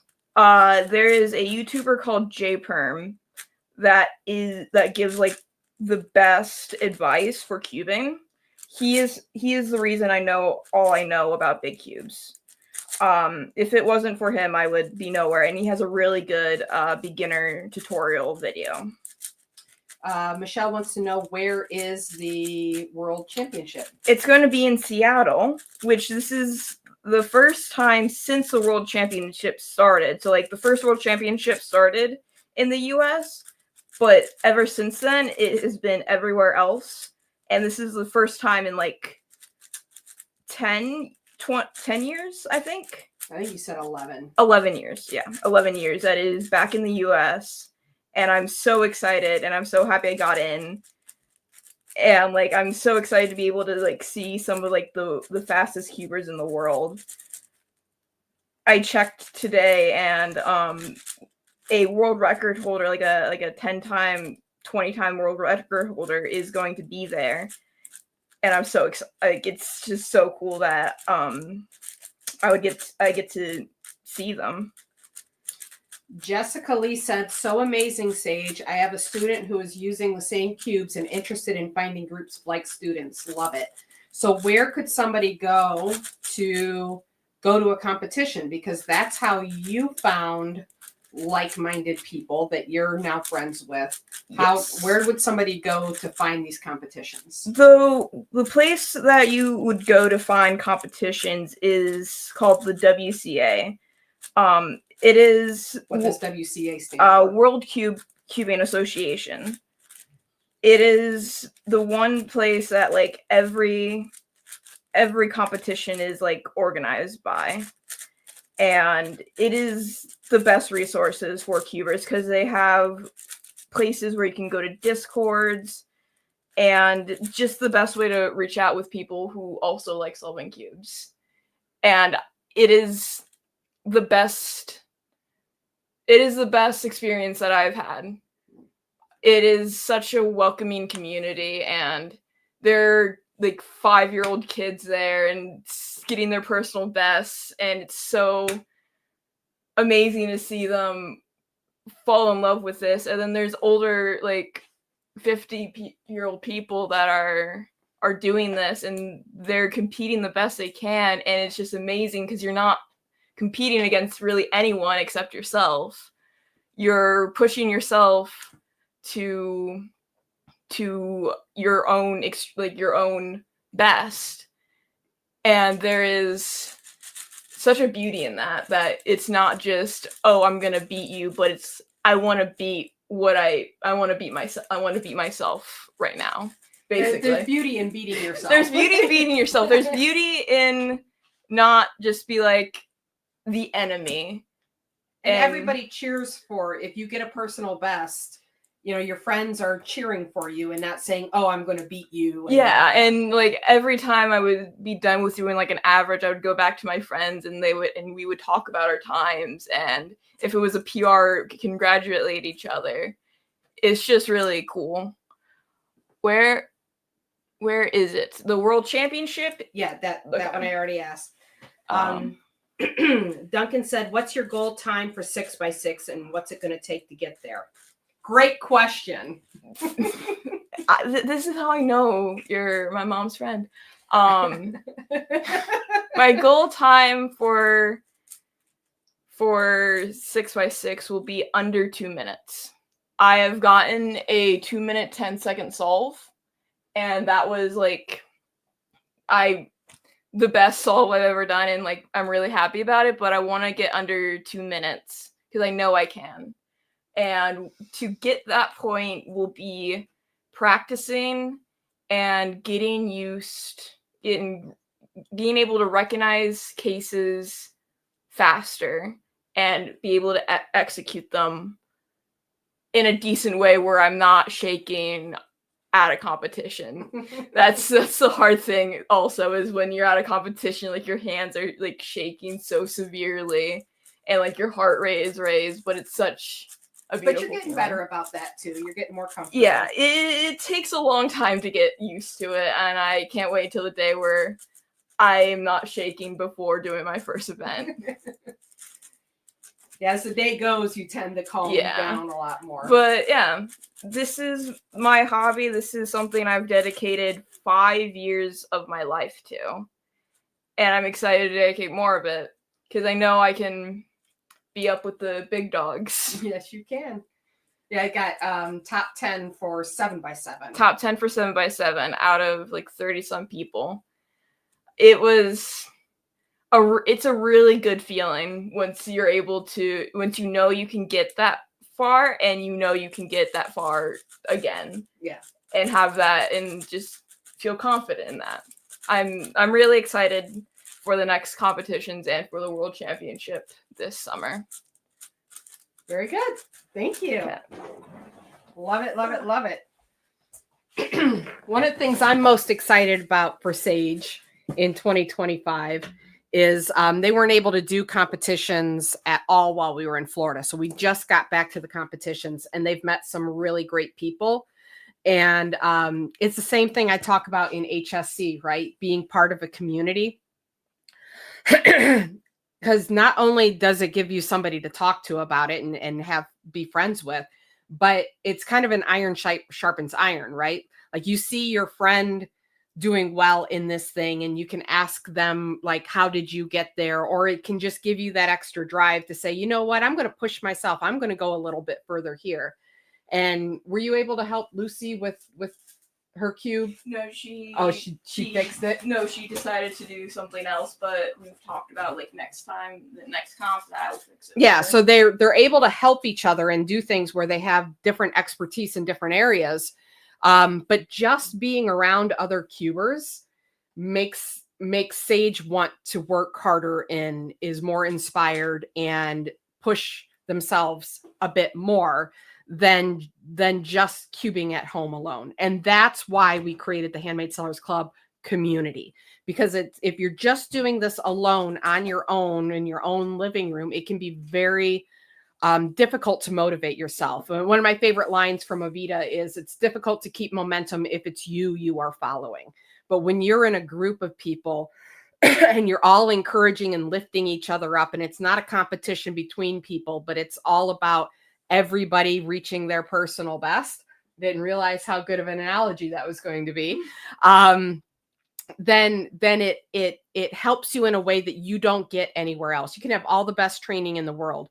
This is why I have Duncan in my life, who I'm going to bring up, because Duncan keeps me sharp and Duncan keeps me moving forward and motivated even when I'm feeling unmotivated. So with all that said, thank you, Sage, for sharing that. And let's bring up Duncan. Hey. Extravaganza. It's the extravaganza. I'm feeling extravagant. How about you? You should be. I thought Although you were I going to wear didn't- the leopard shirt tonight. I was just gonna bring that up. My daughter, 15-month-old daughter, peed on it today, and I think she knew. She's like, "You can't wear that leopard print shirt, Dad. You just can't." So it's in the washer. But next extravaganza, I'll save it for next year. I'm putting you down for that. So welcome, Duncan. I am so glad to have you on tonight, especially to get me past this last hour and something, since we've already been live for 4.5 hours. Yeah, bless your heart. That is a long time to be live. It is. There's yeah. so much I haven't talked about, and there's so much more that I could do. If you don't know this, Duncan, I can talk a lot. I did not know that about you. It sounds so out of character. You're usually so quiet when we hang out. I know. I'm sure you and I have been on videos for more than 5, or been on calls for more than 5 or 6 hours before. Yeah. So. I mean, my camera battery is rated for like 6.5 hours of continuous battery life, and it has died when we've been on a call. Like, yes. Who knows if it was at full battery, but we do talk for a long time, for sure. Yes, we do. which is why I chose you to close us out tonight, because I know that there will be no lack of conversation. And if I get tired, you can just take over. Sure. So Duncan actually offered to do the extravaganza while I was sick. He was going to just come in here and do it for me, and then just have me come on as a guest. So we didn't do that. But let's talk about who you are, Duncan. Who are you? Oh man, we're going deep right out of the gate. Who am I? Yes. Where do I start?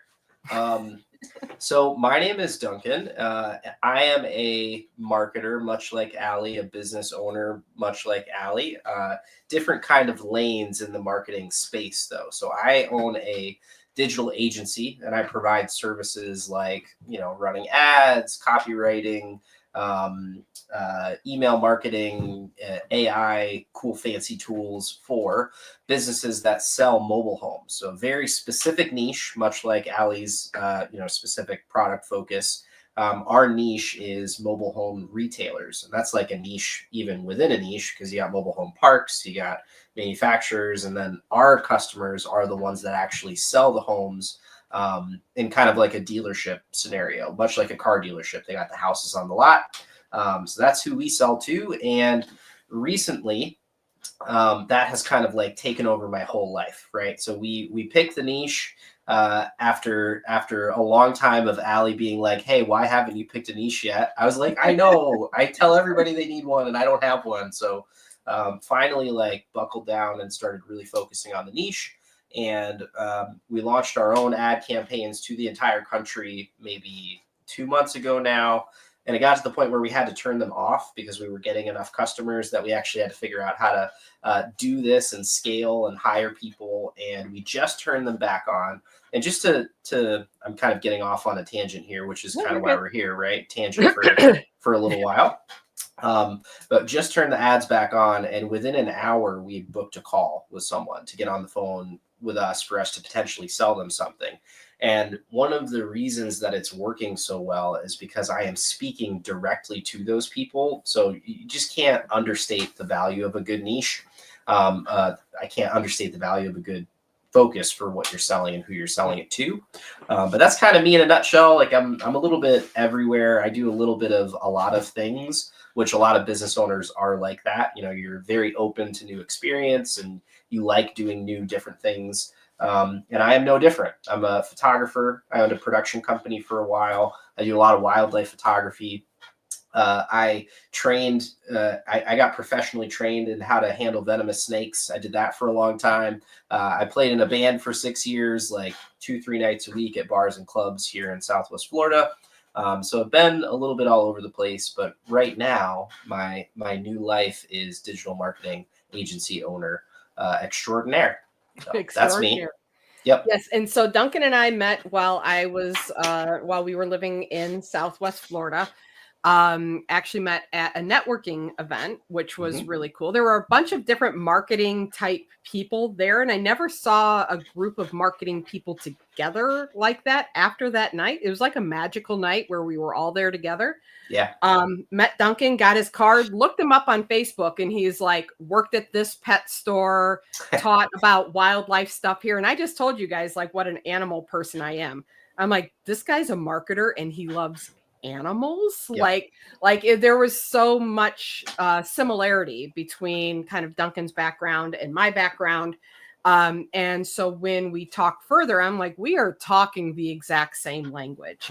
And so we've been good friends ever since. I still said earlier, I said, Duncan's my business partner, although we don't really have a business right now.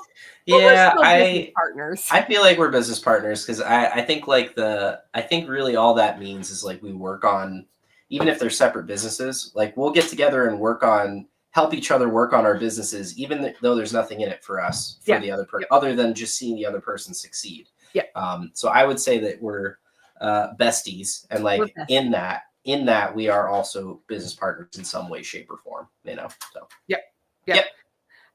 So Duncan and I talk a lot about our businesses, and we did the trip to Puerto Rico with our friend Benjamin. We just did the trip to Miami with Benjamin as well. Man, we hang out a lot. I didn't realize that was like back to back. I've seen you more in person since I've moved back to Ohio than I did when I lived in Florida, I think. Yep. You should have moved away sooner. Yeah, sure. Somebody earlier was like, why don't you have your events in Southwest Florida? I'm like, man, I've already been there, done that. Mm-hmm. He's like, this time of year is great. And I'm like, yeah, and nothing's available. Yeah, no everything's 3 times as expensive, and Exactly. the traffic's horrible, and yeah. So Duncan, one of the things I wanted to talk to you tonight is I was kind of inspired by our conversation. We also have a mutual friend named Ryan who lives in the UK. And we do a weekly call with Ryan, and we talk about like what are our wins and all of that. And 2 weeks ago, whenever that was our last call of the year, and he talked about like what are your wins of the year. And I really loved what your wins were, and I think that there's some good lessons for anybody who owns a business, but obviously for the handmade businesses that are here watching tonight, about some of the things that you've accomplished this year and kind of the changes that needed to happen in order for you to accomplish. So you talked about niching down, and we've been friends for 2 years now, and it took a solid 18 months for that niche conversation to like sink in. So maybe talk a little bit, because there are a lot of people here that are struggling with that and thinking, I do like being a little bit of everything. I liked making a little bit of everything. I don't want to be pigeonholed into one thing. What helped you make that decision, and what has been your experience since making that decision? Wow. Okay. Really great question. Let's see. First of all, I think it's funny that that's what you wanted to talk about. And you said something there that I think I want to point out. It was that my wins were really good and they were impactful. And that's what you think people here could get things out of them. I felt like my wins were kind of like lame when I was on that call. I was even saying them like I didn't feel confident in them as wins. But since then, thinking about it, it was like it was all a lot of small things like leading up to a big change, if that makes sense. So yeah, there's been a transformation this year. Yeah, exactly. Yeah, it's like all these little things added up to a huge change in kind of who I am and how I think about business in general. So I guess first I can talk about a couple of the things that happened to kind of push me that way. And this will probably resonate with people.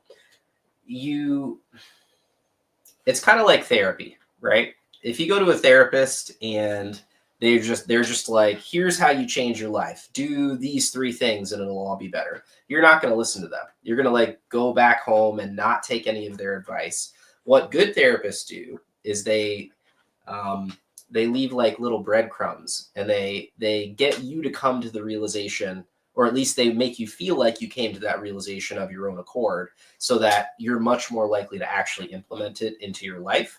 And that's what a therapist does. That's what a good coach does. That's what a good friend does. They don't just like slap you around and tell you to change. They're like, hey, maybe you could try this, or maybe head in this direction. And one of the big things, obviously one of the main influences in that has been you. So I appreciate you for that. Continuing to like hammer away at my psyche, like, hey, maybe you should just be chipping away bit by bit. Yeah, just dropping hints, right? And like I heard it every time you said it, I heard it, and it got like stored away in some vault of like, yeah, I should probably do that, but I can't think about that right now because of who knows, right? It's like in business, you kind of get, if you're relying on the income to live, that's like a huge mental load that makes it hard to kind of think about and process new information. Like you're focusing on survival, right? It's like, I have to make enough money to live. And I think that was a big roadblock for me, was like, I was scared to change gears in that big of a way, because I was probably afraid that if I did, I wouldn't be able to provide for my family, or, there's a lot of that like self-limiting beliefs that get in the way. So that was a big thing that happened. It was like a lot of those little things that you were saying and feedback that I was getting from other people, all kind of compounded. And then the thing that really like kicked it over the edge, we had chosen to do this niche before we went to that conference in Miami. Like we had picked it and we were starting to focus on it but going to that conference was, I don't know, I guess like the nail in the coffin. It's like not a very nice analogy, but we went to that conference in Miami, and basically it was a conference with a bunch of other digital marketing agency owners that are doing the same thing that we were trying to do, but in different niches, right? There's like a plumbing agency and a roofing agency, and their whole thing is like, this is what you need to do to be successful. Pick a niche, market to that niche. Here's how you do it. Here's how you hire people. And it was like a room full of, I don't know how many people. It was like 200 people. Yeah, it had to be something like 200.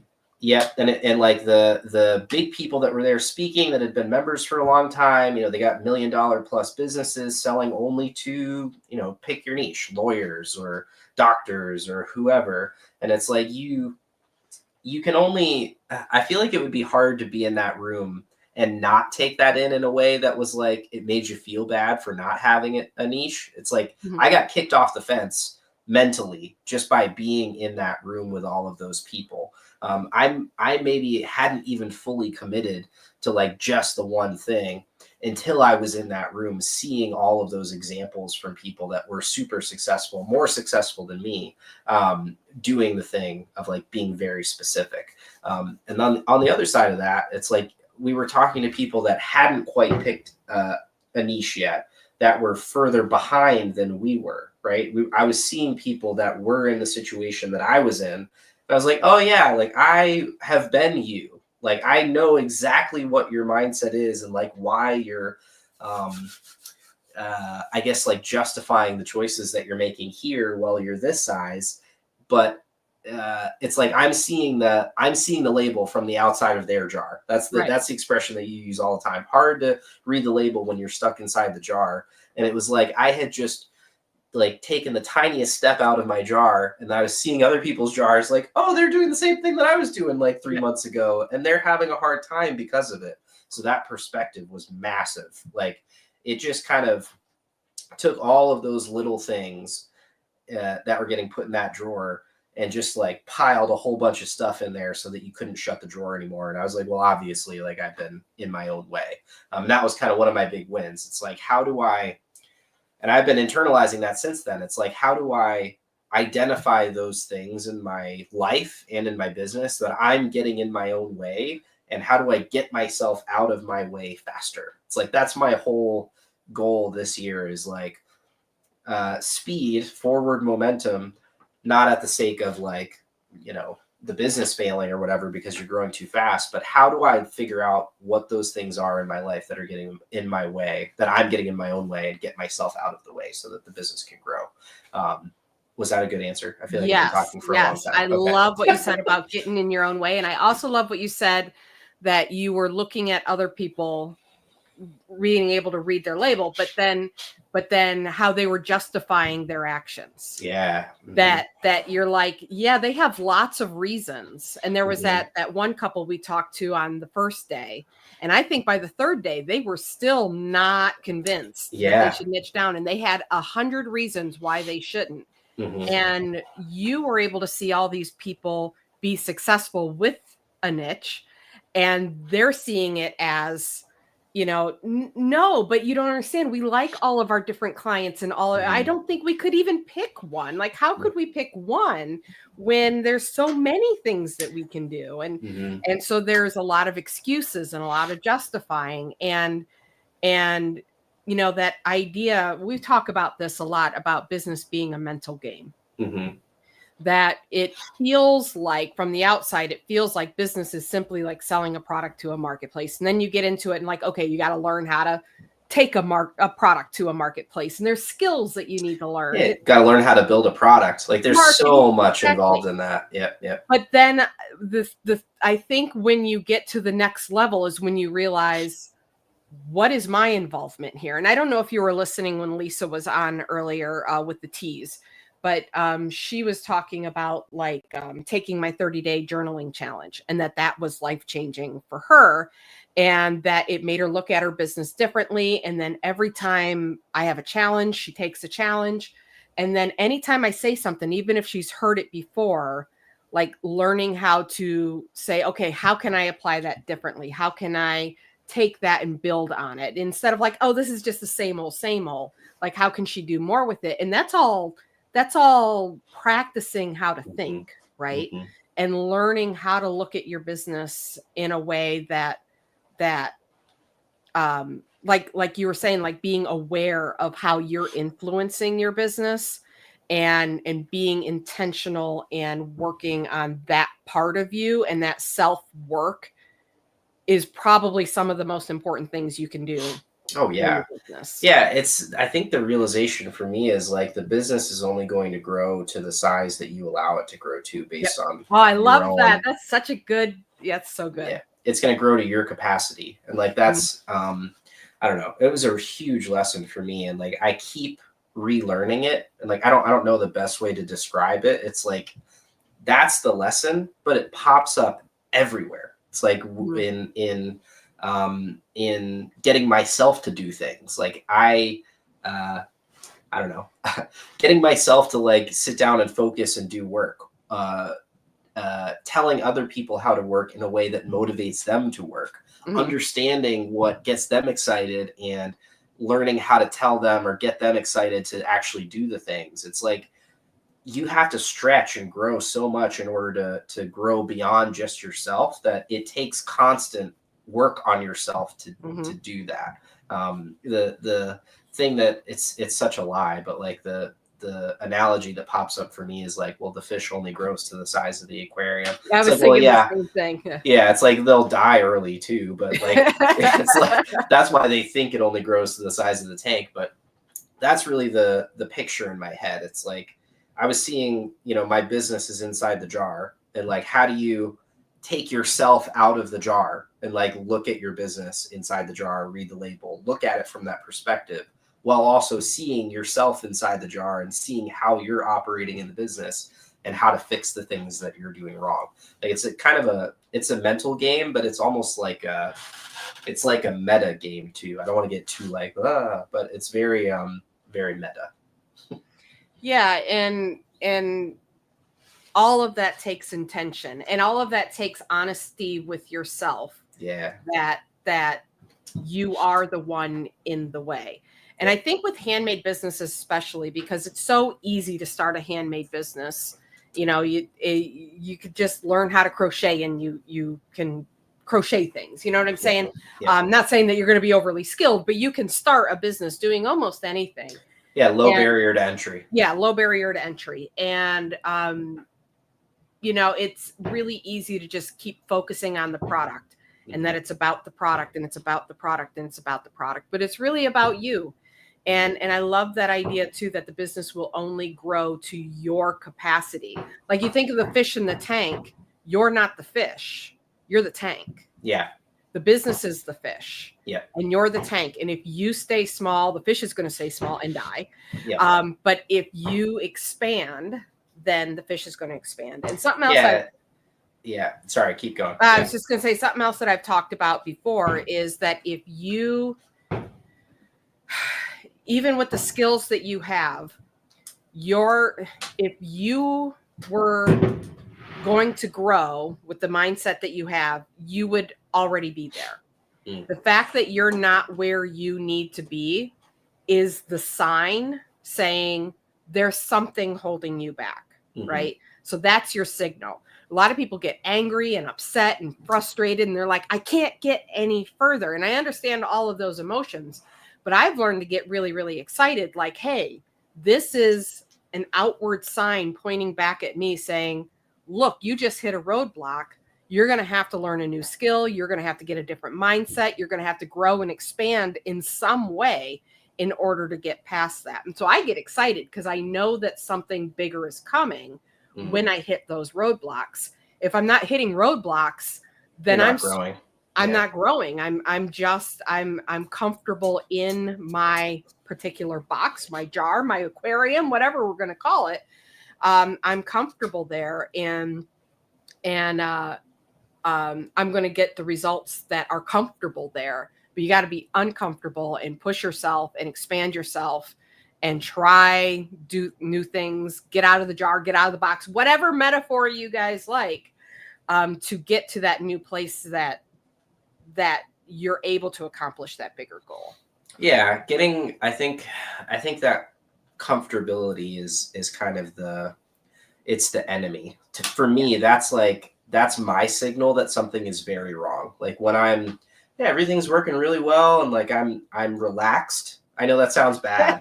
If I am like chilling, I'm like, what's wrong? Like, where am I not pushing hard enough? Because that's when, to me at least, that's when I know that I'm actually working hard and trying to grow the business, is when things are like a little bit uncomfortable for me.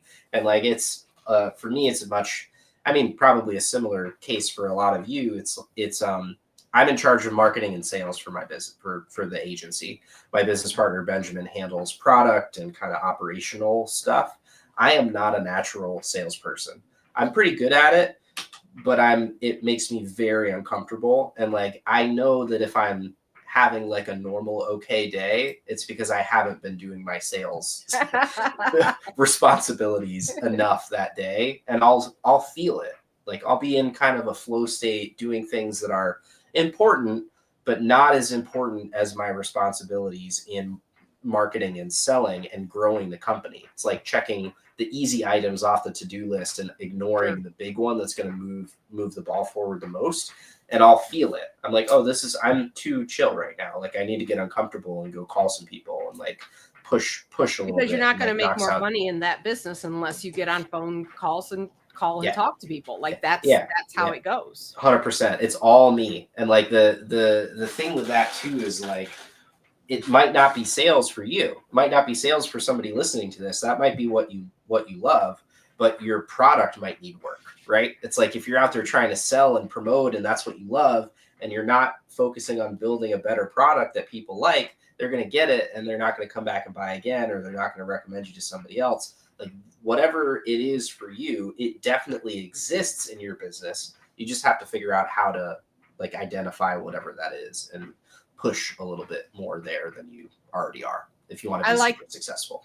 I like that. I think that is, I don't know, that made me think a little bit even. And this is why it's so important, guys. This is why this kind of stuff is important, because it makes me think. I'm like, where am I too comfortable? Mm-hmm. And I think that for me, it was when Amy left this year, I got really, really comfortable with Amy handles it all. Mm-hmm. And as long as Amy's got everything handled, then I don't have to think about anything. But then I wasn't pushing and growing because I didn't want to put too much on Amy, because I didn't want to lose Amy, because Amy does everything.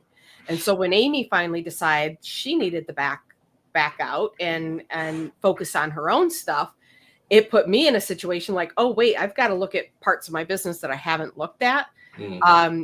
And kind of in that, I don't want to call it a destruction. It was fine. Like we left on friendly terms, but in that removal of her, it forced me to kind of look at my business again and train Sage and make sure that Sage could do things. And I'm like, wait a minute, we could do some different things now. We can do things in a different way, because now I'm finally looking at the business again. So mm-hmm. Yeah, I like that idea too, of not noticing when you're getting too comfortable, especially if you're not at the goals you want to be at. Like it's different if you're where you want to be and you're comfortable there and you're good. But if there's a place you want to be and you're resting on your laurels, you're probably not going to get there anytime soon.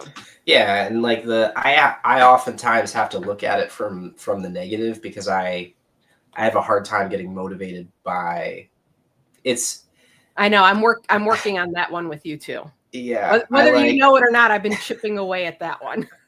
It's hard. It's hard for me to because I don't want you to have a heart attack at like 42. Like I'm not going to have a heart attack. Well, here's the reality of the situation. So we have our Monday meetings for the business where we talk about the numbers, like how's everything looking. It's the entrepreneur's operating system traction stuff.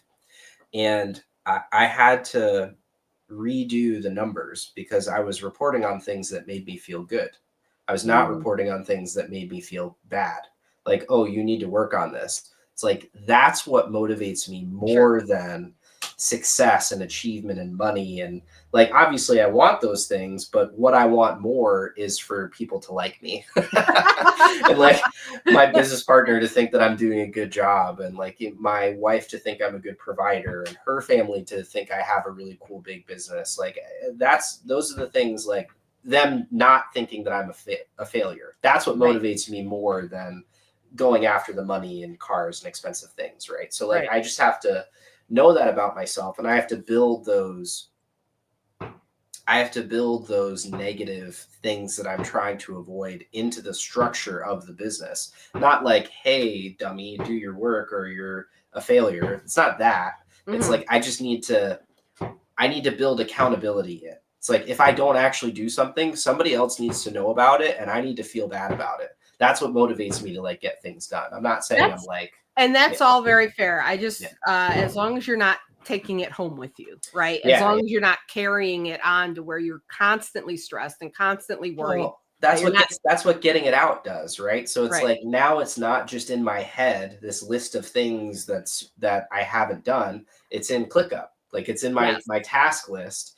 And on Mondays, it's like, why are these 13 tasks overdue? And I'm like, okay, well, here's the 50 other tasks that I did, and we need to move these back. Like, it's not like I just ignored these. The reality is I got a ton of stuff done, and I just need to reprioritize. So it's like, now I'm not just holding on to the negative thinking that I'm doing a bad job all the time. It's structured in a way that it motivates me to get things done, and I can visibly see it and then leave it there. You can let it, you can walk away from it because you know you're not forgetting. Exactly. You're going to come back and it's there. Even if you don't get it done today, it's there and you're not going to forget. And it's going to remind you. Yes. Because they overdue. Yes, exactly. And like, there was an Alex Hormozy quote that's like, some fires you just got to let burn. Like that's what business is. Like, there's so many little fires all over the place that you're trying to like put out or figure out or solve or deal with. And like, some of them you just got to let go and not let them take up mental energy and space, so you can focus on the big thing that needs to get done. And then you can go back and check those things off the list. And for me, it's like, I needed the fire to not be in my brain. I needed it to be like on paper somewhere, and I needed somebody else to be like, hey, what's up with this fire? Like, that's what I needed, So, but different for everybody. Yep. Love that. So yeah, do you guys have fireworks going off there? Yes. Can you hear that? I'm like, what is that banging noise? And I'm like, oh, it's Southwest Florida. That doesn't happen up here. Oh, that's a Florida thing. Like, it's like World War III outside right now. I know. It was our first winter there. When we moved there years ago, I'm like, what is going on? Because I think we may have fireworks down here tonight because we're finally doing like some kind of celebration, but it's not normal. It's not everybody in the neighborhood. There are permanent, like all year round fireworks stores, like brick and mortar fireworks. There's and multiple within like 5 miles of each other. People buy and stock up all year round just for today. So I know it's ridiculous. It's ridiculous. Yeah, like especially at midnight, it's going to go nuts. We'll be able to hear everything. Yeah, it's insane. It's foggy out right now, and like it literally looks like a war off in the distance. Like there's flashing in the fog and very dramatic. But it's cool. It was cool for all of my daughter to be out there and see fireworks for the first time and all that. So that was fun. But, that's fun. Yeah, she's asleep now. So. Okay, so I really appreciate you sharing all of that, because I think that's really, really important. The mental side of things, the you are an element of your business that also has to be looked at and managed and expanded upon and worked on and all of those things. It's not just about the product and your bookkeeping and your marketing. You are the thing that's going to make it succeed or not. And it makes me think of like Willow's been going around town interviewing all of these different entrepreneurs, and every single one of them, when she comes back, she tells me about them and how they are as a business person. And she's like, it's so frustrating. This person doesn't think that they need advertising at all, but they're mad that nobody's coming in. Then she goes to somebody else and she's like, oh, they're all about the community and they donate to all these community things and they're on social media every day. And so she's deciding who she wants to work with based on the person because the person is what is ultimately going to make even her efforts to help the business. If the person, she worked at the frozen yogurt shop, and she had fantastic ideas for the frozen yogurt shop, but the person who owned the business couldn't hear it. And they just didn't get it. They couldn't hear it. They wouldn't let her do the things that she could do. And so just that person's mental state where they were unable to let go and they were unable to listen and grow and expand, and they lost what could have been a huge asset for them that could have brought them in tens of thousands of dollars more business. And it wasn't that yes, she didn't understand maybe a skill level there, but it was her blocks, right? It was her mental blocks that were stopping that business from going to where it needs to go. Yeah. So and identifying those sooner. That's like my 2025. Like, what are they? How do I just like swipe? And just having that awareness in the first place. I don't think she even has the awareness to realize that she's blocking herself. Well, I think most people are just like living. Like they're like, and I've been there. It's like you're living your life. You are in it, and like it's happening live. Like we will do it live, and you can't do it live. So many people don't ever take the time to step back and like look at everything that's going on from like a perspective of somebody looking at their life. Like that's a great mental exercise. Just like take a step back and look at it as if someone else was viewing your life and like, oh, think about it. I don't know. Well, there was a while back I had asked you, I said, what do you want your life to look like? And you're like, you've asked me that multiple times. Yeah. I still don't know. And I'm fine with that. So like, here's where I think we differ there. I know that it's important to have goals and like know what you want your life to look like. I think that mine is less future goals and like what I want my life to look like in day to day, like the now. Yeah. Does that make sense? No. So like it's just a different. Absolutely. That's what you were asking too. I know, but it's like when you ask me that, my mind immediately goes to like, what's my 5-year plan? And it's like I don't know. Like all I want to do is get rich and do hood rat stuff with my friends. That's what I want to do. Buy a hotel in Costa Rica. Exactly. Like and that's like I don't care when. I just want that to happen because that seems like a life that I would enjoy living in the moment. Does that kind of make sense? Yeah. It's like I don't know. That's the whole idea of it is, and when I would do the journaling, I would write down my perfect day. If this was just my perfect day, like I would pretend it's the same time of year. I'm the same age that I am now, but I'm going to write into existence what it would be if it was perfect. And so it's not so much like in 5 years I'm going to whatever, but like how do I make it perfect now? Yeah. And you can start to push that, and you could say, I can write my perfect day in Ohio, but then I'm like, but what about if it's January, so I'm in Costa Rica? What does that beautiful perfect day in Costa Rica just feel like? What does it look like? What does it feel like? And so I'll kind of jump around different scenarios. But some of it is just my everyday, just going to work. What did I eat for breakfast? What didn't I worry about? Right. So you can even think of it like, what are the things that are not in my ideal day? I don't want to feel this way in my day to day. I don't want to have to go to work at 6 o'clock in the morning. I don't want to have to, there are things that are no's for me. And I started with that. I was just like, these are the things I don't want. Yeah. These are the things I don't want in my life. And so I just start paring that away, and you pare that away enough that you're like, these are the things I do want. Like I do want to live, like I've said it before, I manifested the entire house and everything in Florida, and it turns out it's kind of what I wanted, but not really what I wanted. So I'm just going to create a new one. I haven't yet. That's why I'm probably going to do the journaling challenge. I'm going to do a journaling challenge for everybody, and then I'm going to do it at the same time. I'm like, all right, I really need, what is my new vision for what I do? But to be fair, I have a mental one. Yeah. Right. I had to start writing it down at the beginning because I didn't know how to mentally create it. But now I practice that all the time. I think about what does my January look like? Well, my January is in Costa Rica. Yeah. So like even now when I'm like, what calls am I doing when, where? Okay, I have to think about this like when I'm in Costa Rica. And I'm just like talking about it as matter of fact that it's January. I'm in Costa Rica. Yeah. Eating I fruit. guess I have like a general idea of like bigger goals for my life, and then I guess it comes down to what are the actions that I need to take day to day to bring my life closer to that kind of general vision. It's like I don't have any specific ideas about like my day to day in the future. It's like I would love to have a hotel in Costa Rica, and I'd love to have the freedom to travel and do different things. And like I know that if I focus and do the things day to day that I need to do now, I don't have to think about all that stuff.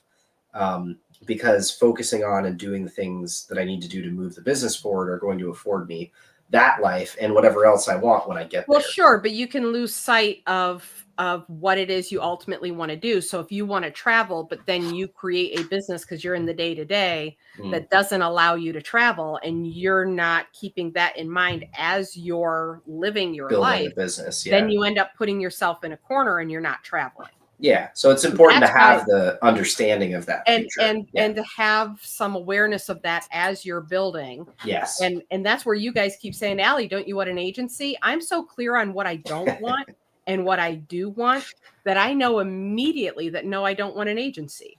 Like I don't even have to play around with the idea because that doesn't align with my vision for my life. And it doesn't even there's a time where that would distract me. It doesn't even distract me. And with the go high level stuff, it took you guys a long time to talk me into that, but I had to see how it worked with your this vision. and did not send me in a wrong direction where I was going to be unhappy and not able to do the things that I wanted to do. Yeah, that makes sense. Yeah.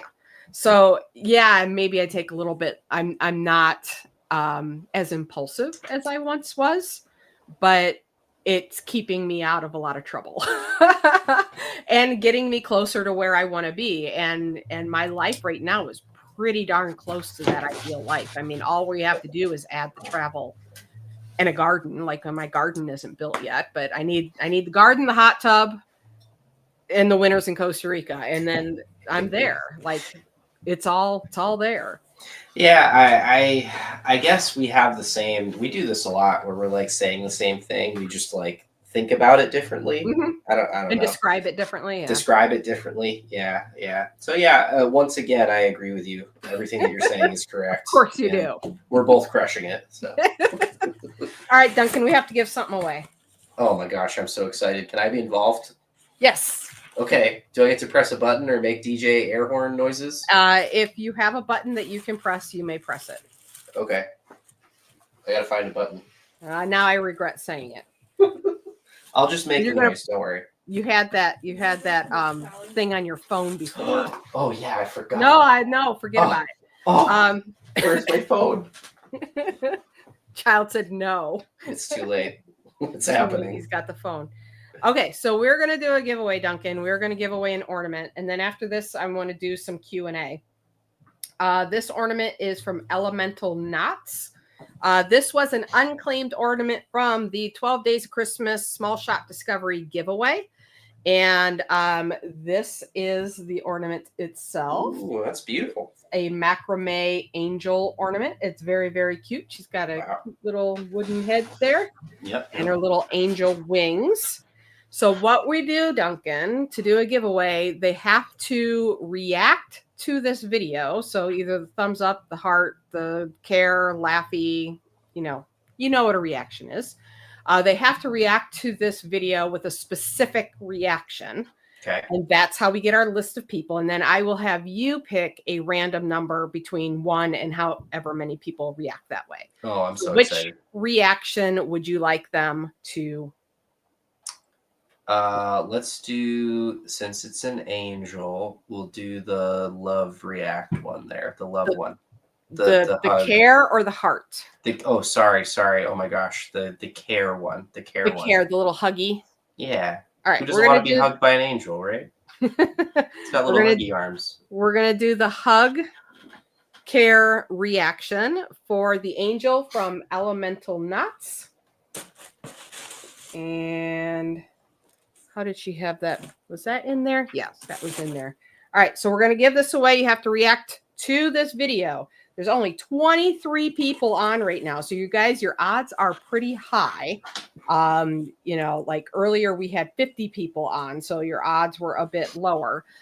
So you have to react with the care reaction, and then we are going to pick a random winner.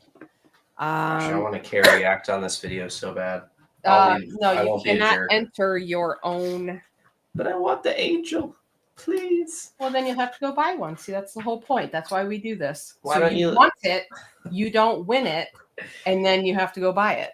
I'm kind of disappointed that you wouldn't let your best friend potentially win a prize. Like, I'm offended right now. This is offensive to me. It's okay, though. I got my DJ air horn thing, so we're all good. Okay. All right, Duncan, we are going to pick a number between 1 and 19. And you have to be present to win, people. And you already, no, you didn't. I was going to say you liked the video. You didn't care it. Okay. Yeah. Let's do, you said 1 and 19? Yep. Let's do 17. All right. You are never going to freaking guess who number 17 is. Who? Benjamin. Yeah. But he's got to be on. I don't think he's on. I don't think he's on either. Benjamin, are you on? I don't Your think other best friend's going to win a prize. legit. Like I'm calling him. 1917 is Benjamin Major. I'm going to call him. Get on this video right now. You won a prize. He's even got said 30 something seconds, early. man. He said something earlier about not winning a prize, even though he tried. Oh no, poor guy. So everybody here knows Duncan has a habit of anytime he sees anything of mine in his news feed, he likes it. Yeah. And I tell him they're pity likes. He should only like things that he actually reads and reacts to. No. So he sees the Small Shop Discovery live and he likes the video and moves on with his life.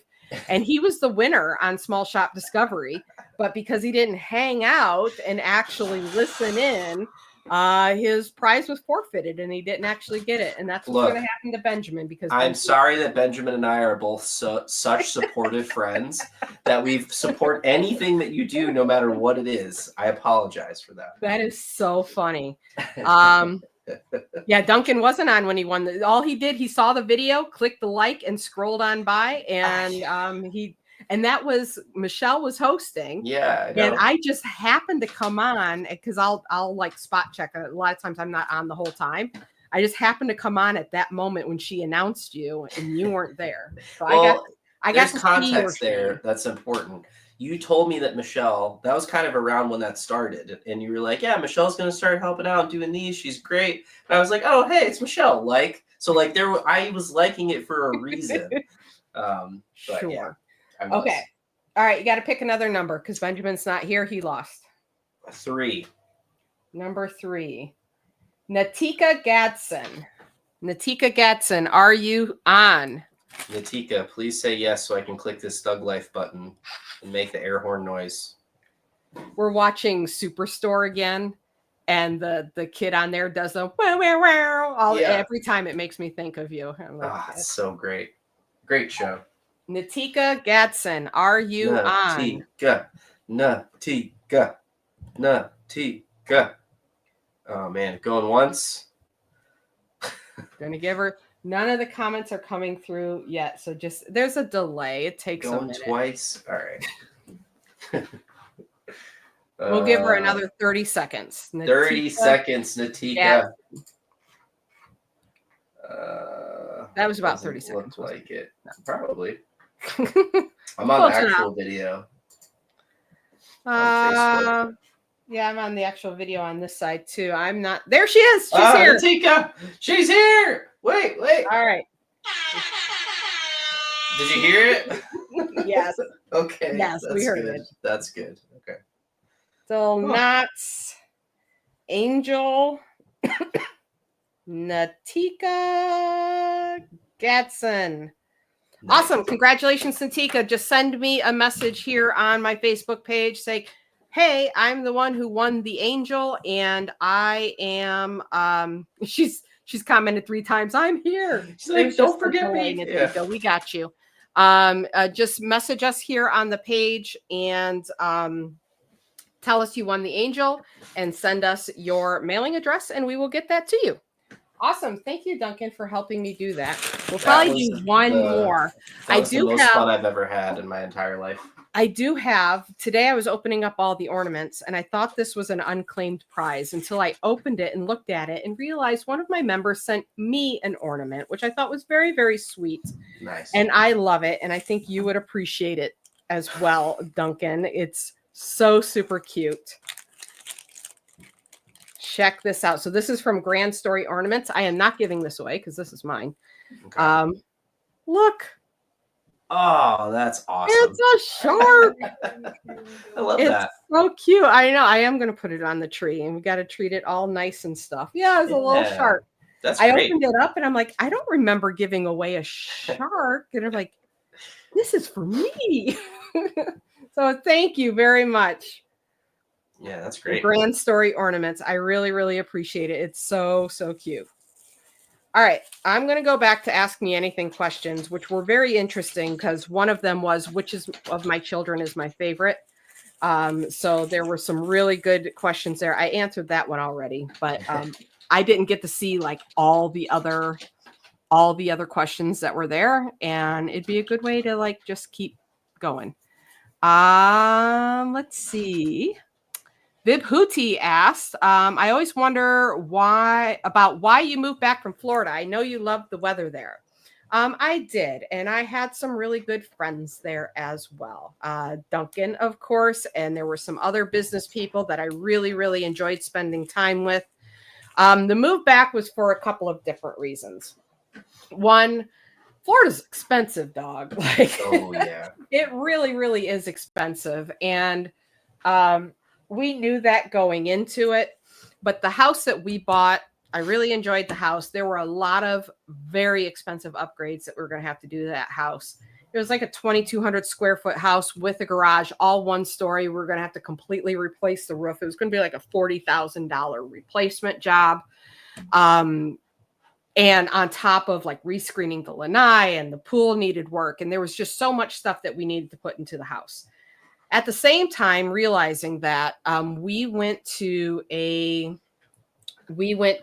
information session on dealing with Hurricane Ian. It was maybe 3-4 months after Hurricane Ian.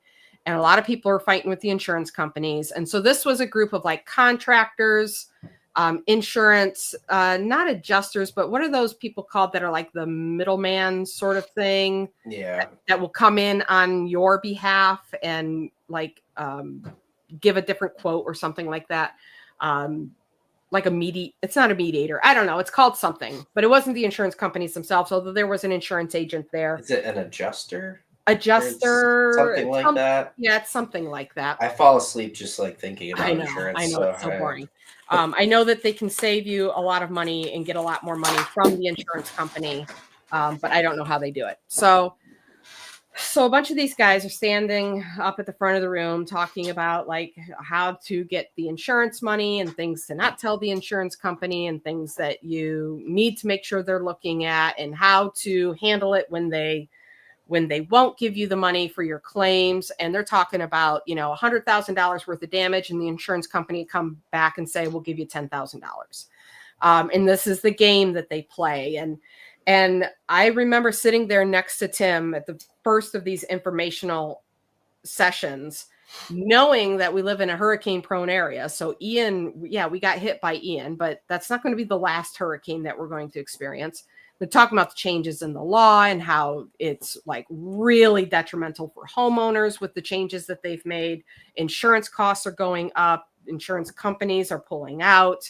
Insurance companies are dropping people, like all of this crazy stuff. And I just looked at Tim and I'm like, I wrote on a piece of paper. I said, I'm opting out. I don't want to play this game. This is so stressful for me to just listen to this. And we were so lucky to not have damage from the hurricane, which we're pretty far inland. It's not like we were going to get flooded or anything. We're high up and, we were pretty far inland. But I'm like, I don't want to do this, because it doesn't matter if you're on the coast or not. Your insurance rates are going up. You can get dropped. There's all kinds of things that are happening. And I said, I want to go to Costa Rica. Like, I'm opting out. I want to move to Costa Rica. And so after that, I didn't quite make the decision yet, but that planted the seed. And I don't know. It was just kind of just tired of the traffic, tired of having to drive an hour to get to anywhere, and feeling like I'm going to die every time I leave the house because people are crazy on the roads down there. Higher insurance costs we're paying for the car because people are crazy on the roads down there. And then this desire, like, I'd like to travel, but then we have this house where we're paying so much per month. We don't have the wiggle room to travel. We can get there, but it's going to take some time. And so I'm like, why don't we just sell the house? Which our plan had always been to buy a house in Ohio anyhow, something cheap that we could at least come for the summers and stay. And maybe our kids could stay there and Tim and I could live in Florida and then we could come back. I'm like, let's just sell this, buy something cheap in Ohio, and then be able to travel for the winters. So I do love the winter in the weather in Southwest Florida. I like it when it's sweltering hot. Like, that didn't bother me any. I liked like wearing my dresses and sandals. I hate wearing shoes. I hate wearing pants. I hate wearing coats. I have a scarf, Duncan. I have a freaking scarf. Like, you don't need a scarf in Florida. I had to buy more clothes. I'm like, it's going to be cold here, Allie. On the 11th, it's supposed to be like 20 degrees. 20? Yeah. They're projecting. That's your nighttime though, right? Yeah. But I might die. That's going to be a heat wave for our daytime come the 11th, 10th and 11th. Like, we're going to be pretty cold here. Yeah, that's like record cold for us. So but like, I do really like the weather there. I don't like the urban sprawl or suburban sprawl. I don't like everybody's so divided. There's no heart. There's no soul. There's no sense of community unless you get into one of these like little niche communities where they really build it up. But the area really doesn't have a sense of community. So we bought up here. We bought a cheap house. I'll tell you, it's $70,000. We paid $70,000 for a livable house. Yeah. We did have to put in some renovation costs just because it wasn't designed really well. And we wanted to have it rewired because it had the old knob and tube wiring. So it did cost us a pretty penny that way. But our monthly mortgage now I overpay it. We're paying $600 a month. Wow. For our mortgage, taxes, insurance, and the mortgage principal. That's insane. And that's me paying extra. So I think it's actually like $550, something like that. We can pay it off pretty easily. Like, if I just decide we're going to pay it off, we can just pay off the entire house. But it gives us a home base. It gives us a place to live in Ohio. Summers here are fantastic. Talk about community, walkability, everything that I love about small town living. It gives all of that. While we still have some decent amenities and we're not too far from a city, we have, the hardware stores, and we're the center of our county. So everybody comes here to shop. So we have pretty much anything that you need. Yeah, but it snows. So it's the travel. I've already told the kids, I'm like, this may be our last Christmas in a while because I don't know if I want to do December in Ohio. The child's looking at me. They really like Christmas. I don't know if I want to do December in Ohio. So I'm thinking December, January, February, March, because March is the worst. Yeah. March, there's this hint of hope. Like you can't wait for it to be over, but it's not over. And like, it will snow and it will make you cry. We're on the water, so our falls are fantastic. Like, we're summertime all the way into November. Nice. But we're winter all the way into May because the water keeps us cold. So as long as I can stay in Costa Rica, and that's what I want to do. I want to spend I know where I want to go in Costa Rica. I want to be open-minded about it, but every time I look at other places, I'm like, no, this has small town feel, lots of fruit, Caribbean Sea, everything that I want is right there. And that's how I want to live my life. I want to eat fruit on a beach when Ohio is freezing cold. And in the summer here, I want to eat peaches and cherries and fresh watermelon and live this beautiful life on the lake. Being clear about what I wanted. It changed, but I knew what I wanted. And so that's what I did. Love that. Love that for you. I'm so happy. Other than moving away from Duncan and our other friends and having to deal with the cold, we're very happy. We've been so active this summer.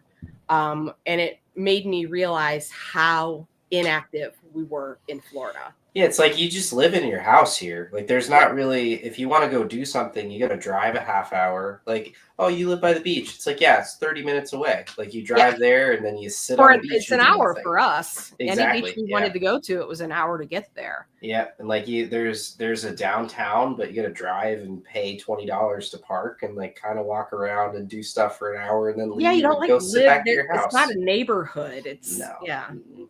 Like I could walk to the gas station, but I would not walk to the gas station. Right. Like I'm not. Nobody does that here. Like that's not. We could walk to the grocery store technically, but it was uncomfortable to do it. Yes. And now I walk to work every single day.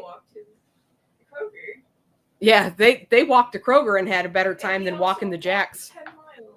And it was it's a trek from here. Our grocery store is a trek, but restaurants walking distance. We just come downtown for farmers markets walking distance, the waterfront. Once you go to the corner of our block, you look straight down, you see the water. We're like 4 or 5 blocks from the water. We're right on the water. We walk all the time. We walk to go get ice cream, even though it's like a mile walk. It's a nice neighborhoods when we go get ice cream. I feel like there are isolated neighborhoods. It's just weird, like the way that it's laid out here. You'll get a community that does stuff like that, but it's like they have food trucks that come into their gated community on Fridays. They don't it's like all isolated. They don't go see other people in an area where the community gets together. It's like their community is isolated. Our neighborhood, I could walk to the pizza place that's on the corner, and there's like a park, but it's like that's not like a normal thing for people to do. Every day I drive by that park, there's nobody there, right? It's like it's just nobody really talks to each other. Everybody's separate. Like stay away from me, I'll stay away from you is the vibe down here. Yeah. I didn't love it. I didn't love it. Excuse me. Now, if you ended up like somewhere like downtown Naples. Yeah. But I ain't got Naples money. No, me neither. Not yet. And even if I did, a whole different. Yeah, even if I had Naples money, I would spend it on Costa Rica. That's my Costa Rica money. Your dollar's going to go so much further in Costa Rica than it's going to do in Naples. Yeah. All right, next question. What resources, tips, guides do you recommend for someone who only has the name of the Facebook site down? My main product is chemo caps and other hats. It came from me having hair well below my waist, and then I experienced complete hair loss and noted in my area that I could not find decent caps to cover the baldness, which then evolved to me making my own crochet and knit. So that's fantastic. The thing I would recommend, the resources, is Handmade Sellers Club. Like if you're just getting started, we have the how to sell online 101. So it just walks you through. These are all the elements that you need to have in place to sell online. And then just jumping into the super seller system. All you need for the super seller system is a page. Like literally we had Carolyn Corman on earlier tonight, and when she joined super seller system, she had no page. She joined, created her page, and she was making sales within a couple of weeks. I think it was. I think she had 50 followers when she made her first sale. So that's all you need is a page. We can get you in front of customers quickly with the quick cash method. We can show you how to go live on your page, although you do have to have, 100 followers now to go live on a Facebook page, and it has to be around for 3 months. But we can get you to 100 followers. You've got a product and you've got a page. Super Seller System is going to be exactly what you need. And you can only get Super Seller System by joining Handmade Sellers Club, which you can join today for only $7 for a 2-week trial. And then it's only $27 a month after that. So I'm going to drop the link again because it's been a while since I've done that. Wouldn't be doing my due diligence if I wasn't dropping my link. Talk about so much value. Like I know you've had people say it to you before, but it's just like, I don't know. It's like the keys to the kingdom for $27 a month, you know? Caleb O'Dowd said, and I've got it on a sign here somewhere. There it is. You're giving a significantly inappropriate amount of value for what you're charging. Yeah. and I am, and I get that. But for me, that feeds my soul. I did not want to play this game of like, ooh, I'm holding these things back. Now we are going to have this other program, which is going to be more expensive, but there's reasons why it's more expensive. It's not just like, oh, I kept the one nugget that you actually need aside and you have to pay me extra for that. We're going to give you everything that you need in Handmade Sellers Club. The only thing that I don't include in that is the email mastery course. And that's just because it is so much more technical. And I don't want people dabbling there without the extra support. So that's the only program that I don't include in HSC. Everything else is in there. If you're to that part of your journey where you need a website, the website training is there. It's all there. Yeah, email's gotten so much more technical, even in the last like 5-6 months. It's a headache even for agencies, like to I know, get it right, and like get all the regulations sorted and out. I'm about to step into more of that headache. That's why I need thanks to you and Benjamin. Yep. Yeah, we got your back. You'll be all right. I know. I've got support there. But even just with AWeber, the price of AWeber has gone up. Like the game has changed. That really hit me this week when I paid a $600 AWeber bill. And I'm like, whoa, wait a minute. The game has changed. Now I have to think about my email marketing very differently. Anything that has like usage caps has gotten so much more expensive. Text marketing, email marketing, it's all gone up significantly. Yep. Because their lives have gotten harder and it's gotten more expensive for them to like fulfill, to actually provide the service. Like that's how business works, obviously, right? But like, it's a nightmare. Yep. But something that you can't overcome with help is the point. Yes, and that's why what we're going to be providing in that program is going to be more expensive because we're offering the tech support, and it actually costs us money for you to send an email. You can use our platform, but we actually have to pay for every single email that you send. It's a teeny tiny little amount, but it adds up with more emails sent. So we have to be able to charge more for that. Jamie says, challenge accepted, love. How do you stay so confident, upbeat, and truly inspiring all the time? I guess I'm just naturally amazing. I don't know. No, I'm not. I'm not this all the time. Duncan is definitely like when I'm on a call with Duncan, it's not like this, right? I'm usually a lot more chill. I tell him that he sucks a lot. I say your copy sucks. I don't like that. That thing is terrible. I don't like it. But no, there's definitely a persona that I put on when I'm on video that is still me, but it's an exaggerated version of me. I'm not always confident. I have to remind myself to be confident. I do things like world's greatest marketing genius just to remind myself to stay confident. Duncan's got his. We got our mug buddies. Boom. I have little signs up that remind me of things. And that's something that I want to do in 2025 as well, is actually kind of create merch that you guys can buy that are signs that remind you. I have to tell myself I am the shark. Journaling challenge definitely helped me with my confidence.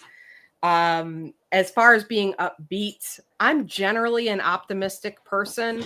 I've been a more pessimistic person in my past, and that's just not fun. Like if you think everything is doom and gloom and I suck and I'm never going to win and this is all bad. And again, not to say I don't have those moments, but I didn't like my life when I was that way.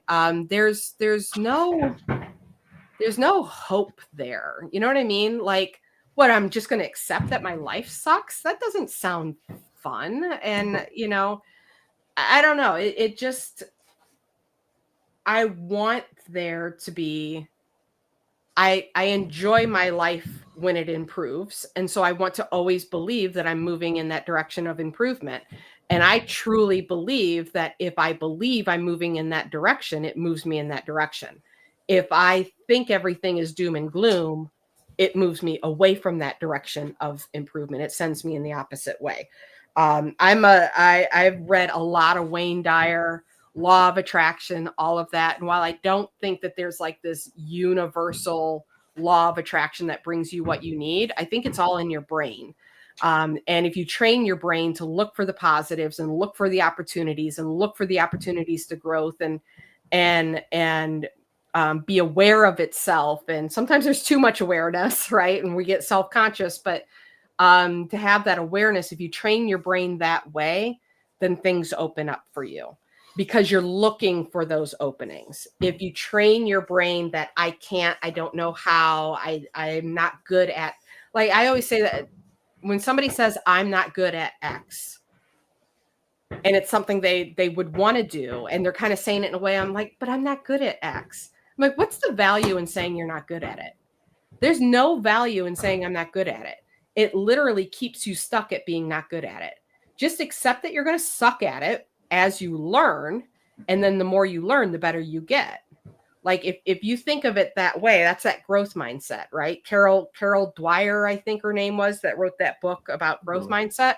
Mm-hmm. If you think, wow, I don't know how to do this, I'm really excited to learn about it, you're going to have a different outcome than if you say, I'm not good at this. So. Yeah, it's like you're deciding, it's like you're making a definitive statement about who you are in that you're not going to change. It's like you're deciding that you're not good. The reality is you could decide to get good at it, but you have to make the choice. You could decide to learn and get better, and you may not be the best, but you'll be better. You just got to get through the suck and accept the fact that sometimes you just suck, and that's okay. Yep. Duncan, even when your copy sucks, I believe in you that it can get better. Ouch. Ouch. And then I just want to note on that inspiring. The only reason I want to say something separate about that is that I truly am doing what I love, and your guys' wins are my wins. And it's like a little dopamine hit every day when I hear, oh my gosh, I just sold something, or I just went live and it went great and people showed up and I sold 3 things, or I just did the quick cash method and I can't believe how much engagement I'm getting on this post.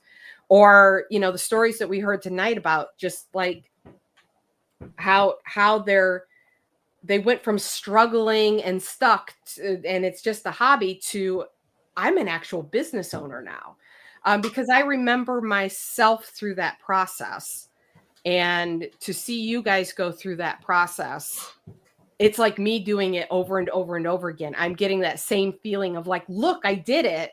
I get the same feeling when you do it. So I get excited and want to inspire you guys for selfish reasons. I want to be inspired. I want to be excited. I want to get the goosebumps. I want to get that feeling of like, yes, see, look, you can do it. You can do it. And to see people go from feeling distraught and in despair and ready to give up to empowerment. I think empowerment is a key word. That's actually for that entrepreneurial operations system, the EOS. They talk about the values of your business. And I wrote empowerment down. Like, I want to empower people to be able to change their own life the way I was able to change my life. Yeah. And I think that you've seen so many people come through it and get to the other side of whatever that is. It's like you're seeing the label. You're reading the label for a lot of people that might be in the jar. And it's like, it's not easier, but like you can stay motivated and inspired and inspiring because you know what's possible. It's like, because I've seen the other side. I've already been to the other side, and I want to ferry you guys across to the other side. Like you can get there. And for so many that you guys can't see where you can go. And so when I see like that alpaca yarn that we were talking about earlier tonight, I see it. I see making a lot of business, selling a lot of product with alpaca yarn, right? And that gets me super jazzed and exciting. Also, I'm just an ideas person, and it's so much fun. I love seeing people's businesses and coming up with ideas and being able to come up with that vision for that business. It's a fun mental exercise. Yeah, we share that sentiment. We're both idea people, and like that's the thing that motivates me more than anything, is like a good idea. It's like, oh yeah, this thing has legs, like let's go. And that's dangerous in a lot of ways if you get distracted and veer off the path. But having a coach, having somebody like you to say like, look, no, this thing is good. Here's the structure and the guidance that you need to really turn it into something that gives you the kind of life that you want. It's like, it's an incredible thing. And I've enjoyed, I don't know, one of my favorite things about being friends with you is the living vicariously through you, living vicariously through them. I'm like, oh, like, wow, that's so incredible that you have this story, success story, and like this many people, you're changing all of their lives. Like, that's so cool for me to But see. that's the same for me with you when I'm like, yeah. like when you're like, oh yeah, somebody showed up with cash at, like, I'm like, tell me all the stories. Like, I want to know every last story of how your people are having success with what you're doing for them. So it's addicting. It is. Yeah. Yeah. Let's see. I'm going to have to leave momentarily to kiss my wife at midnight, or else I'll be sleeping on the couch. Just so you know, if I disappear for a minute, that's what's happening. I'm just trying to see if there's any other questions. We are just 2 minutes away, and Vibhuti was on. She said that makes so much sense. So glad you are back. I'm so glad to be back. I feel like I have, with this office and having an office outside the home, that was another big change. And Tim was cursing that decision this morning when it was pouring down rain. It's like that 38-degree rain where it's not yet snow, but it's extremely cold. He's like, why can't you just work from home? And they're like, because I got to go to the office. I got to go. So it's been a lot of changes this year, which have been fantastic. But there's like stability coming. All right, you running? Yes. Run, go, do it. All right, everybody, we are 1 minute to 2025. 1 minute. Yeah, he should have cracked that pop open just as it became 2025. When it becomes midnight and we go and do all of that, then I want to talk about just real briefly my plans for 2025. And I would love to hear your goals for 2025. And since Vibhuti was on all night and hung out with us, we're going to give away her ornament. What's that? Happy New Year. Happy New Year, everybody. I'm so excited for 2025. I've already been writing down 2025 on things, so now I'm appropriately doing so. Happy New Year. Happy New Year, everybody. 2025, we are going to happen to 2025. Be intentional. Pay attention. You can hear the fireworks and from Duncan's. From the Cedar Point fireworks. We moved all the way to Ohio, and we have to listen to the fireworks anyhow. No, we are gonna big plans in 2025. Be intentional. Work on yourself. Work on your business. I thought somebody said I was inspiring, and now I'm like, I don't know how to inspire you going into 2025. It's just that you get to decide, right? You get to decide whether or not your business is going to be successful or not. And it's going to be some hard work, and there's going to be some hard times. There's going to be a lot of you trying to get out of your own way, but you get to make the decision, not the economy, not the election, not not all of those things. You get to decide what your business is going to look like in 2025, and be proactive and make those plans. You get to invest in yourself in 2025 as well. Jennifer is 2 hours away in Utah. Well, happy almost New Year's Eve for you, or New Year's for you. So be intentional with your goals. Duncan, I am going to talk about my goals for 2025 just really quickly. And anybody else, I want you to put your goals in the comments. And Duncan, if you want to share your goals as well.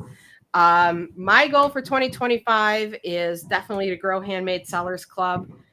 We always have the goal of 1,000 members, but right now we're at about 500 members. I'd like to get 750 members by the end of this year is my goal. 1,000 is always the stretch goal. If we can figure out how to do that 1,000, I think that's a good mental exercise to like, how would I get to that 1,000?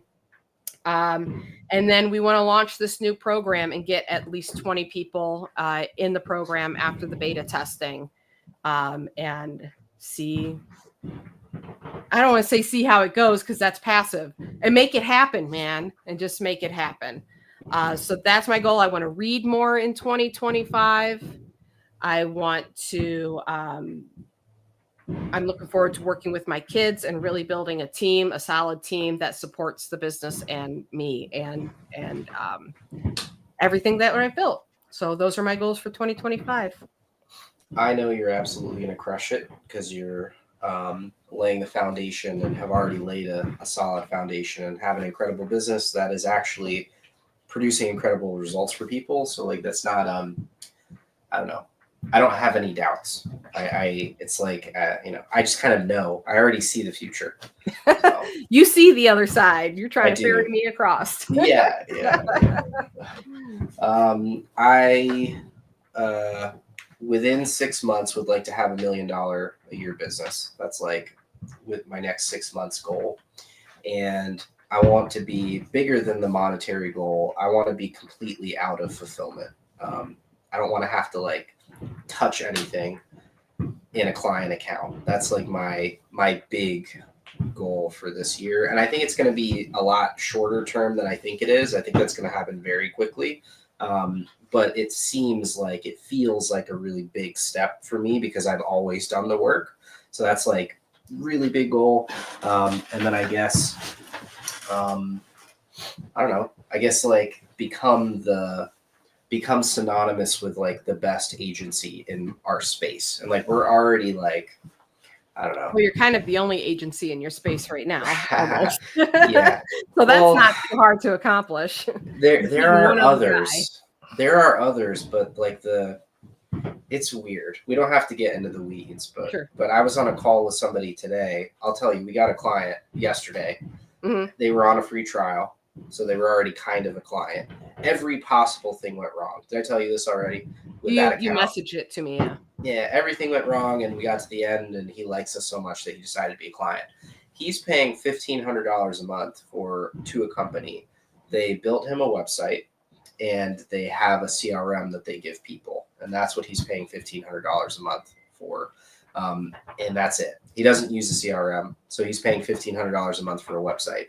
And this company presents itself as a marketing agency. So it's like, that's our competition, It's like, I'm not worried. I know that we're going to hit that goal because the reality is we already are the best one. It's like, we just need our name. Everybody needs to know us, and we need more clients. And like pushing that ball up the hill until it starts to roll on its own. So like I'm already confident that I'm going to hit all these goals. It's just kind of staying focused on the things that we need to do day to day to get there. Right. So. And I have no doubt that you're going to reach those goals. And just for perspective, you guys, like, I don't have $1 million business, but I believe Duncan will have $1 million business in 6 months. And it is one of the reasons why I have been insistent on the niching down. Mm-hmm. And when they started going in this direction, we had other projects we were working on. And I'm like, I just want to back out of that because you need to put 110% of your focus on what this is. Because this is the thing that's going to make you the most money. Even though I love doing stuff with you and I want to hang out and I want to work together, it was only going to slow you down for what is potential for you and Benjamin. And for reference, that's what, 30 clients. If you guys get to 30 clients, you're at $1 million business, and you're already 30% of the way there. Yeah. So it's right there. Yeah, 30% of the way there. 30% of the way there after like 2 months of active marketing. Yeah, so it's kind of like, and I know that we're going to hit it. Christmas slow season for them. Yeah. And then they're going to convention, like what's it called, an association, like a trade show. Yeah, trade show. There you go. They're Yeah. going to a trade show in 2 weeks or something like that.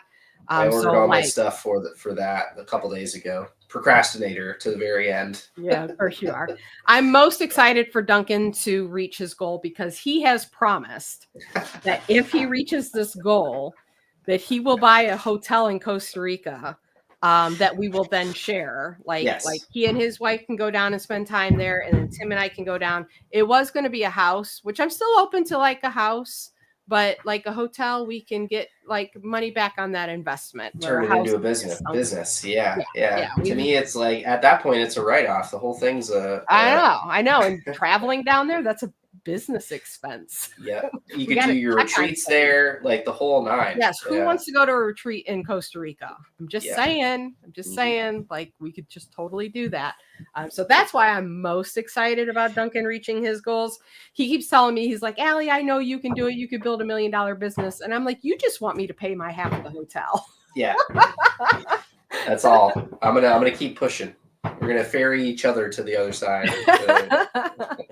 And my goal has, I don't want to say it's never been to have $1 million business. I've definitely thought about $1 million business, but I want my business to grow to the point where I'm okay with it going to $1 million as long as it doesn't impact what we're delivering. Like I'm not going to trade the quality of what we're delivering for the money.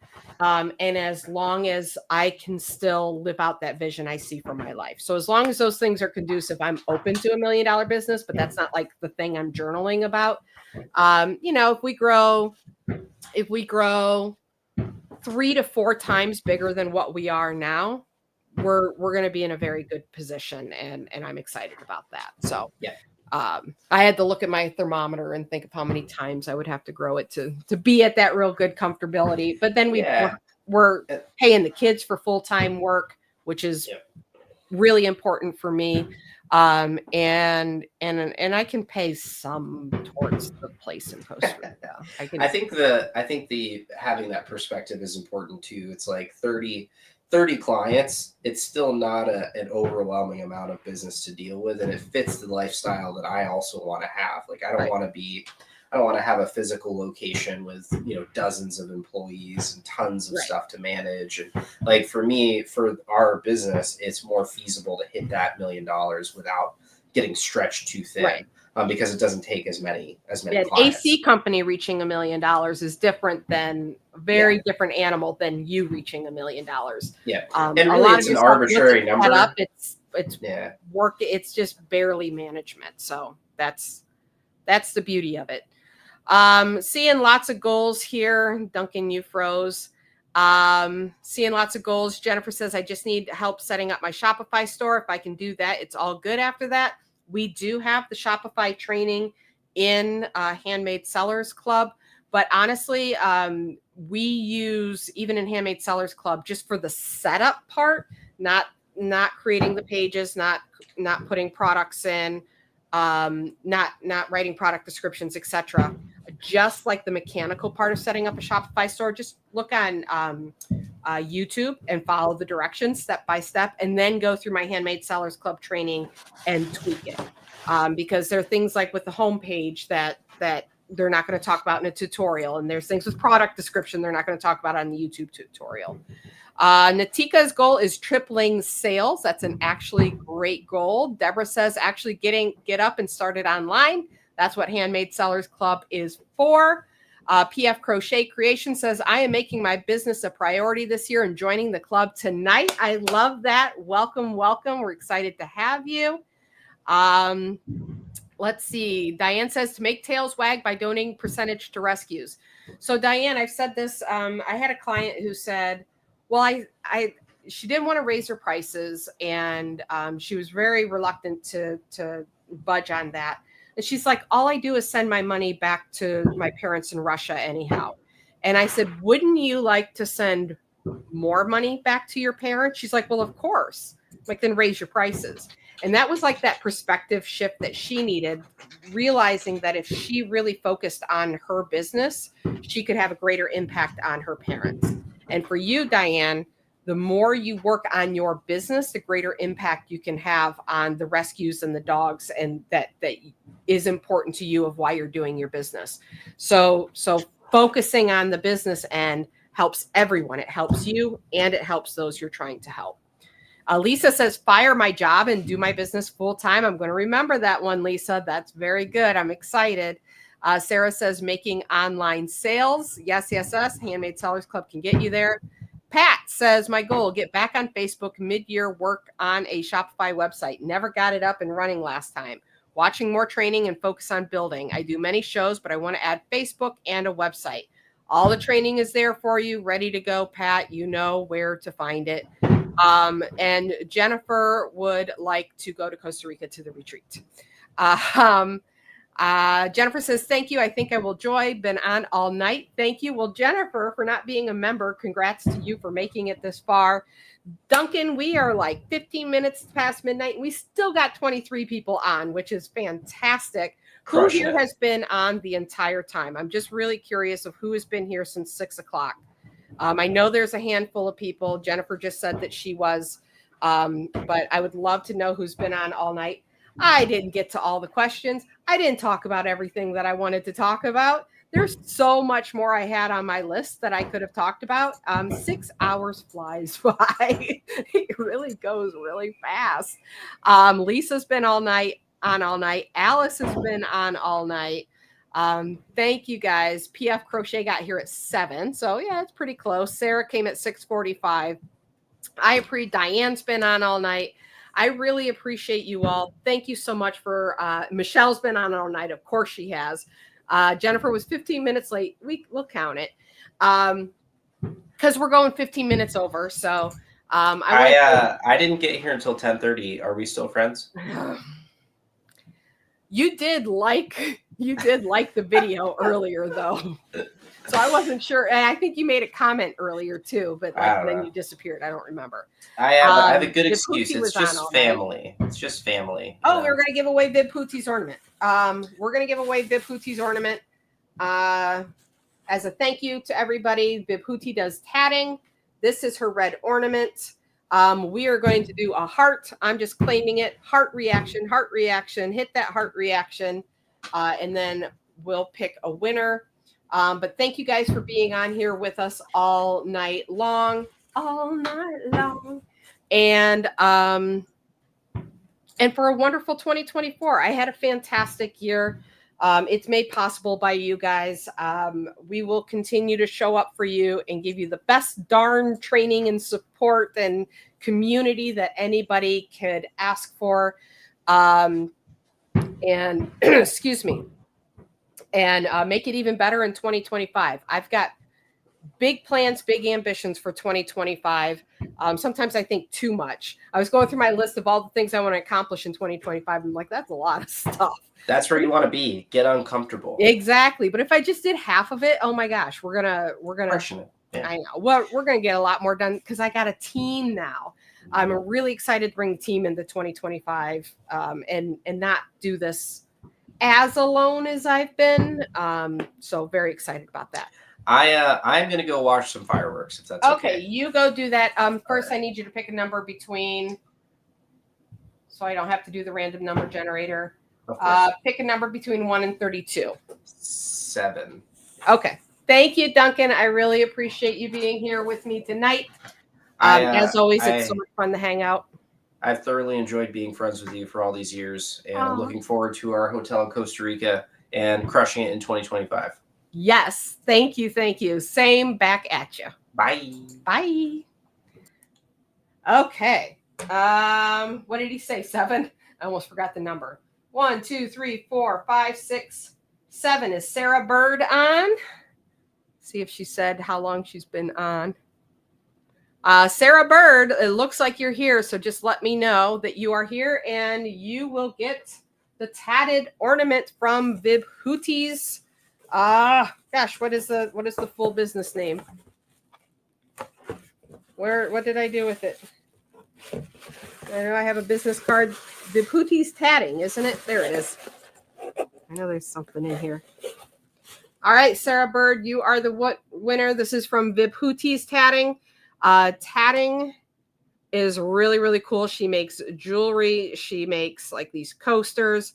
And at Christmas time, she does these beautiful tatted ornaments. So Sarah, send me a message. Say, I won the red ornament, the tatted ornament, and and give me your address and we will get this shipped out to you.